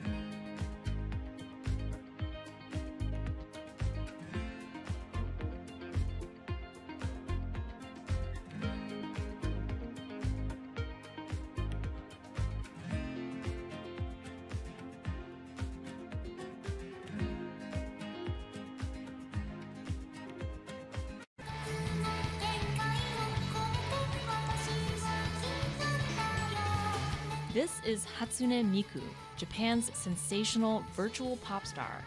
She's released over 100,000 songs in multiple languages and performed sold-out concerts around the world. Her image has appeared in games, on TV, in car races, and is even etched on the side of a Japanese space rocket. I came for Hatsune Miku, Carlos. She's Lady Gaga's favorite digital pop star and opened shows for her in the US 3 years ago. Tens of thousands of fans attended her exhibition and live shows near Tokyo recently. 理想のアイドルっていうと、どの曲でもミクはすごい綺麗に歌ってくれる。他没有缺点啊，没有任何让我们感到不开心的一些新闻。She's everything to everybody. That's probably why she's so popular. Miku's creator Hiroyuki Ito and his Sapporo-based company have been developing the virtual diva for over 10 years. 初音ミクとは、キャラクターとしてすごく、YouTube とかで検索すると、たくさんの初音ミクが出てくるんですけども、元々の、初音ミクのその原点は歌声を合成する、ソフトウェアなんです。Both the software and character are named Hatsune Miku, meaning the first sound of the future. Originally based on Yamaha's Vocaloid technology, Miku the software has a sound bank containing voice samples and a huge array of tools. You input the melody and lyrics, then Miku the character sings them.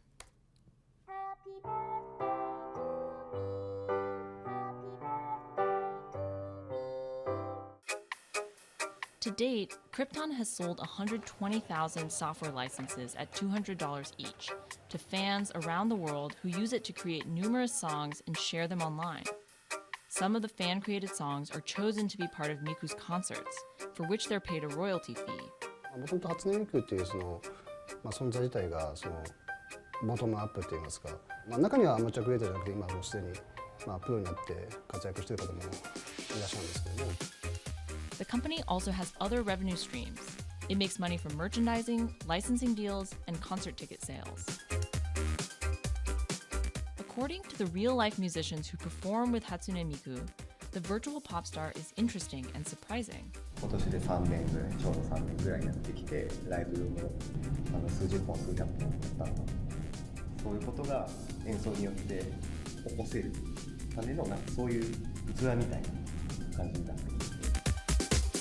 初音ミクらしさって僕はあんまりない。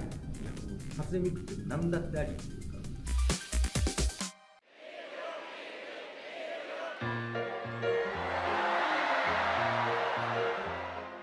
For Ito, Miku has the potential to change the way we think about music.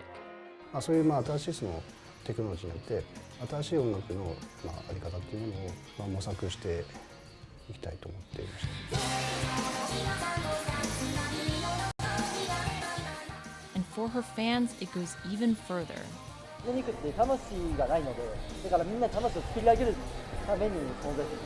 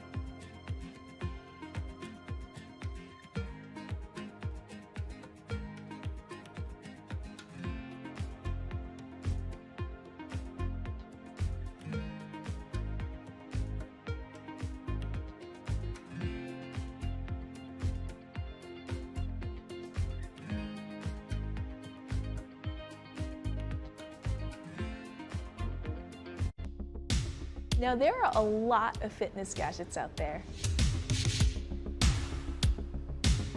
In my quest to get fit, I tested 17 of them over the last few months.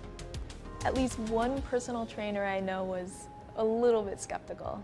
Yeah, I've been watching these new technologies come to the market for almost as long as I've been a personal trainer. They're just tricks and tropes. They're not much different than the Bowflex machines or, to be honest, the original Jane Fonda workout video. But some of these gadgets that are just coming to the market do so much more than what they used to do, just tracking your activities. Out of all of them, this chest strap was my favorite. It comes with a robot coach that points to the future, one where you might not need a human trainer at all. And it works like this. You wear the chest strap so that it can read your heart rate, and that connects to Move's free app that talks to you. Welcome to Move Heart Rate Hit Outdoor Running. Let's get moving and warm up in Zone 2. Move's computerized coach tells you what to do at that exact moment, whether you're running outside or you're doing body weight exercises indoors. Swing your arms faster to get your legs moving quicker. Let's crush this round. And by reading your heart rate, she knows exactly how hard you're working. She keeps you honest. Way to go, you are in the target zone. Keep pushing, you're almost at the end of the round. Don't give up. I've been running for 7 years now, and my biggest problem is that I never push myself hard enough. I end up going on the same slow, comfortable 30-minute jog, but the Move HR Burn blasted me out of that rut. By the end of these half-hour exercises, I was drenched in sweat in a way that I never am when I work out alone. Training with a real person is great, whether that's your group instructor or your coach or your personal trainer, but humans, they're expensive. For the rest of us, this $60 gadget is all you need.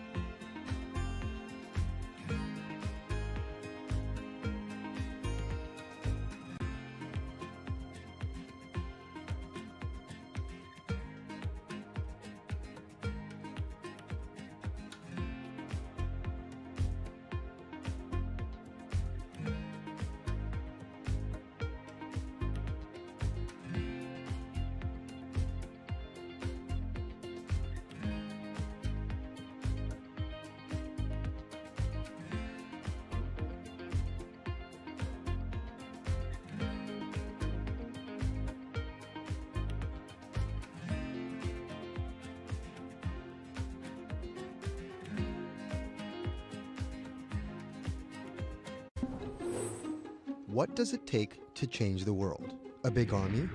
A cure to a pandemic? A revolution? All of these take either a lot of people, thousands of hours, or massive amounts of space. But for Julian Assange, all he needs is one room, an internet connection, and the world will listen. Assange is located here, and more specifically, right here. And from that location, he's posted government secrets, classified documents, and leaked emails from some of the world's most powerful people. And in doing so, has been labeled a hero, a villain, a nihilist, and everything in between. This is how an Australian programmer sequestered in the Ecuadorian embassy in London became one of the most influential and notorious people in the world. Born in 1971 in Townsville, Australia, Assange has always been on the move. Living in over 30 homes by the time he was in his mid-teens, Assange, along with his mother and half-brother, finally settled down in Melbourne. His introduction to hacking started at 16 when he was given a Commodore 64, which he attached to a modem. He attended the University of Melbourne, where he studied programming, physics, and mathematics. He never graduated, but that doesn't mean he didn't get an education.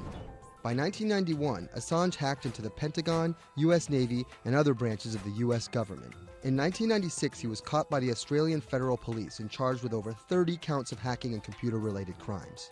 He didn't get any jail time, but he was fined $2,100. I think the first taste of what would come later was the hacking that he did as a young programmer, and that really sort of foreshadowed a healthy skepticism of the use and abuse of technology by governments. That's Vernon Silver. I'm a reporter for Bloomberg's investigations team. Assange's youth as a hacker laid the foundation for him to start WikiLeaks in 2006. But what is WikiLeaks? It's a website that posts unfiltered, usually classified documents. What separates it from every other media outlet is that they have no editorial hierarchy. With a publication like the New York Times, information comes in, they take that information, package it, then disseminate it for the public to see. WikiLeaks, however, cuts out the middleman. WikiLeaks gathers information, most of it given to them anonymously. So what they're doing is really very simple. They get the information in one end from who gives it to them and out the other with sometimes minimal interference. Julian Assange is the leader of that, the mastermind, the creator, and really, because he thinks of it as a journalistic enterprise, the editor-in-chief. But every story starts with a source, and Assange has some unconventional sources. Julian Assange does not hack as far as we know. He is the recipient of people who are either insiders who give him secret documents or hacked emails from a foreign power. That's Eli Lake. I am a columnist for Bloomberg. And there was no source bigger for Assange than Chelsea Manning. He used to be known as U.S. soldier Bradley Manning. In 2010, Manning provided Assange and WikiLeaks with hundreds of thousands of leaked government documents. WikiLeaks quietly began releasing the documents in February of 2010, then made big headlines in April by posting what is now known as the Collateral murder video. Come on, fire! It was a vivid, graphic video. It changed the debate on the Iraq War, and importantly, it put WikiLeaks on the map when they put it online, and they couldn't be ignored at that point. And those leaks were just the beginning. They went on to post more than 90,000 leaked documents known as the Afghan war logs, 390,000 documents known as the Iraq war logs, and 250,000 private messages between diplomats called cables in what is now known as Cablegate. These leaks were met with very real ethical questions. The problem with publishing those cables was that a number of confidential sources for U.S. diplomats who faced real danger when their names were exposed. Then Secretary of State Hillary Clinton drove the point home that every country, including the United States, must be able to have candid conversations about the people and nations with whom they deal. Shortly after Cablegate, the Swedish government issued an arrest warrant for Assange on allegations of rape and molestation. He claimed the allegations were fabricated to get him extradited to the United States, a claim the U.S. government denied. Either way, Assange's next move was to seek refuge in the Ecuadorian embassy, which really was the beginning of the new chapter in his life and what we're dealing with now, which is him being stuck in London. What was supposed to be an office in an embassy is now Assange's self-imposed prison to this very day. But that doesn't mean he's slowed down. Since being trapped in the embassy, WikiLeaks has released files about Guantanamo Bay prisoners, Syrian political figures, and the draft to the Trans-Pacific Partnership. And then came the 2016 U.S. election. Thousands of leaked emails showed Democratic Party officials possibly plotting against Bernie Sanders in his race against Hillary Clinton. Over the course of 68 days, WikiLeaks released 20,000 confidential Democratic National Committee emails. In terms of the presidential race, if you look right here, when Assange released the first batch of emails, Trump actually takes his first lead against Clinton. I think we've had enough of the Clintons, in all fairness. Don't you think? Once WikiLeaks started exposing secrets of the Democratic Party, Julian Assange became a hero to many on the right. Public opinion kind of flip-flopped. WikiLeaks! From the emails, we now know Hillary Clinton's campaign manager makes risotto, and also how the DNC squashed Bernie Sanders' campaign. One thing we don't know is who gave Assange the stolen emails in the first place. Many leading Democrats say they suspect it was the Russians. They released an analysis from a private cybersecurity firm that had said it was the Russians. But Assange claims our source is not the Russian government, and it is not a state party. So this is where we stand today. The public still doesn't know who provided the emails to WikiLeaks. Meanwhile, Assange is still running WikiLeaks and still releasing documents. In March 2017, he started publishing documents from the CIA's Center for Cyber Intelligence called Vault 7. The CIA, the agency charged with finding and keeping our top secrets, can't keep its own secrets. As long as Assange has a connection to the world, no government secret will be too far from exposure.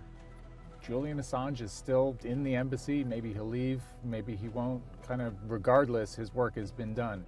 He's changed the way people think about their governments, about their own secrets, about their own hackability, and really the world has changed because of him.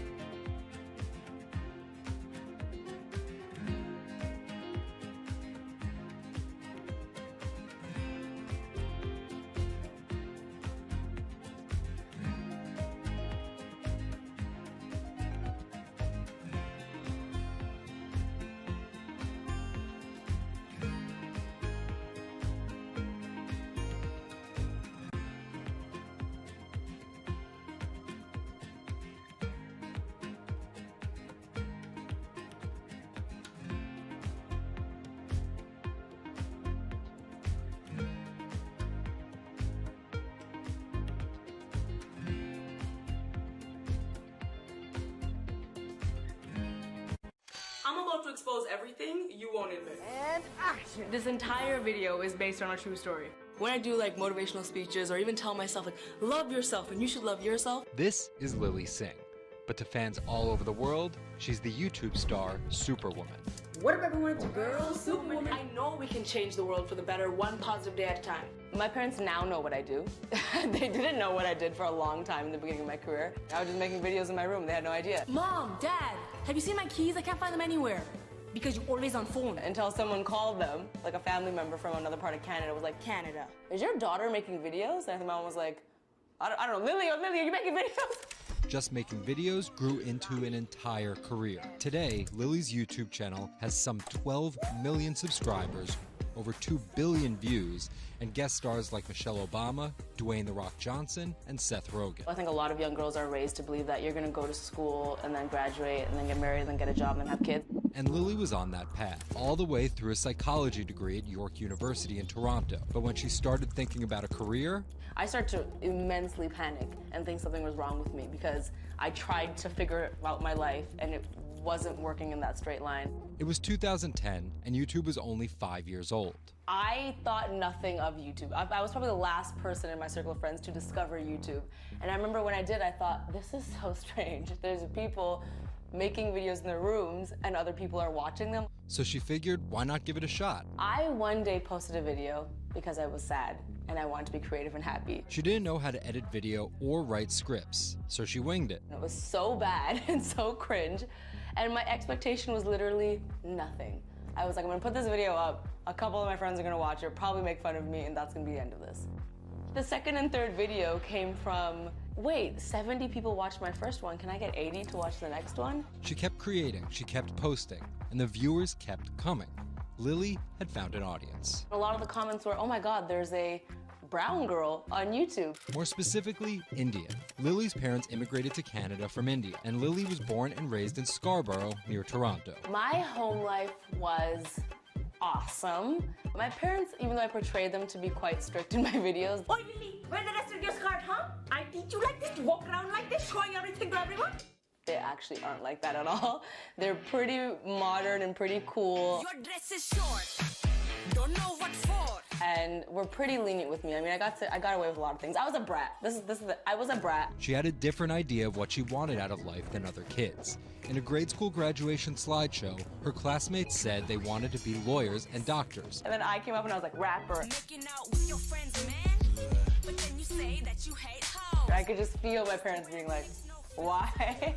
Because that's just not something women really did in the Singh family. I know there was a ton of people that weren't happy about my birth being a female, so I think, and that's some real-ish, but it's a real thing. The best thing I could have done to prove to so many people that didn't want my mom to have a daughter was to become Superwoman. What up, everyone? It's your girl, Superwoman. It was the name of Lily's favorite hip-hop song by Lil Mo featuring Fabulous. I love the song so much because it was one of the only songs at the time that was an empowering female song, where Lil Mo's going on about like, I will save guys with my superpowers, and I will save girls with my superpowers, and I am the Superwoman. I thought, this name that I've had for so long that empowered me when I was younger, I'm gonna make this my screen name. Maybe this should be a new series. Superwoman didn't just burst onto the scene overnight with a viral video. It was a steady climb fueled by hard work. The moment that I thought this is going somewhere and this could be a career was the first time I performed internationally. It was in India. And it was the first time where I was truly across the world and people knew my videos. Singh has transformed herself from a bratty kid to an internet personality to a media mogul. She starred in a feature film, A Trip to Unicorn Island, in 2016. And her book, How to Be a Boss, hit the New York Times bestseller list in 2017 while she was on a 30-city international tour. Lily started out with the goal of getting millions of subscribers and financial security. Hurry the hell up! But after surpassing those goals, success has new meaning. I've really come to terms with the fact that my definition of success is what's the best legacy I can leave behind. And it's not the number of views, the number of subscribers, it is the number of people that can say, this girl changed my life or changed something in my life positively.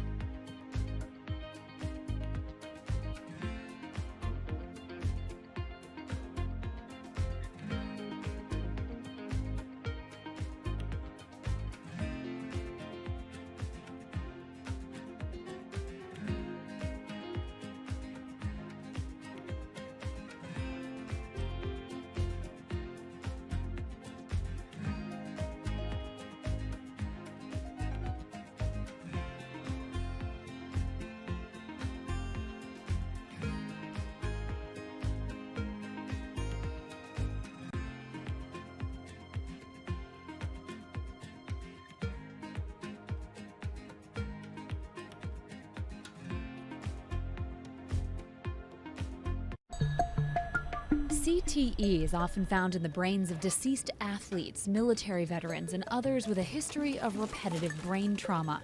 Hundreds have donated their brains to the VA Boston University Concussion Legacy Foundation Brain Bank. This is a former NFL player who died in his early 70s, and this is a veteran who also died in his early 70s.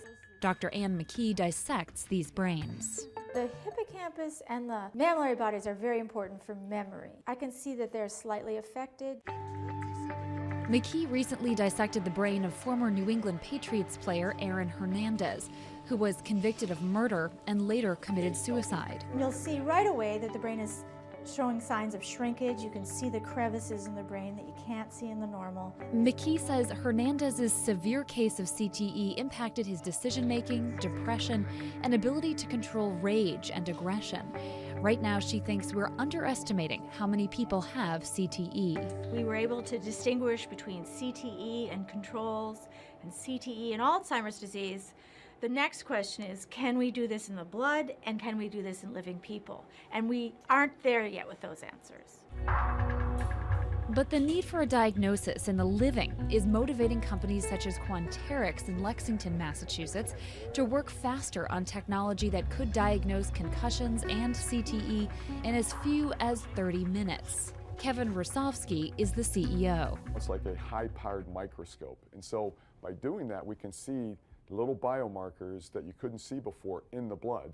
Quanterix received a grant from the NFL and just went public. Since then, its stock is up more than 40%. The company sells a machine called Simoa for $175,000 to other biotechs, hospitals, and researchers. And for the first time in history, we're able to see brain health in blood, and that's a major breakthrough, and that's leading to less invasive testing, and we've already been able to see evidence of concussions, and there's the beginning evidence of being able to see the accumulated effect of concussions. Quanterix is also trying to detect Alzheimer's disease, multiple sclerosis, and ALS. Rusovsky says he thinks diagnosing concussions will be easier than diagnosing CTE. Diagnosing CT in the living probably is a couple years away. We're real excited to see the progress, but reducing some of that work into actual tests in a laboratory takes time. There's regulatory approvals, there's a lot of red tape that you have to go through. Also in this race to diagnose CTE in the blood are Athlon Medical and Exosome Sciences. And New York's Mount Sinai Hospital is scanning for the disease in the living. But it's just one step in a series of questions for those with serious head trauma. There's still no cure for CTE. Even if we had a great idea for a treatment, there's no way to test whether it's effective or not. So that's the enormous advance that we'll get if we can develop a biomarker for this disease. In Boston, Ann Mostu, Bloomberg News.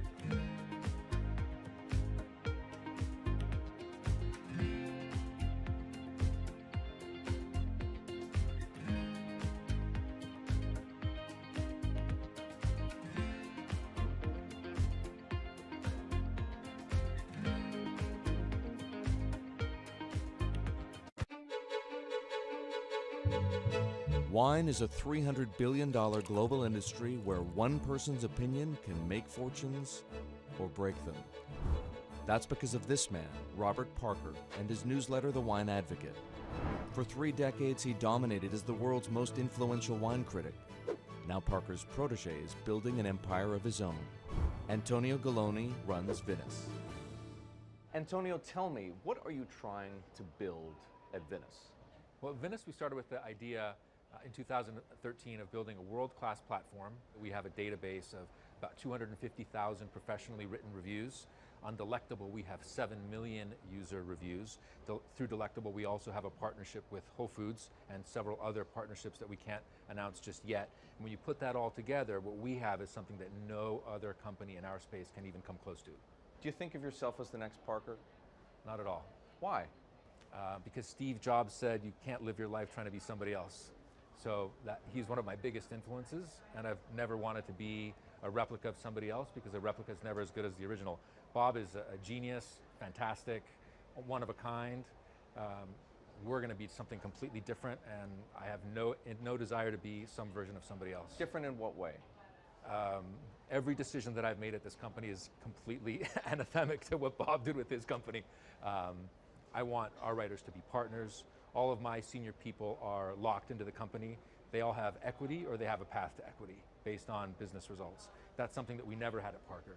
Our benefits are world-class, and everything that we've done at Venice is completely different from that model. When Steve Tanzer, who is the most experienced active wine critic in America, wants to work with us, that says something. When Alessandro Masnaghetti, who's the best cartographer of of vineyards, wants to work with us, that says something. When Neil Martin, who's a superstar wine critic with enormous experience in Bordeaux and Burgundy and the former lead critic at The Advocate, wants to come and be part of our team, that says something. You make it sound like The Wine Advocate was a disaster as a company and a miserable experience as an employee. No, it was great because I got to work with Bob Parker when he was in his prime, and Bob was like a second father to me, and we talked on the phone all the time, and he gave me great advice. Can anyone's palate dominate the wine criticism business the way Parker's did, and should anyone's palate dominate it the way his did? I just think the world is very different today. It's just a totally different world. It's probably not healthy to have a single person dominating the world. It's not even wine criticism, it's the wine industry. Yeah, that's probably not the healthiest thing in the world. But I think that there's just such an opportunity right now with social media and technology to reach such a massive number of people that I think it's possible that 1 or 2 people will actually have more influence than Bob Parker did, because they will, again, this goes back to your first question, not trying to be a version of somebody else. You see this in sports all the time. It's like, oh, well, nobody will ever beat this record. And then somebody comes along, it's like tennis, Pete Sampras. Nobody's ever going to win as many Grand Slams. Now you have 2 guys who are ahead of that and 1 knocking on the door. And so I think a lot like that. You're a former investment banker. How does that inform and influence what you're doing and what you've done? My generation has had to deal with a lot more challenges. That's why I think we're actually much better poised for the future. My first job in finance, the first thing that happened was long-term capital, 1998. Then the tech bubble melted down. Then there was a mutual fund trading scandal. That was all like within about 5 or 6 years. And these are the things that I had to deal with as a young executive. My peers who were 20 years older didn't know how to manage in crisis. They'd only seen Black Monday. They'd just been in a big bull market. It's very different. So I'm very lucky. People of my generation or a little bit younger have actually had to deal with a lot more crises. I think that's actually good for learning how to cope with challenges in business. From the outside, it kind of looks like you're trying to demolish the house that Parker built, right? You left The Wine Advocate. Yeah. You merged with one of his chief rivals. Yeah. And you just hired his successor, Neil Martin. Mm-hmm. So are you? I think what that says is that all the best people want to work at our company, and that's really what we strive to create starting in 2013. We wanted to create a world-class company that would attract the best-in-class talent, and not just on the content side, on the technology side, on the digital side, our office, and at every level what we're trying to, we only hire superstars, and we're looking for those superstars.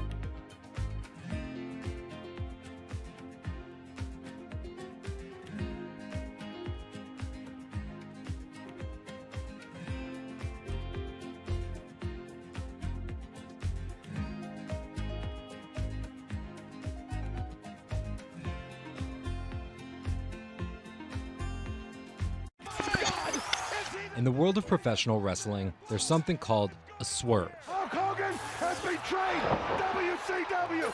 Some examples. These tag team partners are called babyfaces, or the good guys. Then one of them swerves when he super kicks his tag team partner in the head, quickly assuming the role of the bad guy, or what the wrestling world calls the heel. Are you kidding? What a despicable act that was! Or a match is almost lost when, what's that? The superstar wrestler appears out of nowhere sprinting down the aisle to save the match. That's the Warriors music! That's the Ultimate Warrior! That's a swerve. So it should go as no surprise that World Wrestling Entertainment, known as the WWE, the most popular brand of sports entertainment in the world, is prepared for any swerves that come their way. So here's the story of how the WWE learned to see the swerve coming.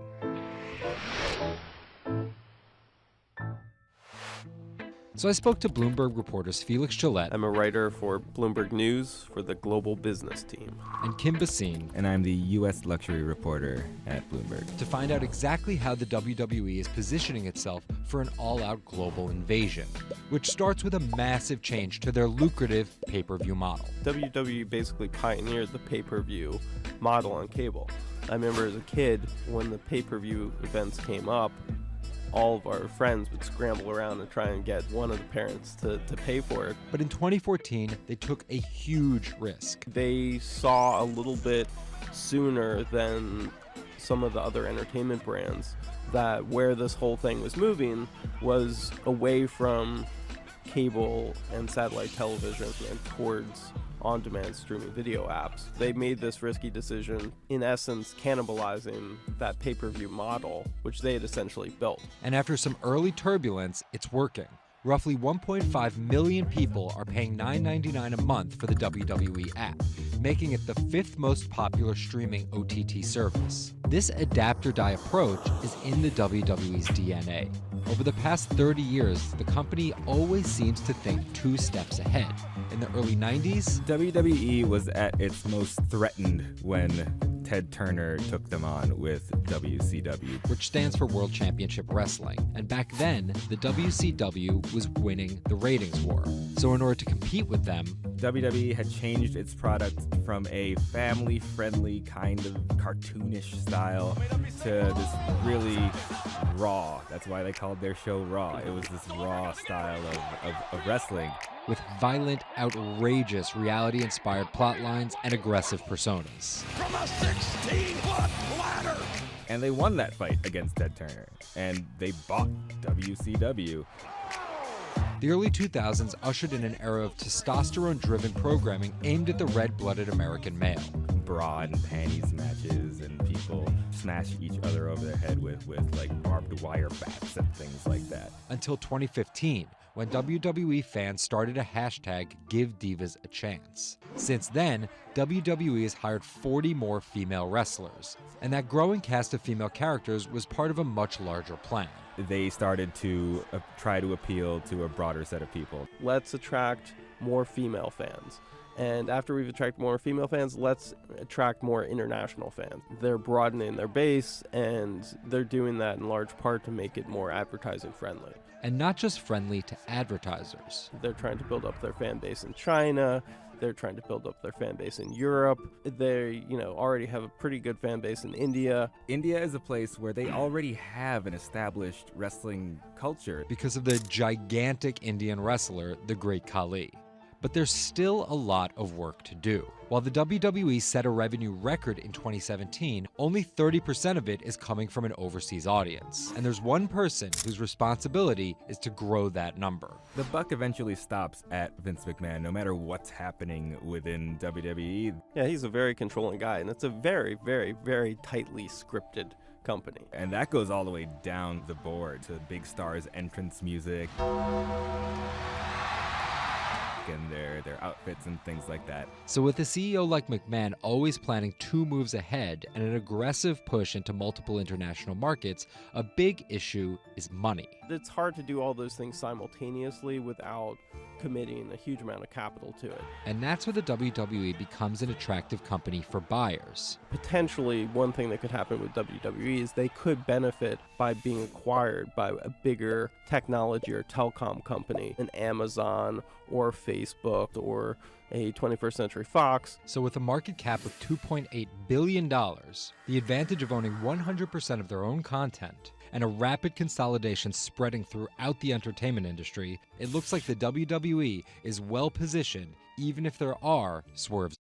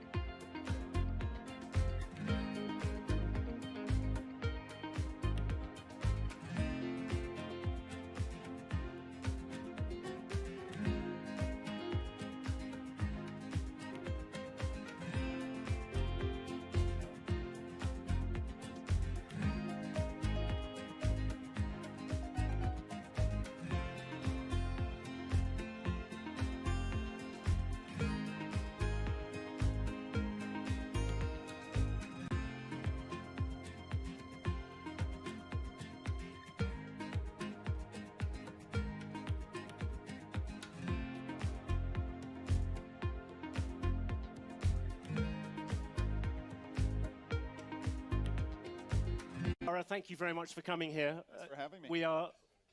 I've always been relieved ever since you were appointed, because at least until your appointment, I seem to have the most unpronounceable name. But now, so we will keep it as Dara and John. This conference is called The Year Ahead, but in your case, you are close to 6 months into the job.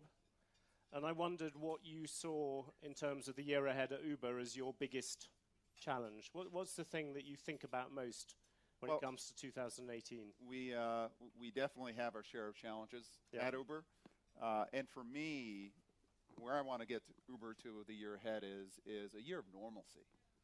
2017 was, I think, will go down as one of the most difficult years for any company out there. And I have to give credit to the Uber team and the employees there. It is a group of true believers who believe in our mission, who believe in mobility as a service being available to consumers everywhere at a reasonable cost. And what my job in 2018 is to get rid of the distractions and get the company back to business get the company back to normalcy. There's a lot that we've done in the past 6 months as far as bringing in new investors, driving a new culture and norms where doing the right thing, period, comes first, bringing in a new management team, et cetera. There's a lot that we've gotten done, but this is a company that knows how to execute. This is a service.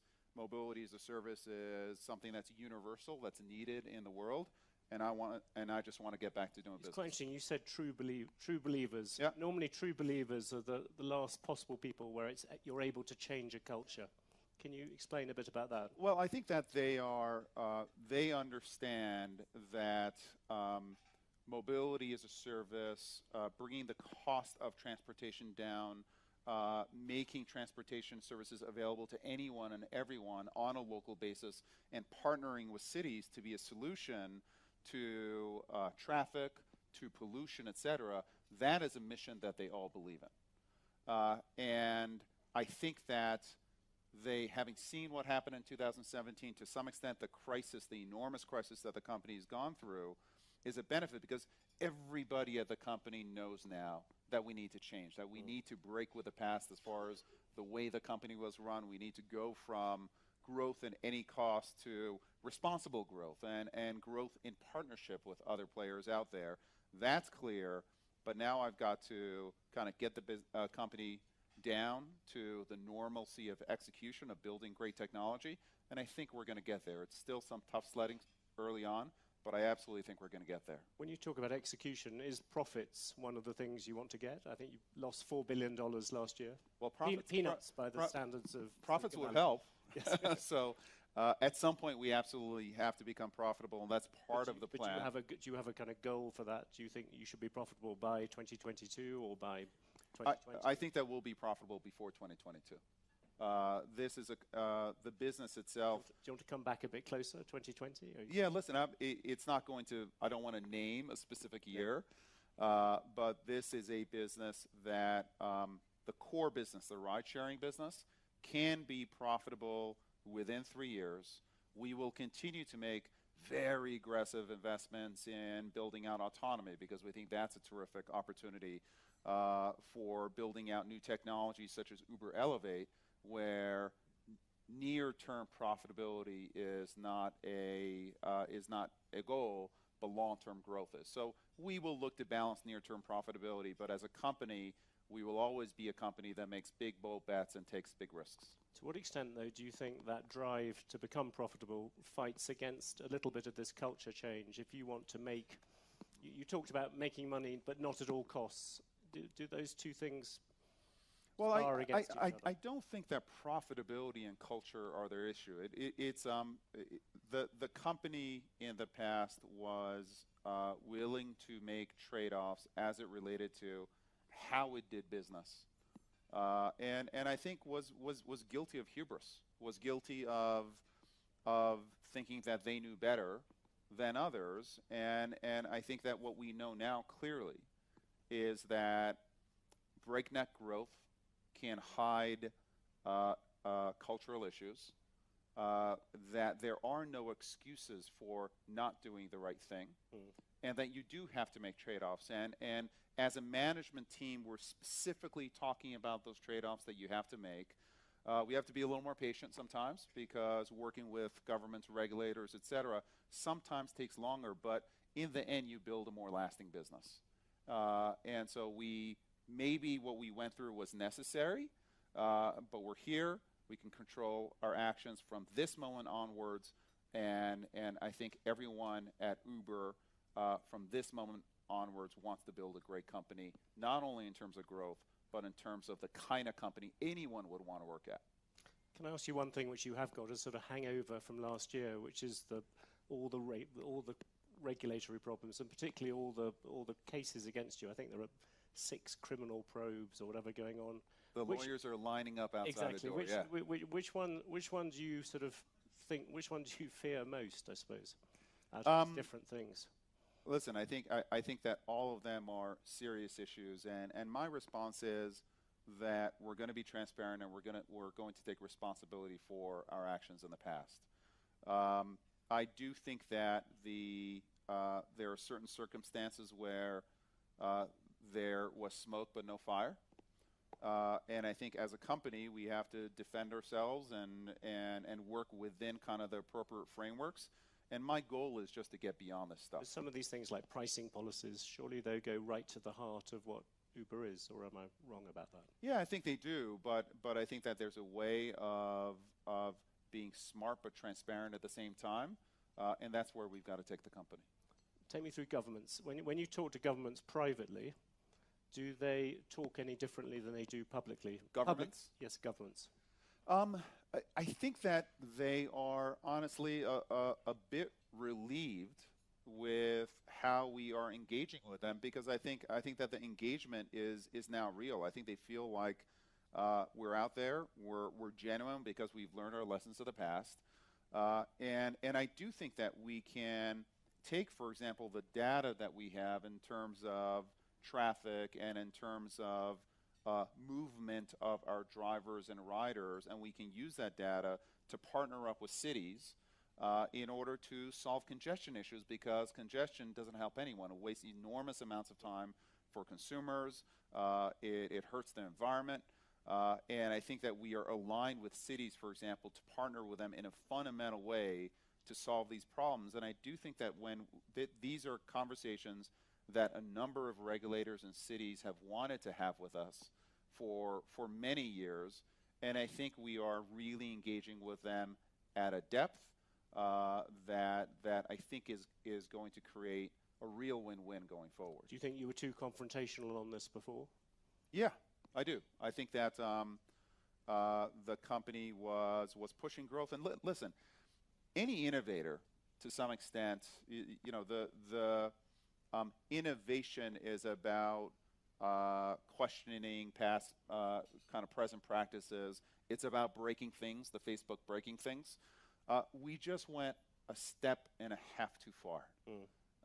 And what I want to keep, hopefully, is the best of both worlds, which is this spirit of innovation, the spirit of can-do, et cetera, but the responsibility of partnership. We don't know better than you. We're actually going to work with you, of actually having dialogue and respect for our city partners, for regulators, and then continuing to take risks and continuing to do daring things. And I think we can accomplish that.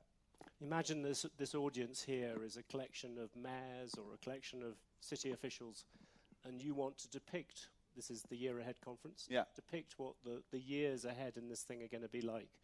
How far is driverless cars going to go? You talked just a few days ago about the idea of there being flying cars in 10 years' time. Can you just give a description of what you think transport is going to look like? Well, I think that we think there are three keys to transport and where the industry is going: autonomous, electric, and shared. And I think all three are necessary in order to get to the next level of city planning, et cetera. There are many cities where up to a fifth of the space taken in these cities is taken by parking and storing these cars. And so I do think that you need autonomous, you need electric, and you need shared. And I do think it's going to take some time. True autonomy for every single use case is some ways away. What we bring to bear is our developing autonomy, and we will have autonomous cars on the road, I believe, within the next 18 months, not as a kind of a test case, but as a real case out there. And over a period of time, we're going to bring autonomous transportation and feather it in with the non-autonomous transportation with drivers. What does feathering in mean? Feathering mean in to a layman like me? Crashing. Yeah, feathering in means if you're, for example, in Phoenix, and you make a request to go from A to B, which is what you do with Uber, there will be 95% of cases where we may not have everything mapped perfectly, or the weather may not be the right weather, or there may be an accident on the road, or you may not have 2 or 3 ways of getting from A to B, where you may say, you know what, that's not an autonomous use case. We're going to send a driver to pick that person up. For 5% of cases, everything is going to fall into place. And we will send an autonomous car. The user will be able to pick, do you want, there's an autonomous car, yes or no? And we'll be able to service that A for B. That 5% is going to go to 10 and 15 and 20 as our computers and our algorithms learn more and more about what it takes to drive in a city in a real life situation.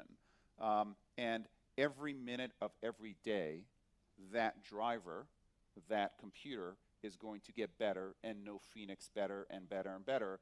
And in 5 years, we'll have the perfect driver in Phoenix. We will have to retrain that driver in every single city. We're going to have to build out 3D maps of these cities.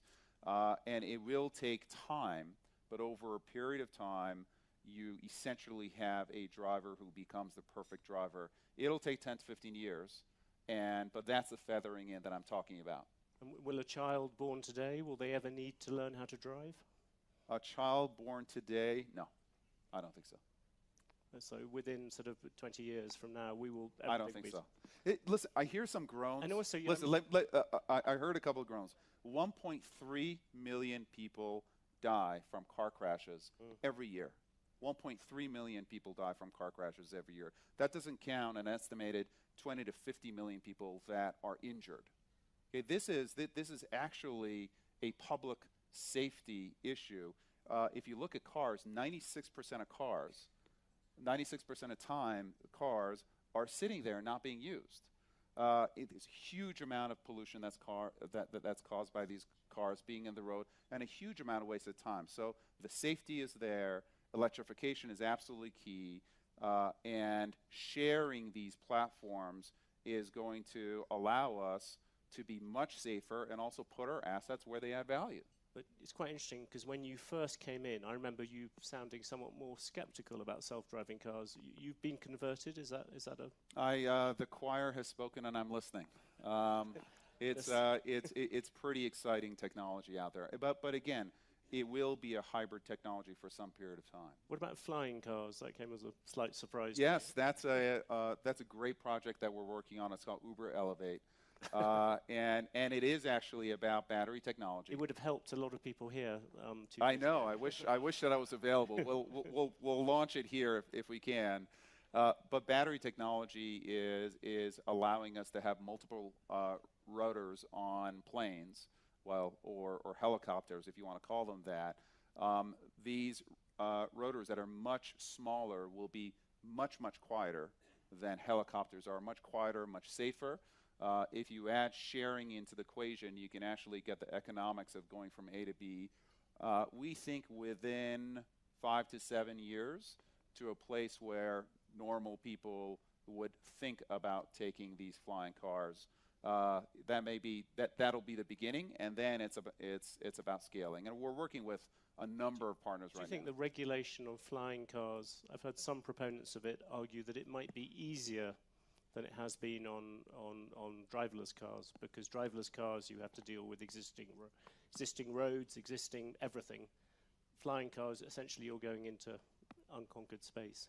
I think that mayors that are forward-thinking understand that traffic and pollution are a real issue, and I think flying cars can be a significant solution to traffic issues in cities. And these cars, to start with, they're going to be very specific. They'll be kind of highways in the air. There'll be very specific routes that these flying cars go on. They're not going to be able to take you to your backyard and land in your backyard. There'll be these skyports. So there'll be very specific routes that you go on. And I think if you build a regulatory framework that has that kind of structure around it, I think you get to a better solve.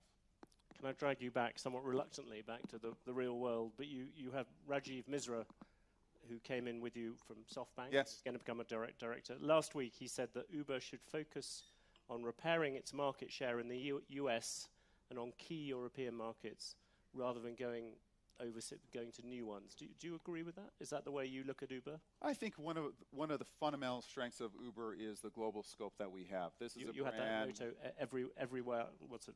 Everywhere for everyone. Yeah, everywhere for everyone. Do you want to make it some places for some people? No, we like the everywhere for everyone. It's much sexier than some places for some people. That's telling me. Just not interesting. I do think seriously though the global scope that our company brings is important. Our being able to build technology that we can amortize essentially everywhere in the world is hard, but it is part of the fundamental value that we introduce. So I would look at Uber very much as a global brand. That said, we're going to look at all opportunities, but at this point we are leaning forward, and 2018 for us is going to be very much a lean forward year for the company. But without, I'm not trying to create new boardroom tension at Uber, but that would appear that SoftBank is keener on a more limited idea, whilst you're keener on everywhere for everyone. Well, listen, SoftBank is a very important shareholder. They're our largest shareholder, and many of our shareholders have opinions over what's the right thing to do. Ultimately, the governance of the company is going to be at the board, and we'll have those discussions at the board, and we'll set our long-term strategy, and then execute on it. One of the things which Uber played, perhaps not very fortunately, a role in was the whole sexual harassment questions and everything to do with that. I suppose one very obvious question, do you think that you have solved that part of the culture? But secondly, do you think that this time this is a real revolution and it's going to stick? I think that what was happening at Uber was serious, and I think that while what Uber went through was difficult, I think the Susan Fowler blog was probably one of the best things that happened for Uber, and it certainly started a movement that's an incredibly important movement of the company. I'd be reticent to say that it's solved. Yeah. But it's not an endemic issue within the culture of the company, and I think the company has learned, and I think the company took very harsh and appropriate steps to make sure that kind of behavior is absolutely clear, that kind of behavior is not accepted in any way, shape, or form of the company, regardless of where you are, regardless of if you're a great performer or not.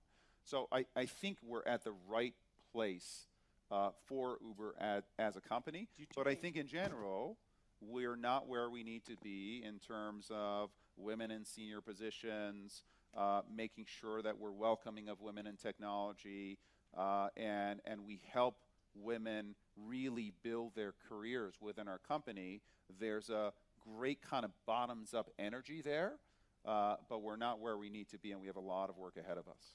On the issue of, you talked about the top performers, is that looking back, and also I suppose looking forward for many of the people in this room, because there are a lot of people's businesses which have been affected by this. If you had to give lessons to other people who are now looking at this issue, perhaps more seriously than they have done before, is the really bad issue, and I suppose I'm thinking in some ways about the media industry in this, is that giving top performers more room for maneuver or whatever than people, or more discretion than people thought? Is that top performers need to be treated the same as everybody else? I think they absolutely need to be held accountable. One of the really valuable lessons that I got early in my life was actually through Jack Welch, and he said, it's very tempting to allow top performers to misbehave in any way, but for me, he was talking about being aligned with the CEO. Sometimes you allow top performers, the tendency is, well, let them get away with some kind of behavior that is not the right behavior because they're so good.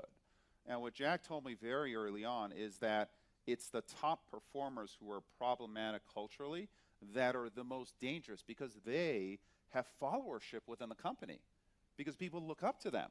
So he's like the dumb person who is bad culturally. He's not the problem, because everyone says, well, that's a dumb person, so who cares?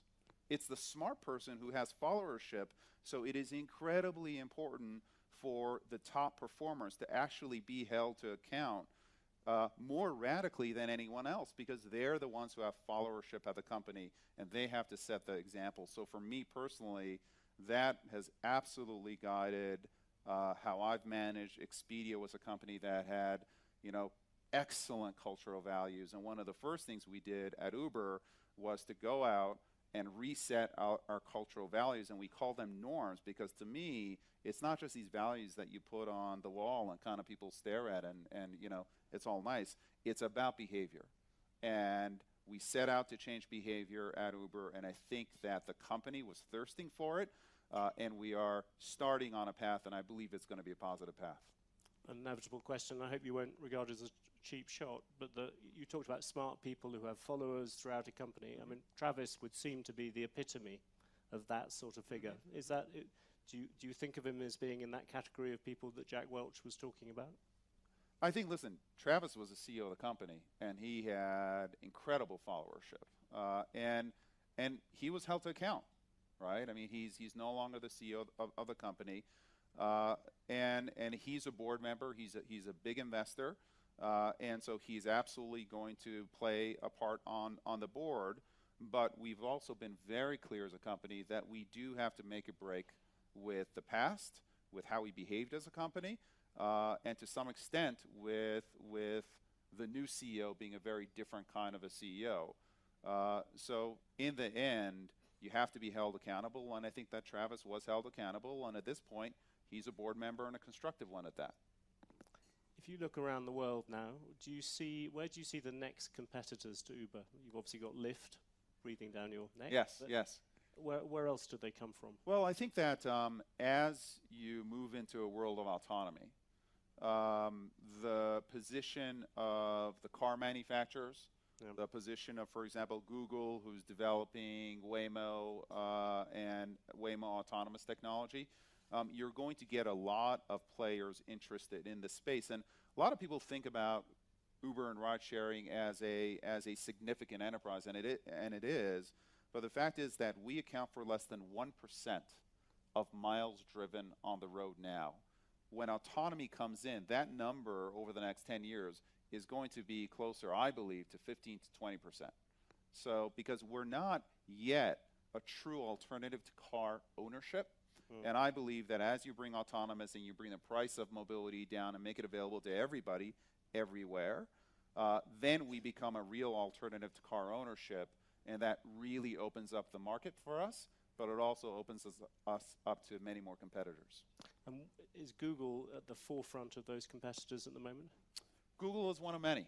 I think that they've developed very strong autonomous technology, but what we think, which is exceptional, is having autonomous technology and the network under one roof, which allows us to use autonomous in a very practical way, nearer than you think.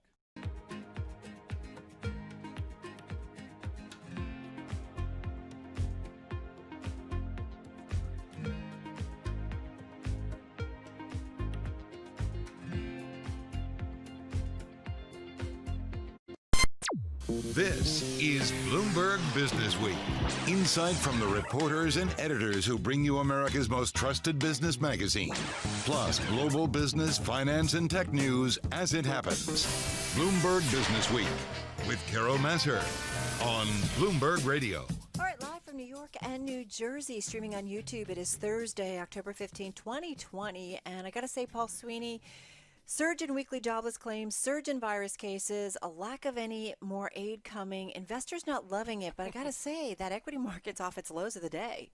Yeah, we are off the lows of the day, and the jobless number, it's higher than expected, higher than, the trend is not the friend as it relates to the jobless numbers. We had that at key issues. You got to get that consumer back online, and the jobless numbers are the ones that are high frequency numbers that we get to look at. All I'm going to say is there is so much going on. This is a day when I feel like 4 hours isn't going to be enough. Just going to put that out there. All right, let's get you going. Let's get a check on that trading day. Here is Charlie Pellet. And I thank you very much. Stops dropping as the virus spikes. That is threatening growth. And right now we are looking at a down day on Wall Street. As Carol mentioned, off-session lows, but the S&P is still down 13. A drop right now of 0.4%. The Dow negative for 2020. It is down 38 points, down 0.1%. NASDAQ down 96, a drop now of 0.8%. 10-year yield 0.72%. Gold up 0.2%, 19.05 the ounce. And West Texas Intermediate crude is down 0.8%, also off session lows now at 40.73 a barrel. Stocks fell as Europe's biggest cities clamped down to curb the coronavirus, adding to concern that further restrictions could cause more economic damage. Also, traders are assessing data showing an unexpected surge in jobless claims. And that is the latest. I'm Charlie Pellet. That's a Bloomberg Business Flash. All right, much appreciated, Charlie Pellet. All right, let's set the Business Week agenda because we are, I just want to get right to it because there's so much going on. Michael McKee is International Economics and Policy Correspondent at Bloomberg News. He's in our Bloomberg Interactive Broker studio at Bloomberg headquarters. Dave Wilson, Stocks Editor at Bloomberg News. He's on the remote access from New Jersey. And Mike, in a nutshell, it looks like the weekly jobless are up, but the continuing claims are down. How do you make sense of this report? Well, the bad news is the claims are up.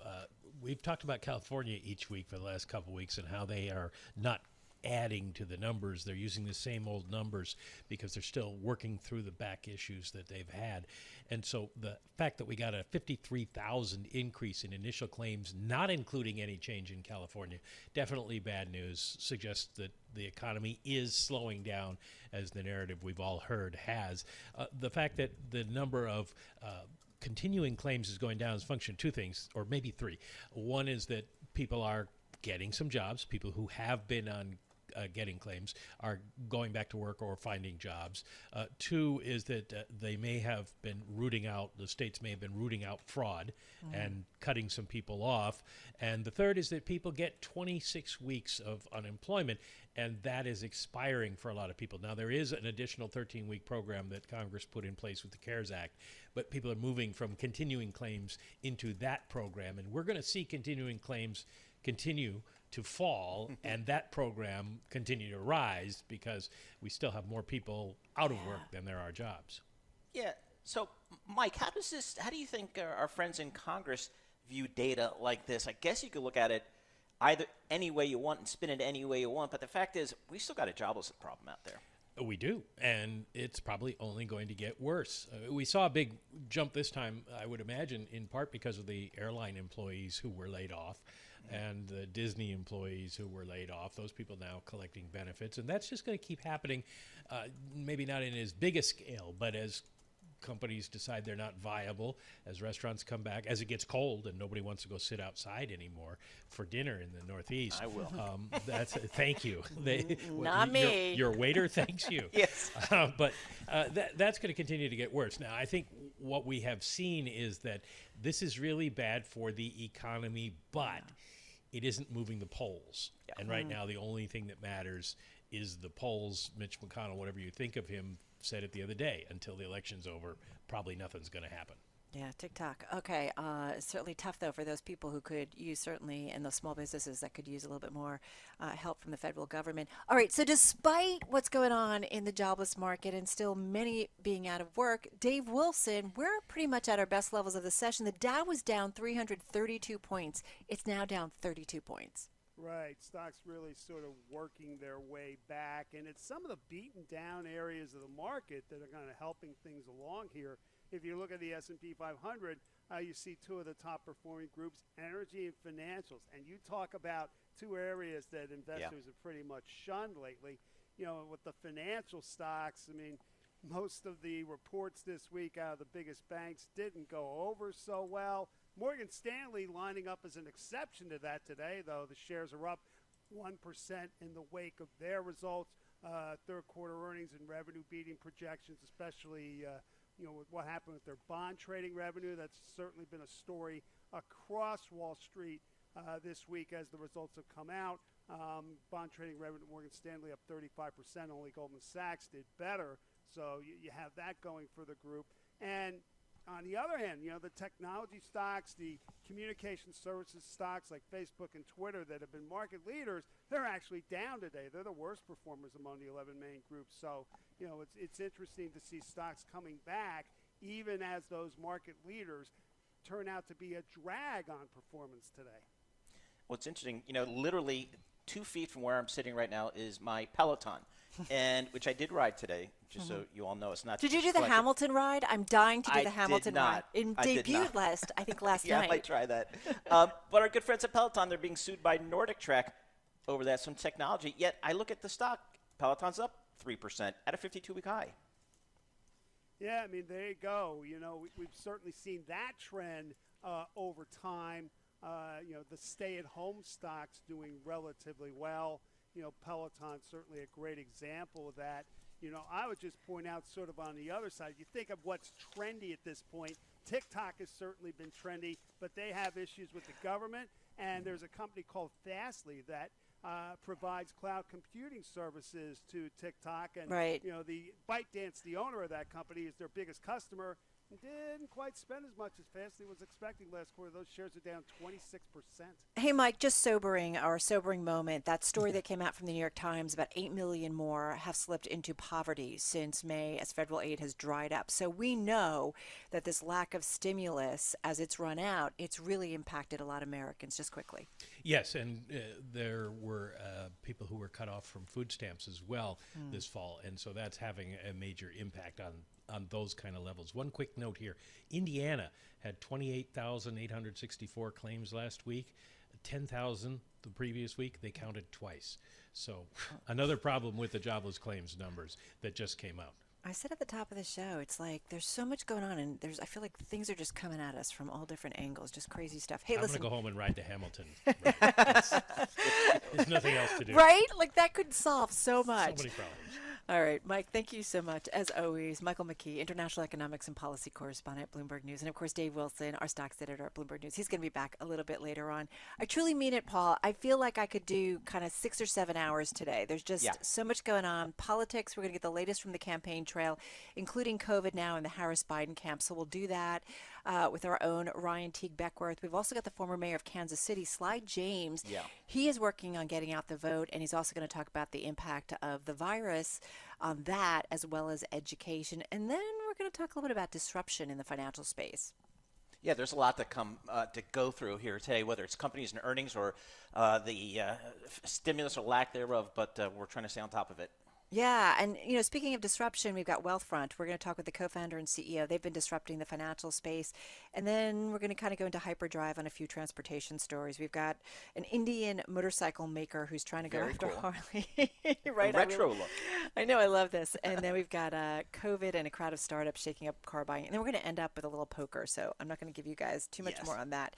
Let's just quickly do the Bloomberg Business Week Bite of the Day. One number that tells us a lot. It's 16%. U.S. colleges are seeing sharp declines in students. This story, I saw this. That number of first-year undergraduates falling 16%, while total enrollment slid 4%, led by international students. And empty seats mean revenue from tuition, dormitories, and dining halls is being hurt at a time when some colleges are posting low endowment returns. For someone who's got a senior in high school and thinking about next year, I'm always wondering, how is this all going to impact, I know. You know, in a good or bad way, who they accept for the next fall. All right, let's get back to world and national news. For that, it's over to Nancy Lyons in D.C. Hey, Nance. Hey, Carol, less than a month after a coronavirus cluster erupted at the White House, Democrat Joe Biden's campaign is facing its first cases of COVID-19. Bloomberg's Nathan Hager reports from Washington. Biden's running mate, Kamala Harris, says she is canceling travel through this weekend. That's after her communications director, Liz Allen, and a member of her flight crew both tested positive for the coronavirus. The Biden campaign says Harris has had 2 COVID tests in recent days, including one last night, and both came back negative. Harris had planned to travel every day until Election Day, including 2 stops today in North Carolina. Now she's staying off the campaign trail until Monday. In Washington, I'm Nathan Hager, Bloomberg Radio. The Senate Judiciary Committee is wrapping up 4 days of confirmation hearings on Supreme Court nominee Amy Coney Barrett. Chairman Lindsey Graham addressed efforts by Democrats to slow down proceedings. I'll let you decide what we do today. We're going to vote on the judge on October 22nd. But I would prefer, if it's possible, we could hear from the panel, but I'll leave it up to my colleagues. Well, Democrats say the proceedings have been rushed. They complained that Barrett has sidestepped questions about presidential powers, abortion, voting rights, and Obamacare. 3 years into the Me Too movement, a new report finds almost 3/4 of people reporting workplace sexual harassment suffer from retaliation if they complain. The study found more than 7 out of 10 people who reported sexual harassment at work said they face some form of retaliation, up to and including being fired. Global news 24 hours a day on air and on Bloomberg Quick Take, powered by more than 2,700 journalists and analysts in more than 120 countries. All right, Nance, thank you so much. You're listening to Bloomberg Business Week. Carol Massar along with Paul Sweeney, and we're IBing each other because there's so much going on today.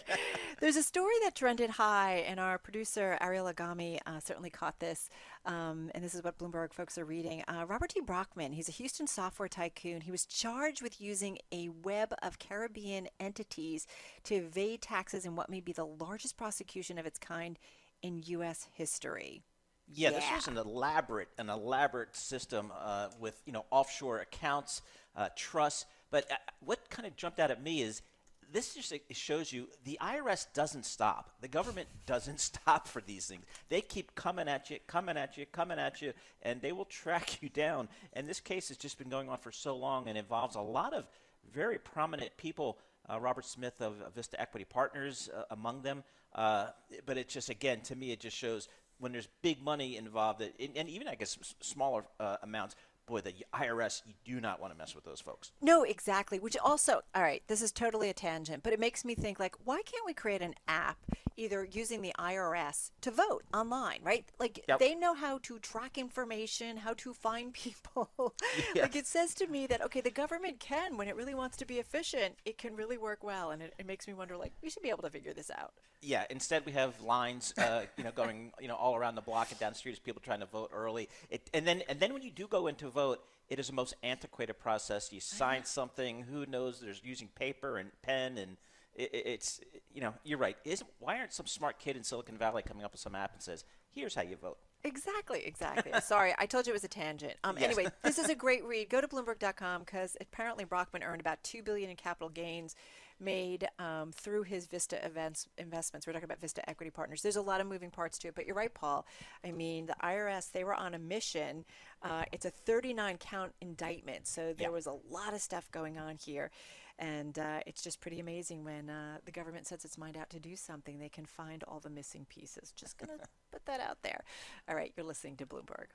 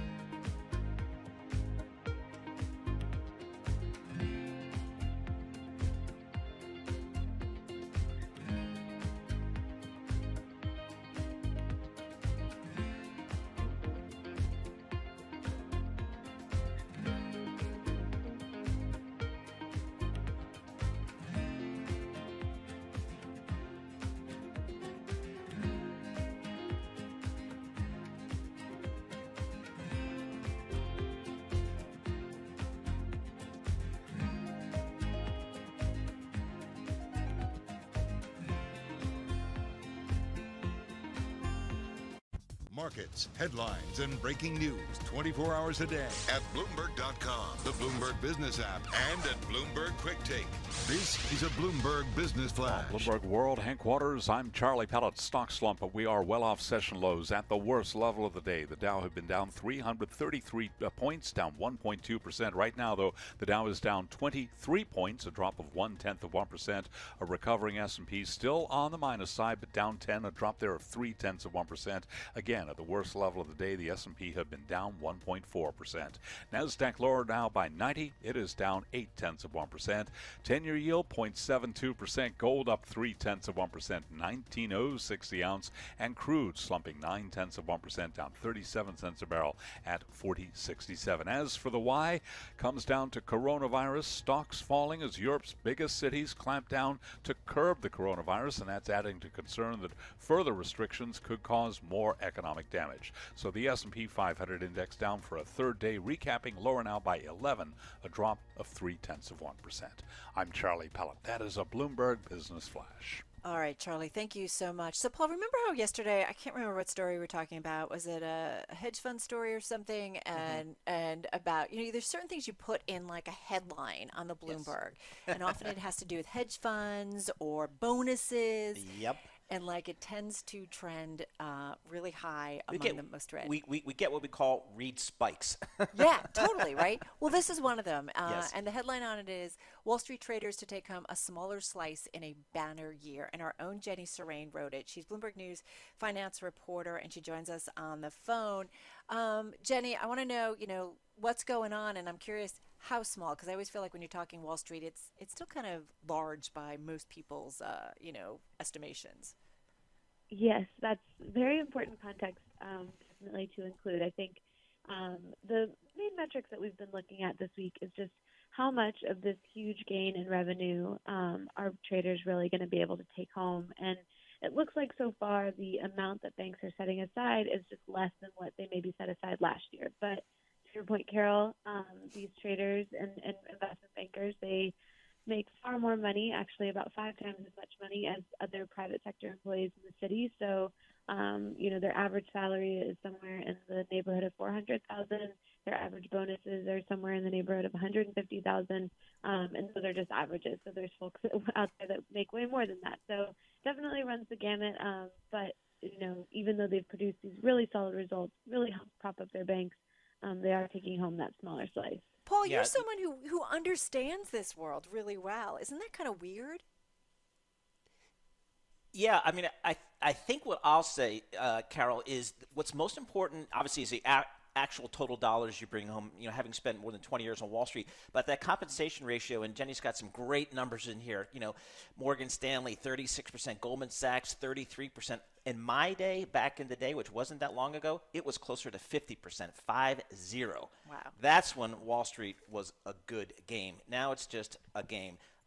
Jenny, is there a sense here that there's any turnover risk on Wall Street from some of these ratios coming down, or just given the world we're in, the management feels pretty comfortable?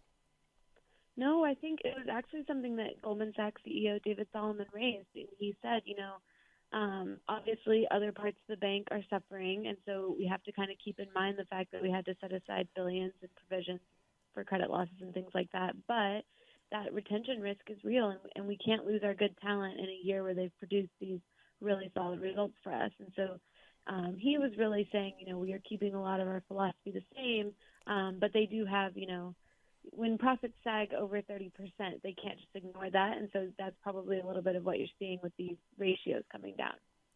So what does it mean in terms of potentially losing talent? Or is it not enough of a change that we're going to see a lot of, people moving some firms to go to another firm?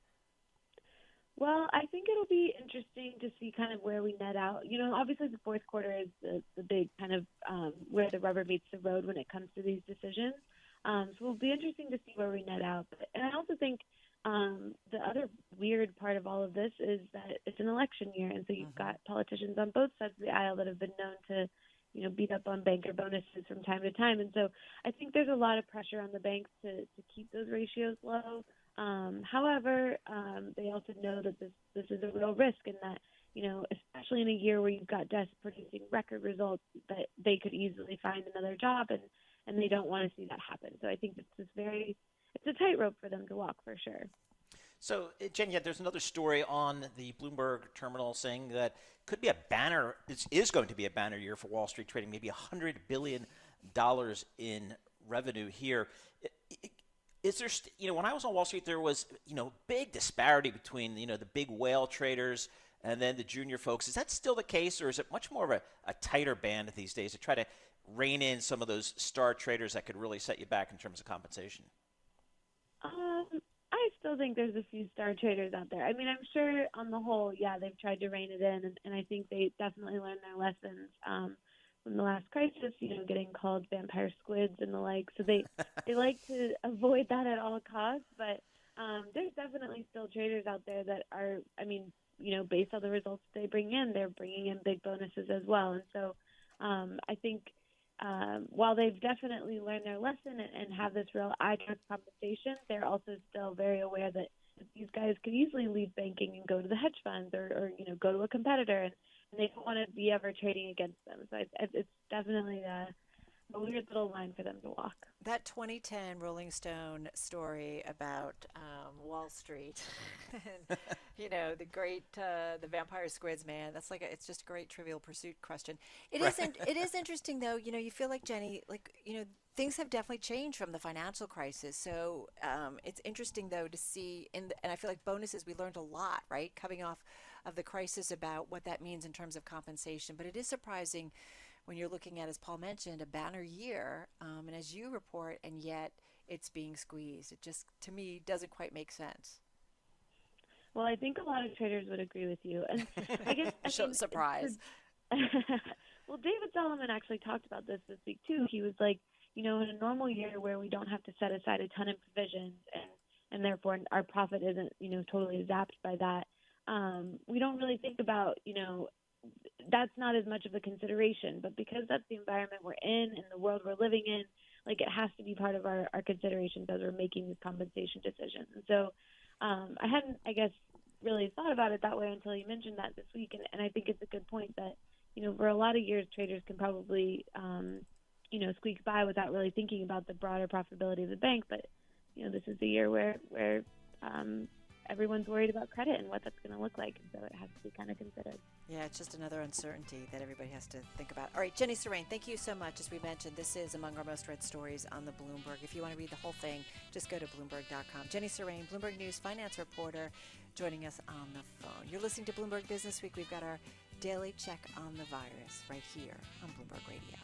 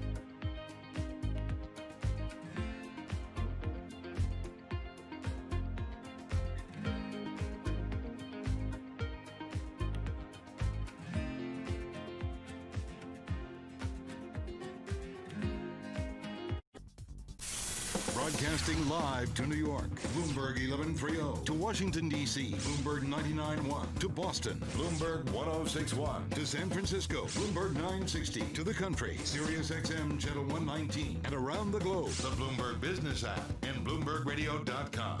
This is Bloomberg Business Week. It is Bloomberg Business Week. Carol Master, Paul Sweeney, both of us working from home. It's Thursday. Just checking my calendar here. Yes, you got it today. Right? I know, exactly. We've got to do our daily check on the virus. Yeah. There's a lot of stuff going on, and we all are watching some of those numbers increasingly go up. We're definitely seeing it overseas, but it's also happening here. Although New York seems to be settling down, which is a really, really good thing. We'll get to that in just a moment. Let's get back to your top business headlines, though. Check in with Charlie Pell. All right, thank you very much. Let's get right to the numbers. Off-session lows, the S&P's down 10, drop now of 0.3%, have been down 1.4%. The Dow tumbling 25, down 0.1%. The Dow have been down 1.2%, and NASDAQ down 89 now, a drop of 0.8%.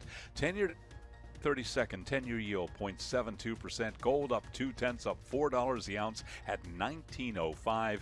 And West Texas Intermediate crude down 0.3%, $40.90 a barrel on WTI. Stocks lower across the board. Europe's biggest cities clamping down to curb the coronavirus, adding to concern that further restrictions could cause more economic damage. Ricardo Salinas Pliego, the head of Grupo Salinas and Latin America's 7th richest man, took to Twitter yesterday to confirm his COVID-19 diagnosis and said, quote, everyone will get the infection eventually. London and Paris, meanwhile, clamping down on gatherings. France reporting a record 30,621 new positive test results.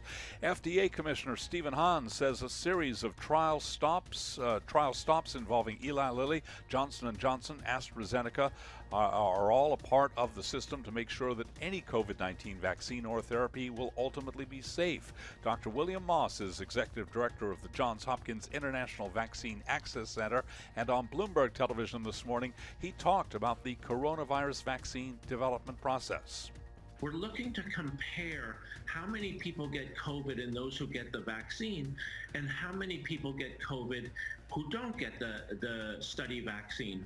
And in a pandemic, because there are a lot of cases, this can happen much more quickly than outside a pandemic. So this whole process of vaccine development can be accelerated and really be done safely as well.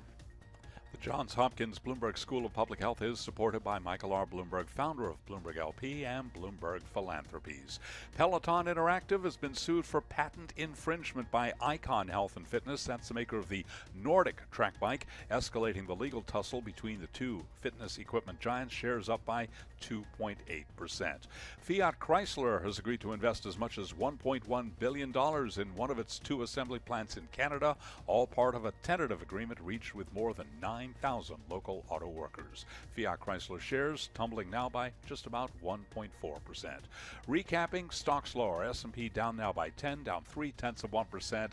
I'm Charlie Pellet. That's the Bloomberg Business Flash.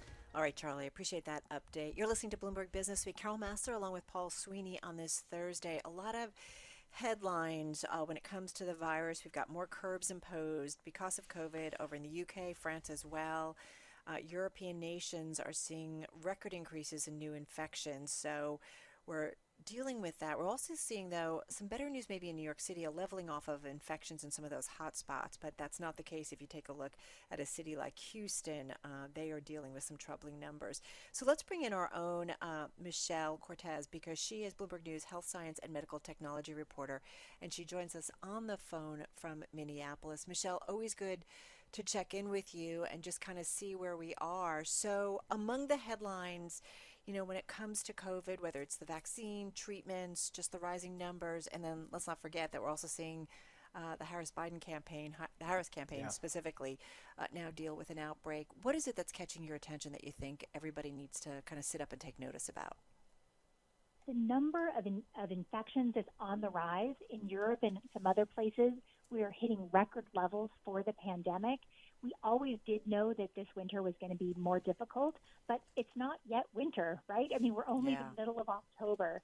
So the idea that we are starting to see some really troubling things at a time when we should have learned some of our lessons in terms of how to behave individually to reduce the risk, and that we're seeing it now when there is still the option of being outside as opposed to inside, keeping your distance, wearing a mask, and we're seeing these rising numbers. I think that's very worrisome.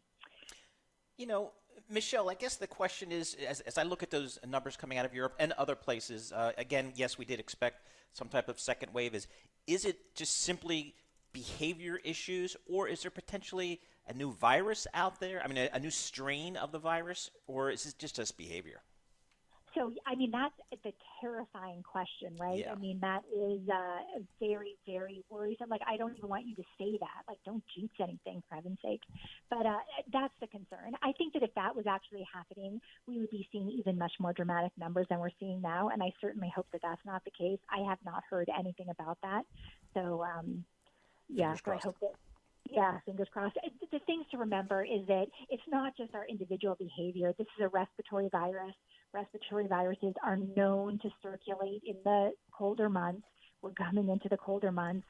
It also is known to circulate easier in dry, cold air conditions, not air conditioning, but air conditions, right, where there's less moisture in the air so that the viral particles can spread. They can basically loft a little bit longer in the air and go from one person to another. So all of those things are conspiring against us right now. The thing is that it's so early days. Yeah. Well, listen, Michelle, you know this. You've been reporting for Bloomberg, day in and day out, watching all of the developments. What are your expectations for as it starts to get even colder here? It's interesting to see New York kind of leveling off, and I do feel like this is a city that understands, here's what we need to do, folks. And I feel like everybody's getting used to wearing masks, and we get it, right? Some of us have been back to work, and we understand this social distancing thing, and we don't even think twice about it. But I do wonder what your expectations are. It's really interesting if you look at the numbers on Bloomberg.com. We have a really great map that you can look at individual states and see what's happening with the trends. And it really seems to me that the states that were hard hit early do seem to have come down and have kept things down. The increasing numbers that we're seeing in the U.S. and perhaps across Europe, there's not as good of mapping data that I've seen out of there with these kind of great tracking numbers. The places that have just continually risen, certainly we're seeing some of it in the Midwest and the Dakotas, that kind of stuff. Right. They're just on an upward trajectory. So they haven't yet basically embraced the suck, so to speak, right? You guys know how it's going to be in New York, and you've reined it in. In other places, that's not yet happened. And hopefully we do get there. The other piece of it is that in New York, it was so intense. Yeah, exactly. In March and April. Now it seems like it's worse. The numbers are much higher, but it's spread out across an entire country as opposed to, Manhattan and Brooklyn and Queens and the Bronx. Well, fingers crossed. Everything's crossed right now because we really hope it doesn't go back. Michelle, thank you so much. You're always keeping us up to date and just making us smarter. Michelle Cortez, Bloomberg News health science and medical technology reporter on the phone from Minneapolis. All right, over to World National News with Nancy Lyons in our 99.1 newsroom in Washington. Hey, Nance. Hey, Carol. Democratic Vice Presidential nominee Kamala Harris has been sidelined after her communications director and a member of her flight crew tested positive for COVID-19. The Biden campaign says Harris was not in close contact with either in the days before they tested positive, but she is going to hold off on traveling until Monday. More than 25 states are seeing an increase in COVID-19 deaths, and that's prompting a warning from the nation's top infectious disease expert, Dr. Anthony Fauci. He tells ABC's Good Morning America, we all need to rethink our usual Thanksgiving plans and hold off on gatherings. When you have people coming in from out of town who may have been on airplanes in airports to just come into the house, if you have vulnerable people, the elderly or people with underlying conditions, you better consider whether you want to do that. He says we need to double down on fundamental public health measures that he says can make a difference. Senate Majority Leader Mitch McConnell is criticizing Democrats for their $2.2 trillion stimulus plan that he says includes tax breaks for folks in New York and California. He says his plan is better. What I'll put on the floor is a highly targeted $500 billion. That's a lot of money.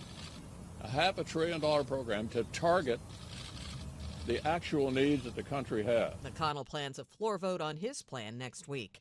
Well, the show must go on even during a pandemic. The Tony Awards have announced nominations for 2020, even with theaters closed since March, and the musical Jagged Little Pill leads nominations with 15.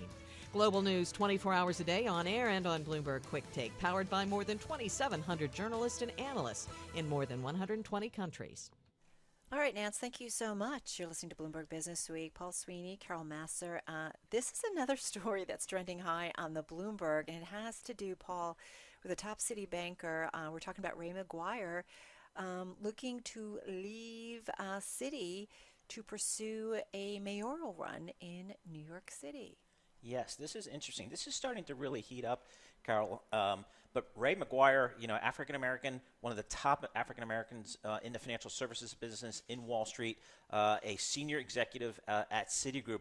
This is a tremendous commitment from Ray McGuire to leave, again, the role he's in now, which is such a senior role at one of the world's biggest investment banks, to go and run for the Democratic nomination for the mayor of New York City. So big news on Wall Street, big news in City Hall as well. Yeah, exactly. Not the first time that we've seen someone from the Wall Street community or financial community, certainly run for to run a city, and we've certainly seen it here with Michael Bloomberg, of course, the owner of Bloomberg LP in New York City. But it is interesting, and, he's someone who, at a recent Economic Club of New York event, I think this was in June, he said, service is an important and necessary part of my journey, and it should be an important and necessary part of all of our journeys.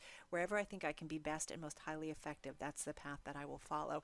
And I think there are some that, would agree that maybe this would be, a really good move for the city. I mean, the financial industry is certainly a big component of it, but it's a city that has definitely seen its ups and downs and is coming off, a crisis. And I think, thinking about the economy going forward, this might be what, would certainly some would consider kind of a good fit. Yeah, I mean, I think, a lot of people feel like the city's really been dealt a serious, significant blow that's going to take maybe new leadership, new vision to try to dig us out of whatever hole we, as New York City folks, find ourselves in. So perhaps this is the time for change, maybe radical change, maybe new ideas, and that's perhaps is what Ray McGuire can kind of push forward. Yeah, interesting. Some more when it comes to politics here. All right.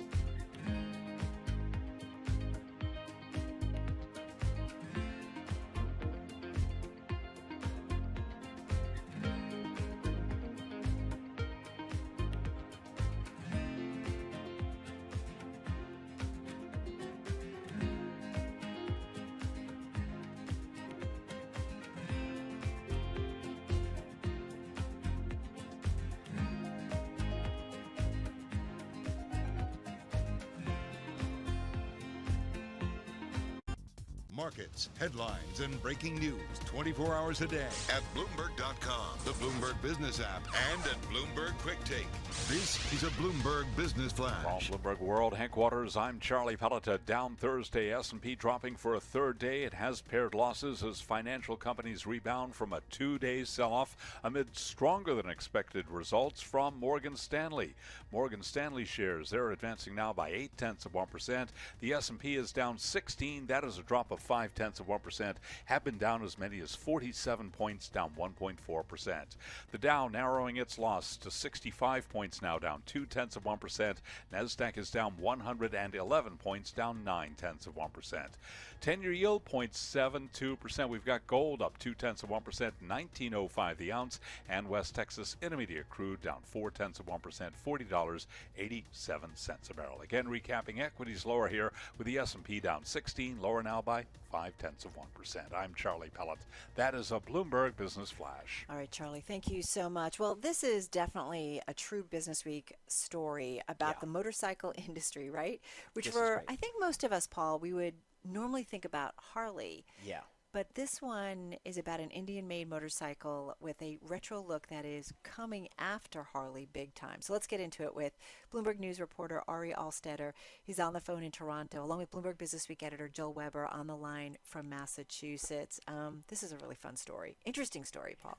Yes, it is. It's really cool. It's I'm not a big motorcycle person, but I love just kind of the look and feel of some of those. All right, Joel. Well, yeah, you're Paul. Paul, you are not the target audience. I know. For this Ouch.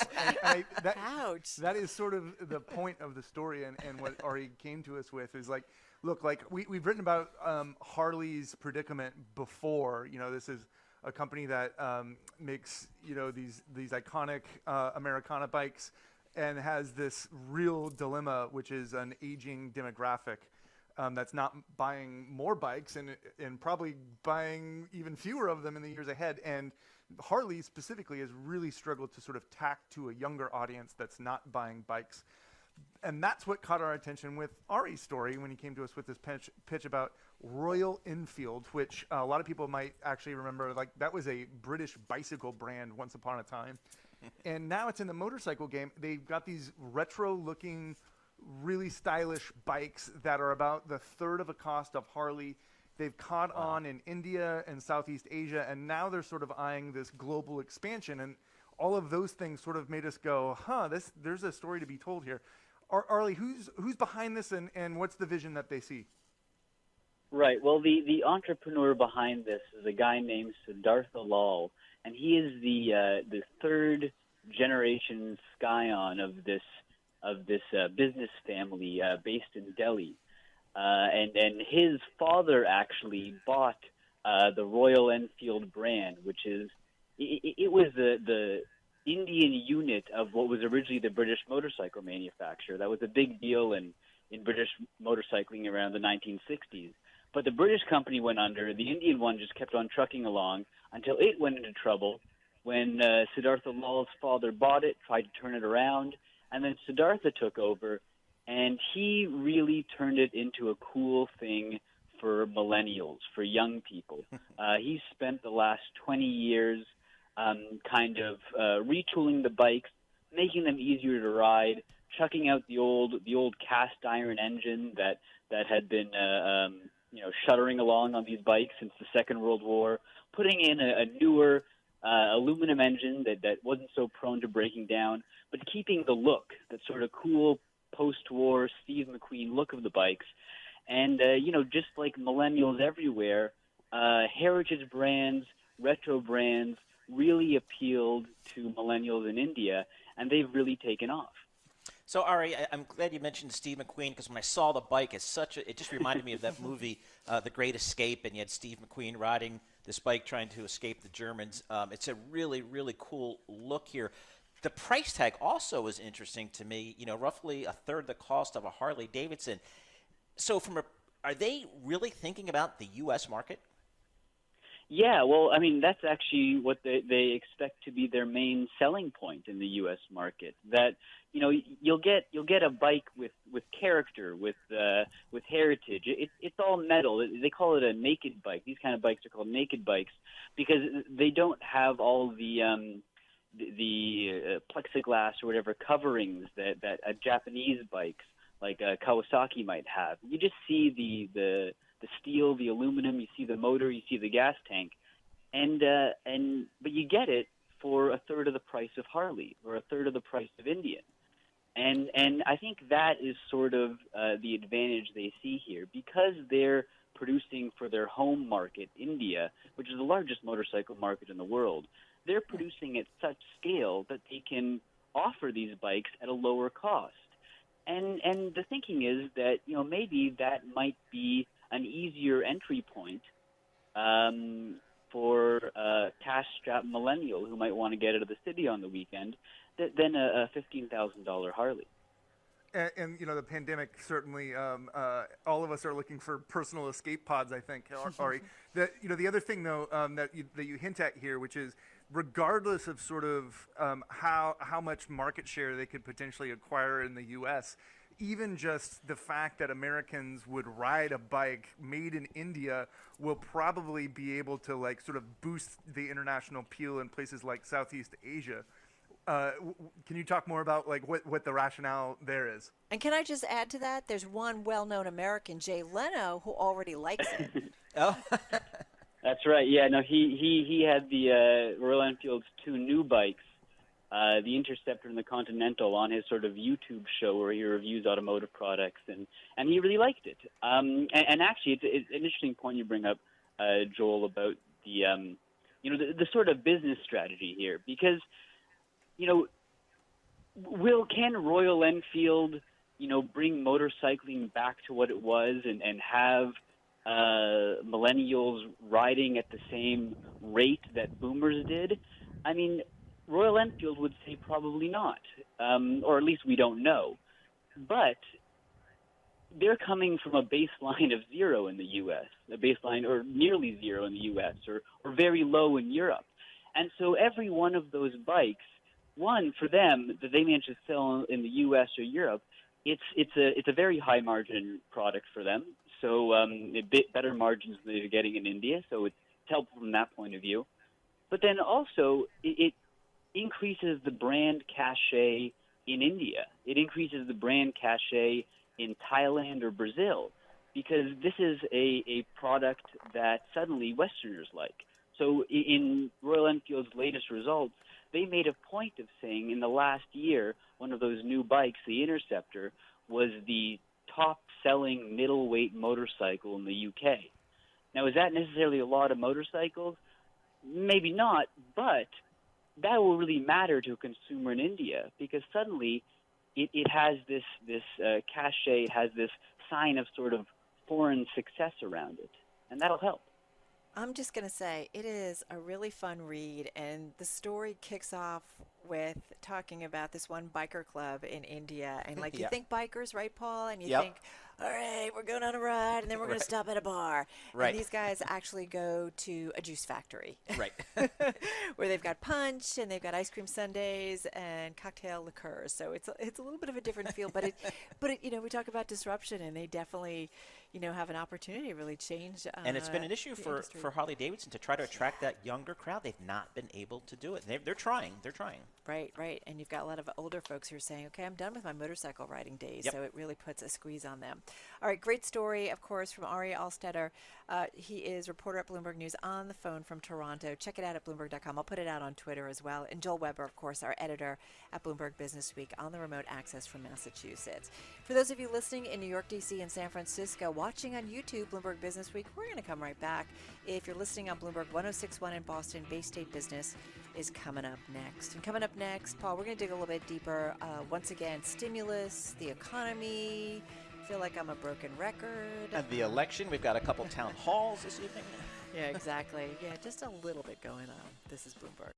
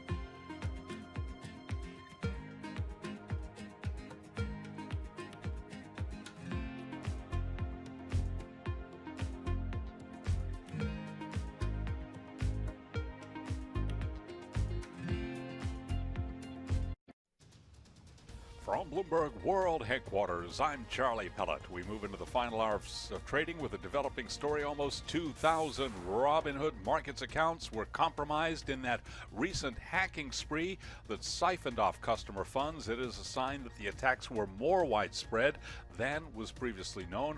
A person with knowledge of an internal review who asked not to be identified because the findings are not public provided that estimated number. You'll recall when Bloomberg first reported on the hacking spree last week, the popular online brokerage disclosed few details. It is a down day on Wall Street. Stocks, though, have pared losses as traders await news on negotiations over a fresh round of stimulus amid a resurgence in coronavirus cases around the globe. Right now, we have got the S&P 500 index trading lower. Right now, the S&P is down 10. That is a drop of 0.3%. At the worst level, the S&P had been down 47, declining by 1.4%. The Dow is down 23 points, down 0.1%. Nasdaq down 86, a drop there of 0.7%. 10-year down 2/32 seconds with a yield of 0.73%. Well, as for that potential uptick in coronavirus cases and what it could mean for the U.S. economy, Lindsay Piegza is chief U.S. economist at Stifel. If we see a resurgence in the virus as weather turns cold in the fall and towards the end of the year into the winter, it's very likely that we will see further restrictions or further safety measures imposed here in the U.S., which will very quickly dampen the modest recovery that we've seen in the third quarter. Morgan Stanley shares higher, rounding out a winning week. Wall Street trading desk with its own success story. Revenue from the business surged 22% in the third quarter, lifting the firm's profit to the second highest ever. Right now, we are looking at Robinhood shares of Morgan Stanley. They're up by 1.2%. Airline stocks, they are slumping. United Airlines, after earnings, leading the way lower. UAL down by 3.5% among some of the other airlines. American down 0.6%. Delta down 1.4%. Southwest down by 1.3%. I'm Charlie Pellet. That is a Bloomberg Business Flash. This is Bloomberg Business Week with Carol Masser on Bloomberg Radio. All right. Well, the stimulus saga continues. I'm Carol Master along with Paul Sweeney. You know, Paul, I was just checking on the Bloomberg to see if there's anything new out because I believe Nancy Pelosi was meeting or at least having another call with Treasury Secretary Steven Mnuchin today. We know the Democrats want a $2.2 trillion plan. The president said, came out, right, and said he would maybe be okay with a plan in excess of $1.8 trillion. I mean, it goes back and forth. There was a great headline earlier today on the terminal which captures it all, which is President Trump pushes for stimulus. McConnell says no. And there you go. Well, that to me is just shocking that the Republicans are pushing back at their own president. You're right. So you're right. It says it's it 2020. all. It's 2020. It's politics 2020. That's for sure. Well, listen, all of this is happening as the U.S. economy continues to send reminders that all is not well. We talked about that at the top of the show. In today's Business Week Economics, Simona Makuta is senior economist at State Street Global Advisors, joining us on the firm from Massachusetts. The firm, by the way, has over $3 trillion in assets under management. Simona, good to have you here with us. How, as an economist, do you watch these stimulus headlines? How do you kind of work them in, if at all at this point, into your projections about the economy? Well, the one thing I will say I do, and I would advise others to do as well, is to try not to watch these minute by minute because things are really changing. And just take a step back and ask two questions. How much stimulus do we need and how quickly do we need it? And I think on the first question of how much, I would argue that probably we don't need the 2.2 trillion and probably not even the 1.8.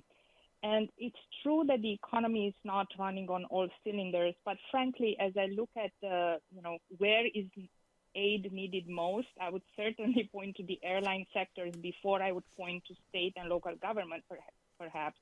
So I think there are really things that are more necessary than others and more urgent than others, but not the whole 2 trillion is needed right now. Unless you're one of those 8 million that have slipped into poverty since May as federal aid has dried up. I mean, for a lot of regular Americans, they're not in the headlines. The airlines may be, and I feel for that industry as well and those workers, but there's a lot of people who are not getting by, and they can't even put food on their table. That is true, and I think what you're pointing out is exactly the difference in what this new round of stimulus needs to deliver versus what the first round did, which is the first one was, blanket, cover everybody because you just don't have time to really assess who is in most dire need. I think the point now is that, how can we identify where the need is greatest? And you are right, there are many millions. We have about 4 million people who are permanently unemployed, no longer even, on the temporarily unemployed. I would argue they are the ones who definitely need help soon now versus, does anybody who receives the $1,200 check in the first round, do they still need it today? I mean, it would be nice perhaps to have it, but it's not the same degree of need and urgency. So it's troublesome that we cannot seem to agree and at least sign off on the things that the bits of the stimulus that are most urgently needed, Right. even as you try to assess the other parts. Yeah, it's interesting, Simona. We had another jobless claims number out today, which is something we here at Bloomberg Radio and TV focus on as certainly a high frequency data point, and boy, stubbornly high on those jobless claims here. How concerned are you that some of this is, I'm not going to say permanent, but it's this jobless situation here is not something that's going to snap back anytime soon or with any velocity. Are you concerned about that as we go forward? Of course I'm concerned, and I don't think there is anybody who watches the economy and the labor market who would not, wish for those initial claims to come down much faster. I mean, the longer they don't come down, I mean, it's more problematic, right, in terms of getting them back to work? Exactly.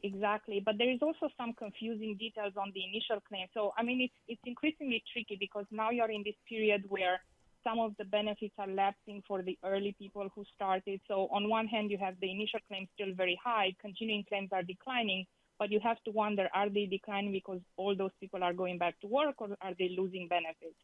The good thing, and I think the one encouraging thing, is that a lot of the people on furlough previously, they used to be 17 million, now they're about 6.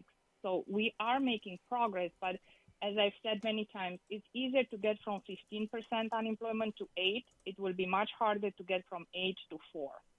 So, Simona, that's the consumer side of the equation, the 70% of the economy. Are people back to work? Are they spending money? How about the manufacturing side of the economy? That seems to be seeing some green shoots, if not a little bit more. Yes, and that's certainly in the data that we got today from the Philly Fed. I would say that's one sector where I look for continued momentum and improvement. In a way, it's tricky. It's funny to say, but if you look at the retail sales relative to where you are at the beginning of the year, you've made a full recovery.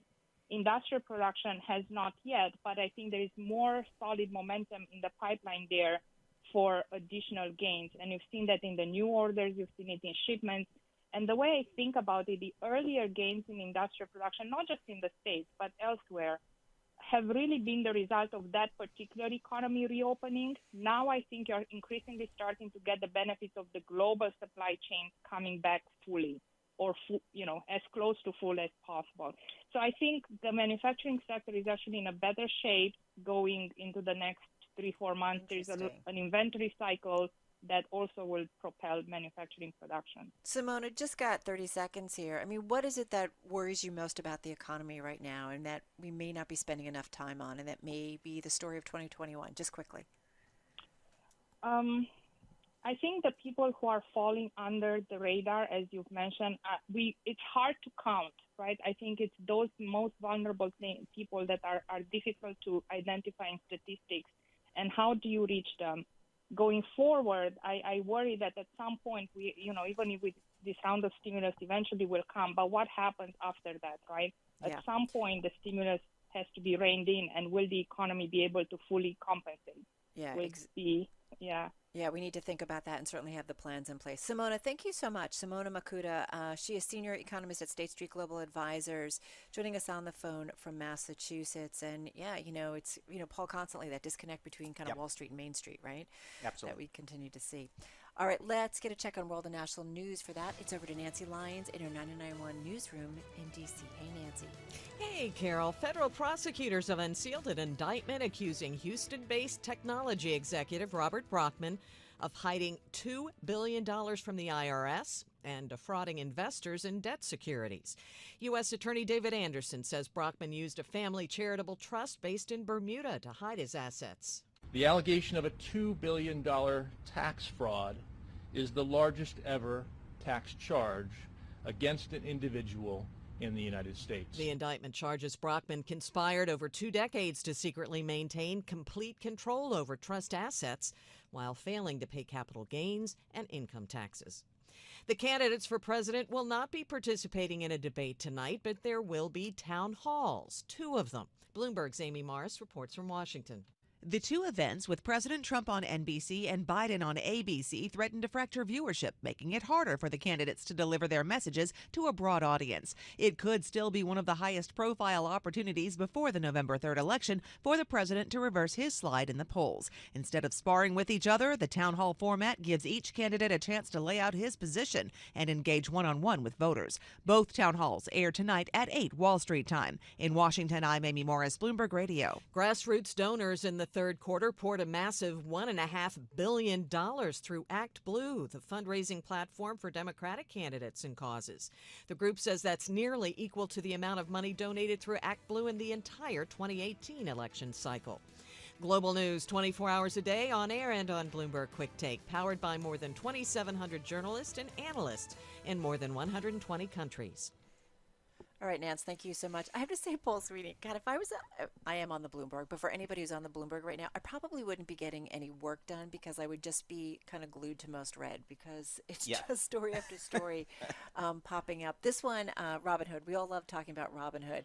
And we know almost, we've talked about the hacking, right? That got into a bunch of accounts. Well, almost 2,000 Robinhood Markets accounts were compromised in a recent hacking spree that siphoned off customer funds. And it's a sign that the attacks were more widespread than was previously known. It's the number we're kind of really zeroing in on here. This is a Bloomberg exclusive, by the way, by Sophie Alexander. Yeah, and we've seen this Robinhood platform, this Robinhood market just explode really during the pandemic. A lot of folks said, you know, hey, if I can't go to a casino or I can't bet on sports, let me bet on the stock market, open up an account. And there's been a whole bunch of Twitter feeds and little celebrities kind of posting their work and their trades across social media. So it's really exploded in popularity. And I guess in the world we live in today in terms of cybersecurity, we shouldn't be that shocked that some of these accounts were at risk of being hacked. But listen, you're someone who understands the investment environment. Like if you have this investment account, right, and it gets hacked,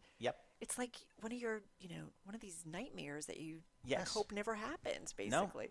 No, exactly right. And again, it's just exploded in popularity that, we'll have to see how it plays out. But I mean, this is a brand new kind of platform relative to, some of these traditional brokerage firms that have been in the business of managing accounts and money and maybe have better security protocols around there. Who knows? We're going to have to see how this plays out over the next several days. But 2,000 accounts, that's a lot more than I think the company initially was suggesting. Right. I think it was a limited number of accounts initially when the reports came out. I'm guessing we're going to talk with the CEO and one of the co-founders of Wealthfront, which that'll be good. Is a disruptor of fintech, right? They did this a few years ago at this point, but I'm sure that he'll have something to say about security and Robinhood.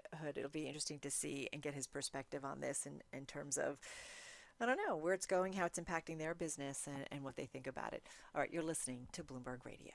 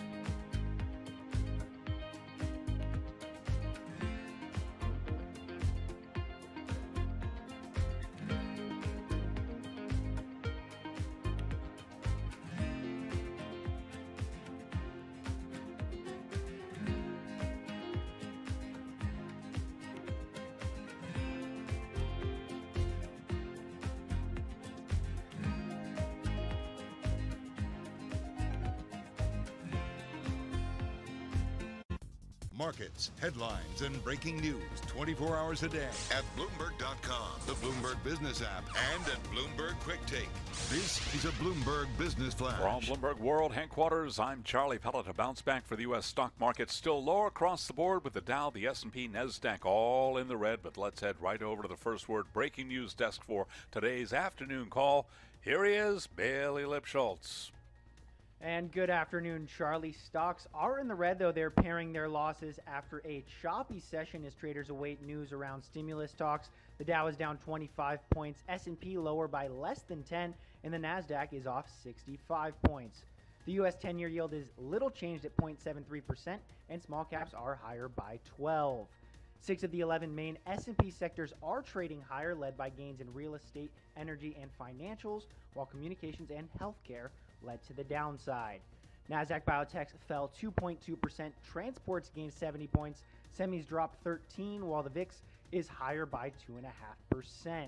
Leaders in the Dow, Walgreens Boots, United Health, and JP Morgan, while Salesforce, Merck, and Goldman Sachs were the worst performers. On the earnings front, Morgan Stanley's trading division beat quarterly estimates. Walgreens rallied the most since May after stronger than expected sales, and Schwab's third quarter earnings topped analyst forecasts. In the biotech space, Vertex Pharma fell the most since 2012 after stopping a key drug study. And wrapping things up, look for earnings from Intuitive Surgical after the bell. Live from the First Word Breaking News Desk, I'm Bailey Lipschultz. Charlie? All right, I thank you very much, Bailey. And to hear live breaking news over your Bloomberg-type squawk, SQUAWK on your terminal, I'm Charlie Pellet. That is a Bloomberg Business Flash. All right, Charlie, thank you so much. You're listening to Bloomberg Business Week. Carol Massar along with Paul Sweeney, and we know there's so much going on the campaign trail, and certainly someone who's keeping track of it is our own Bloomberg News political reporter, Ryan Teague Beckwith, on the phone from Washington, D.C. And God, Ryan, we're, 18 days away from the election. It's like hard to believe. Yeah, but about 60 days from when the Electoral College meets, which is when I will finally believe that this is all over. Good point. A few more days after that until January 6th when they actually count the votes in Congress.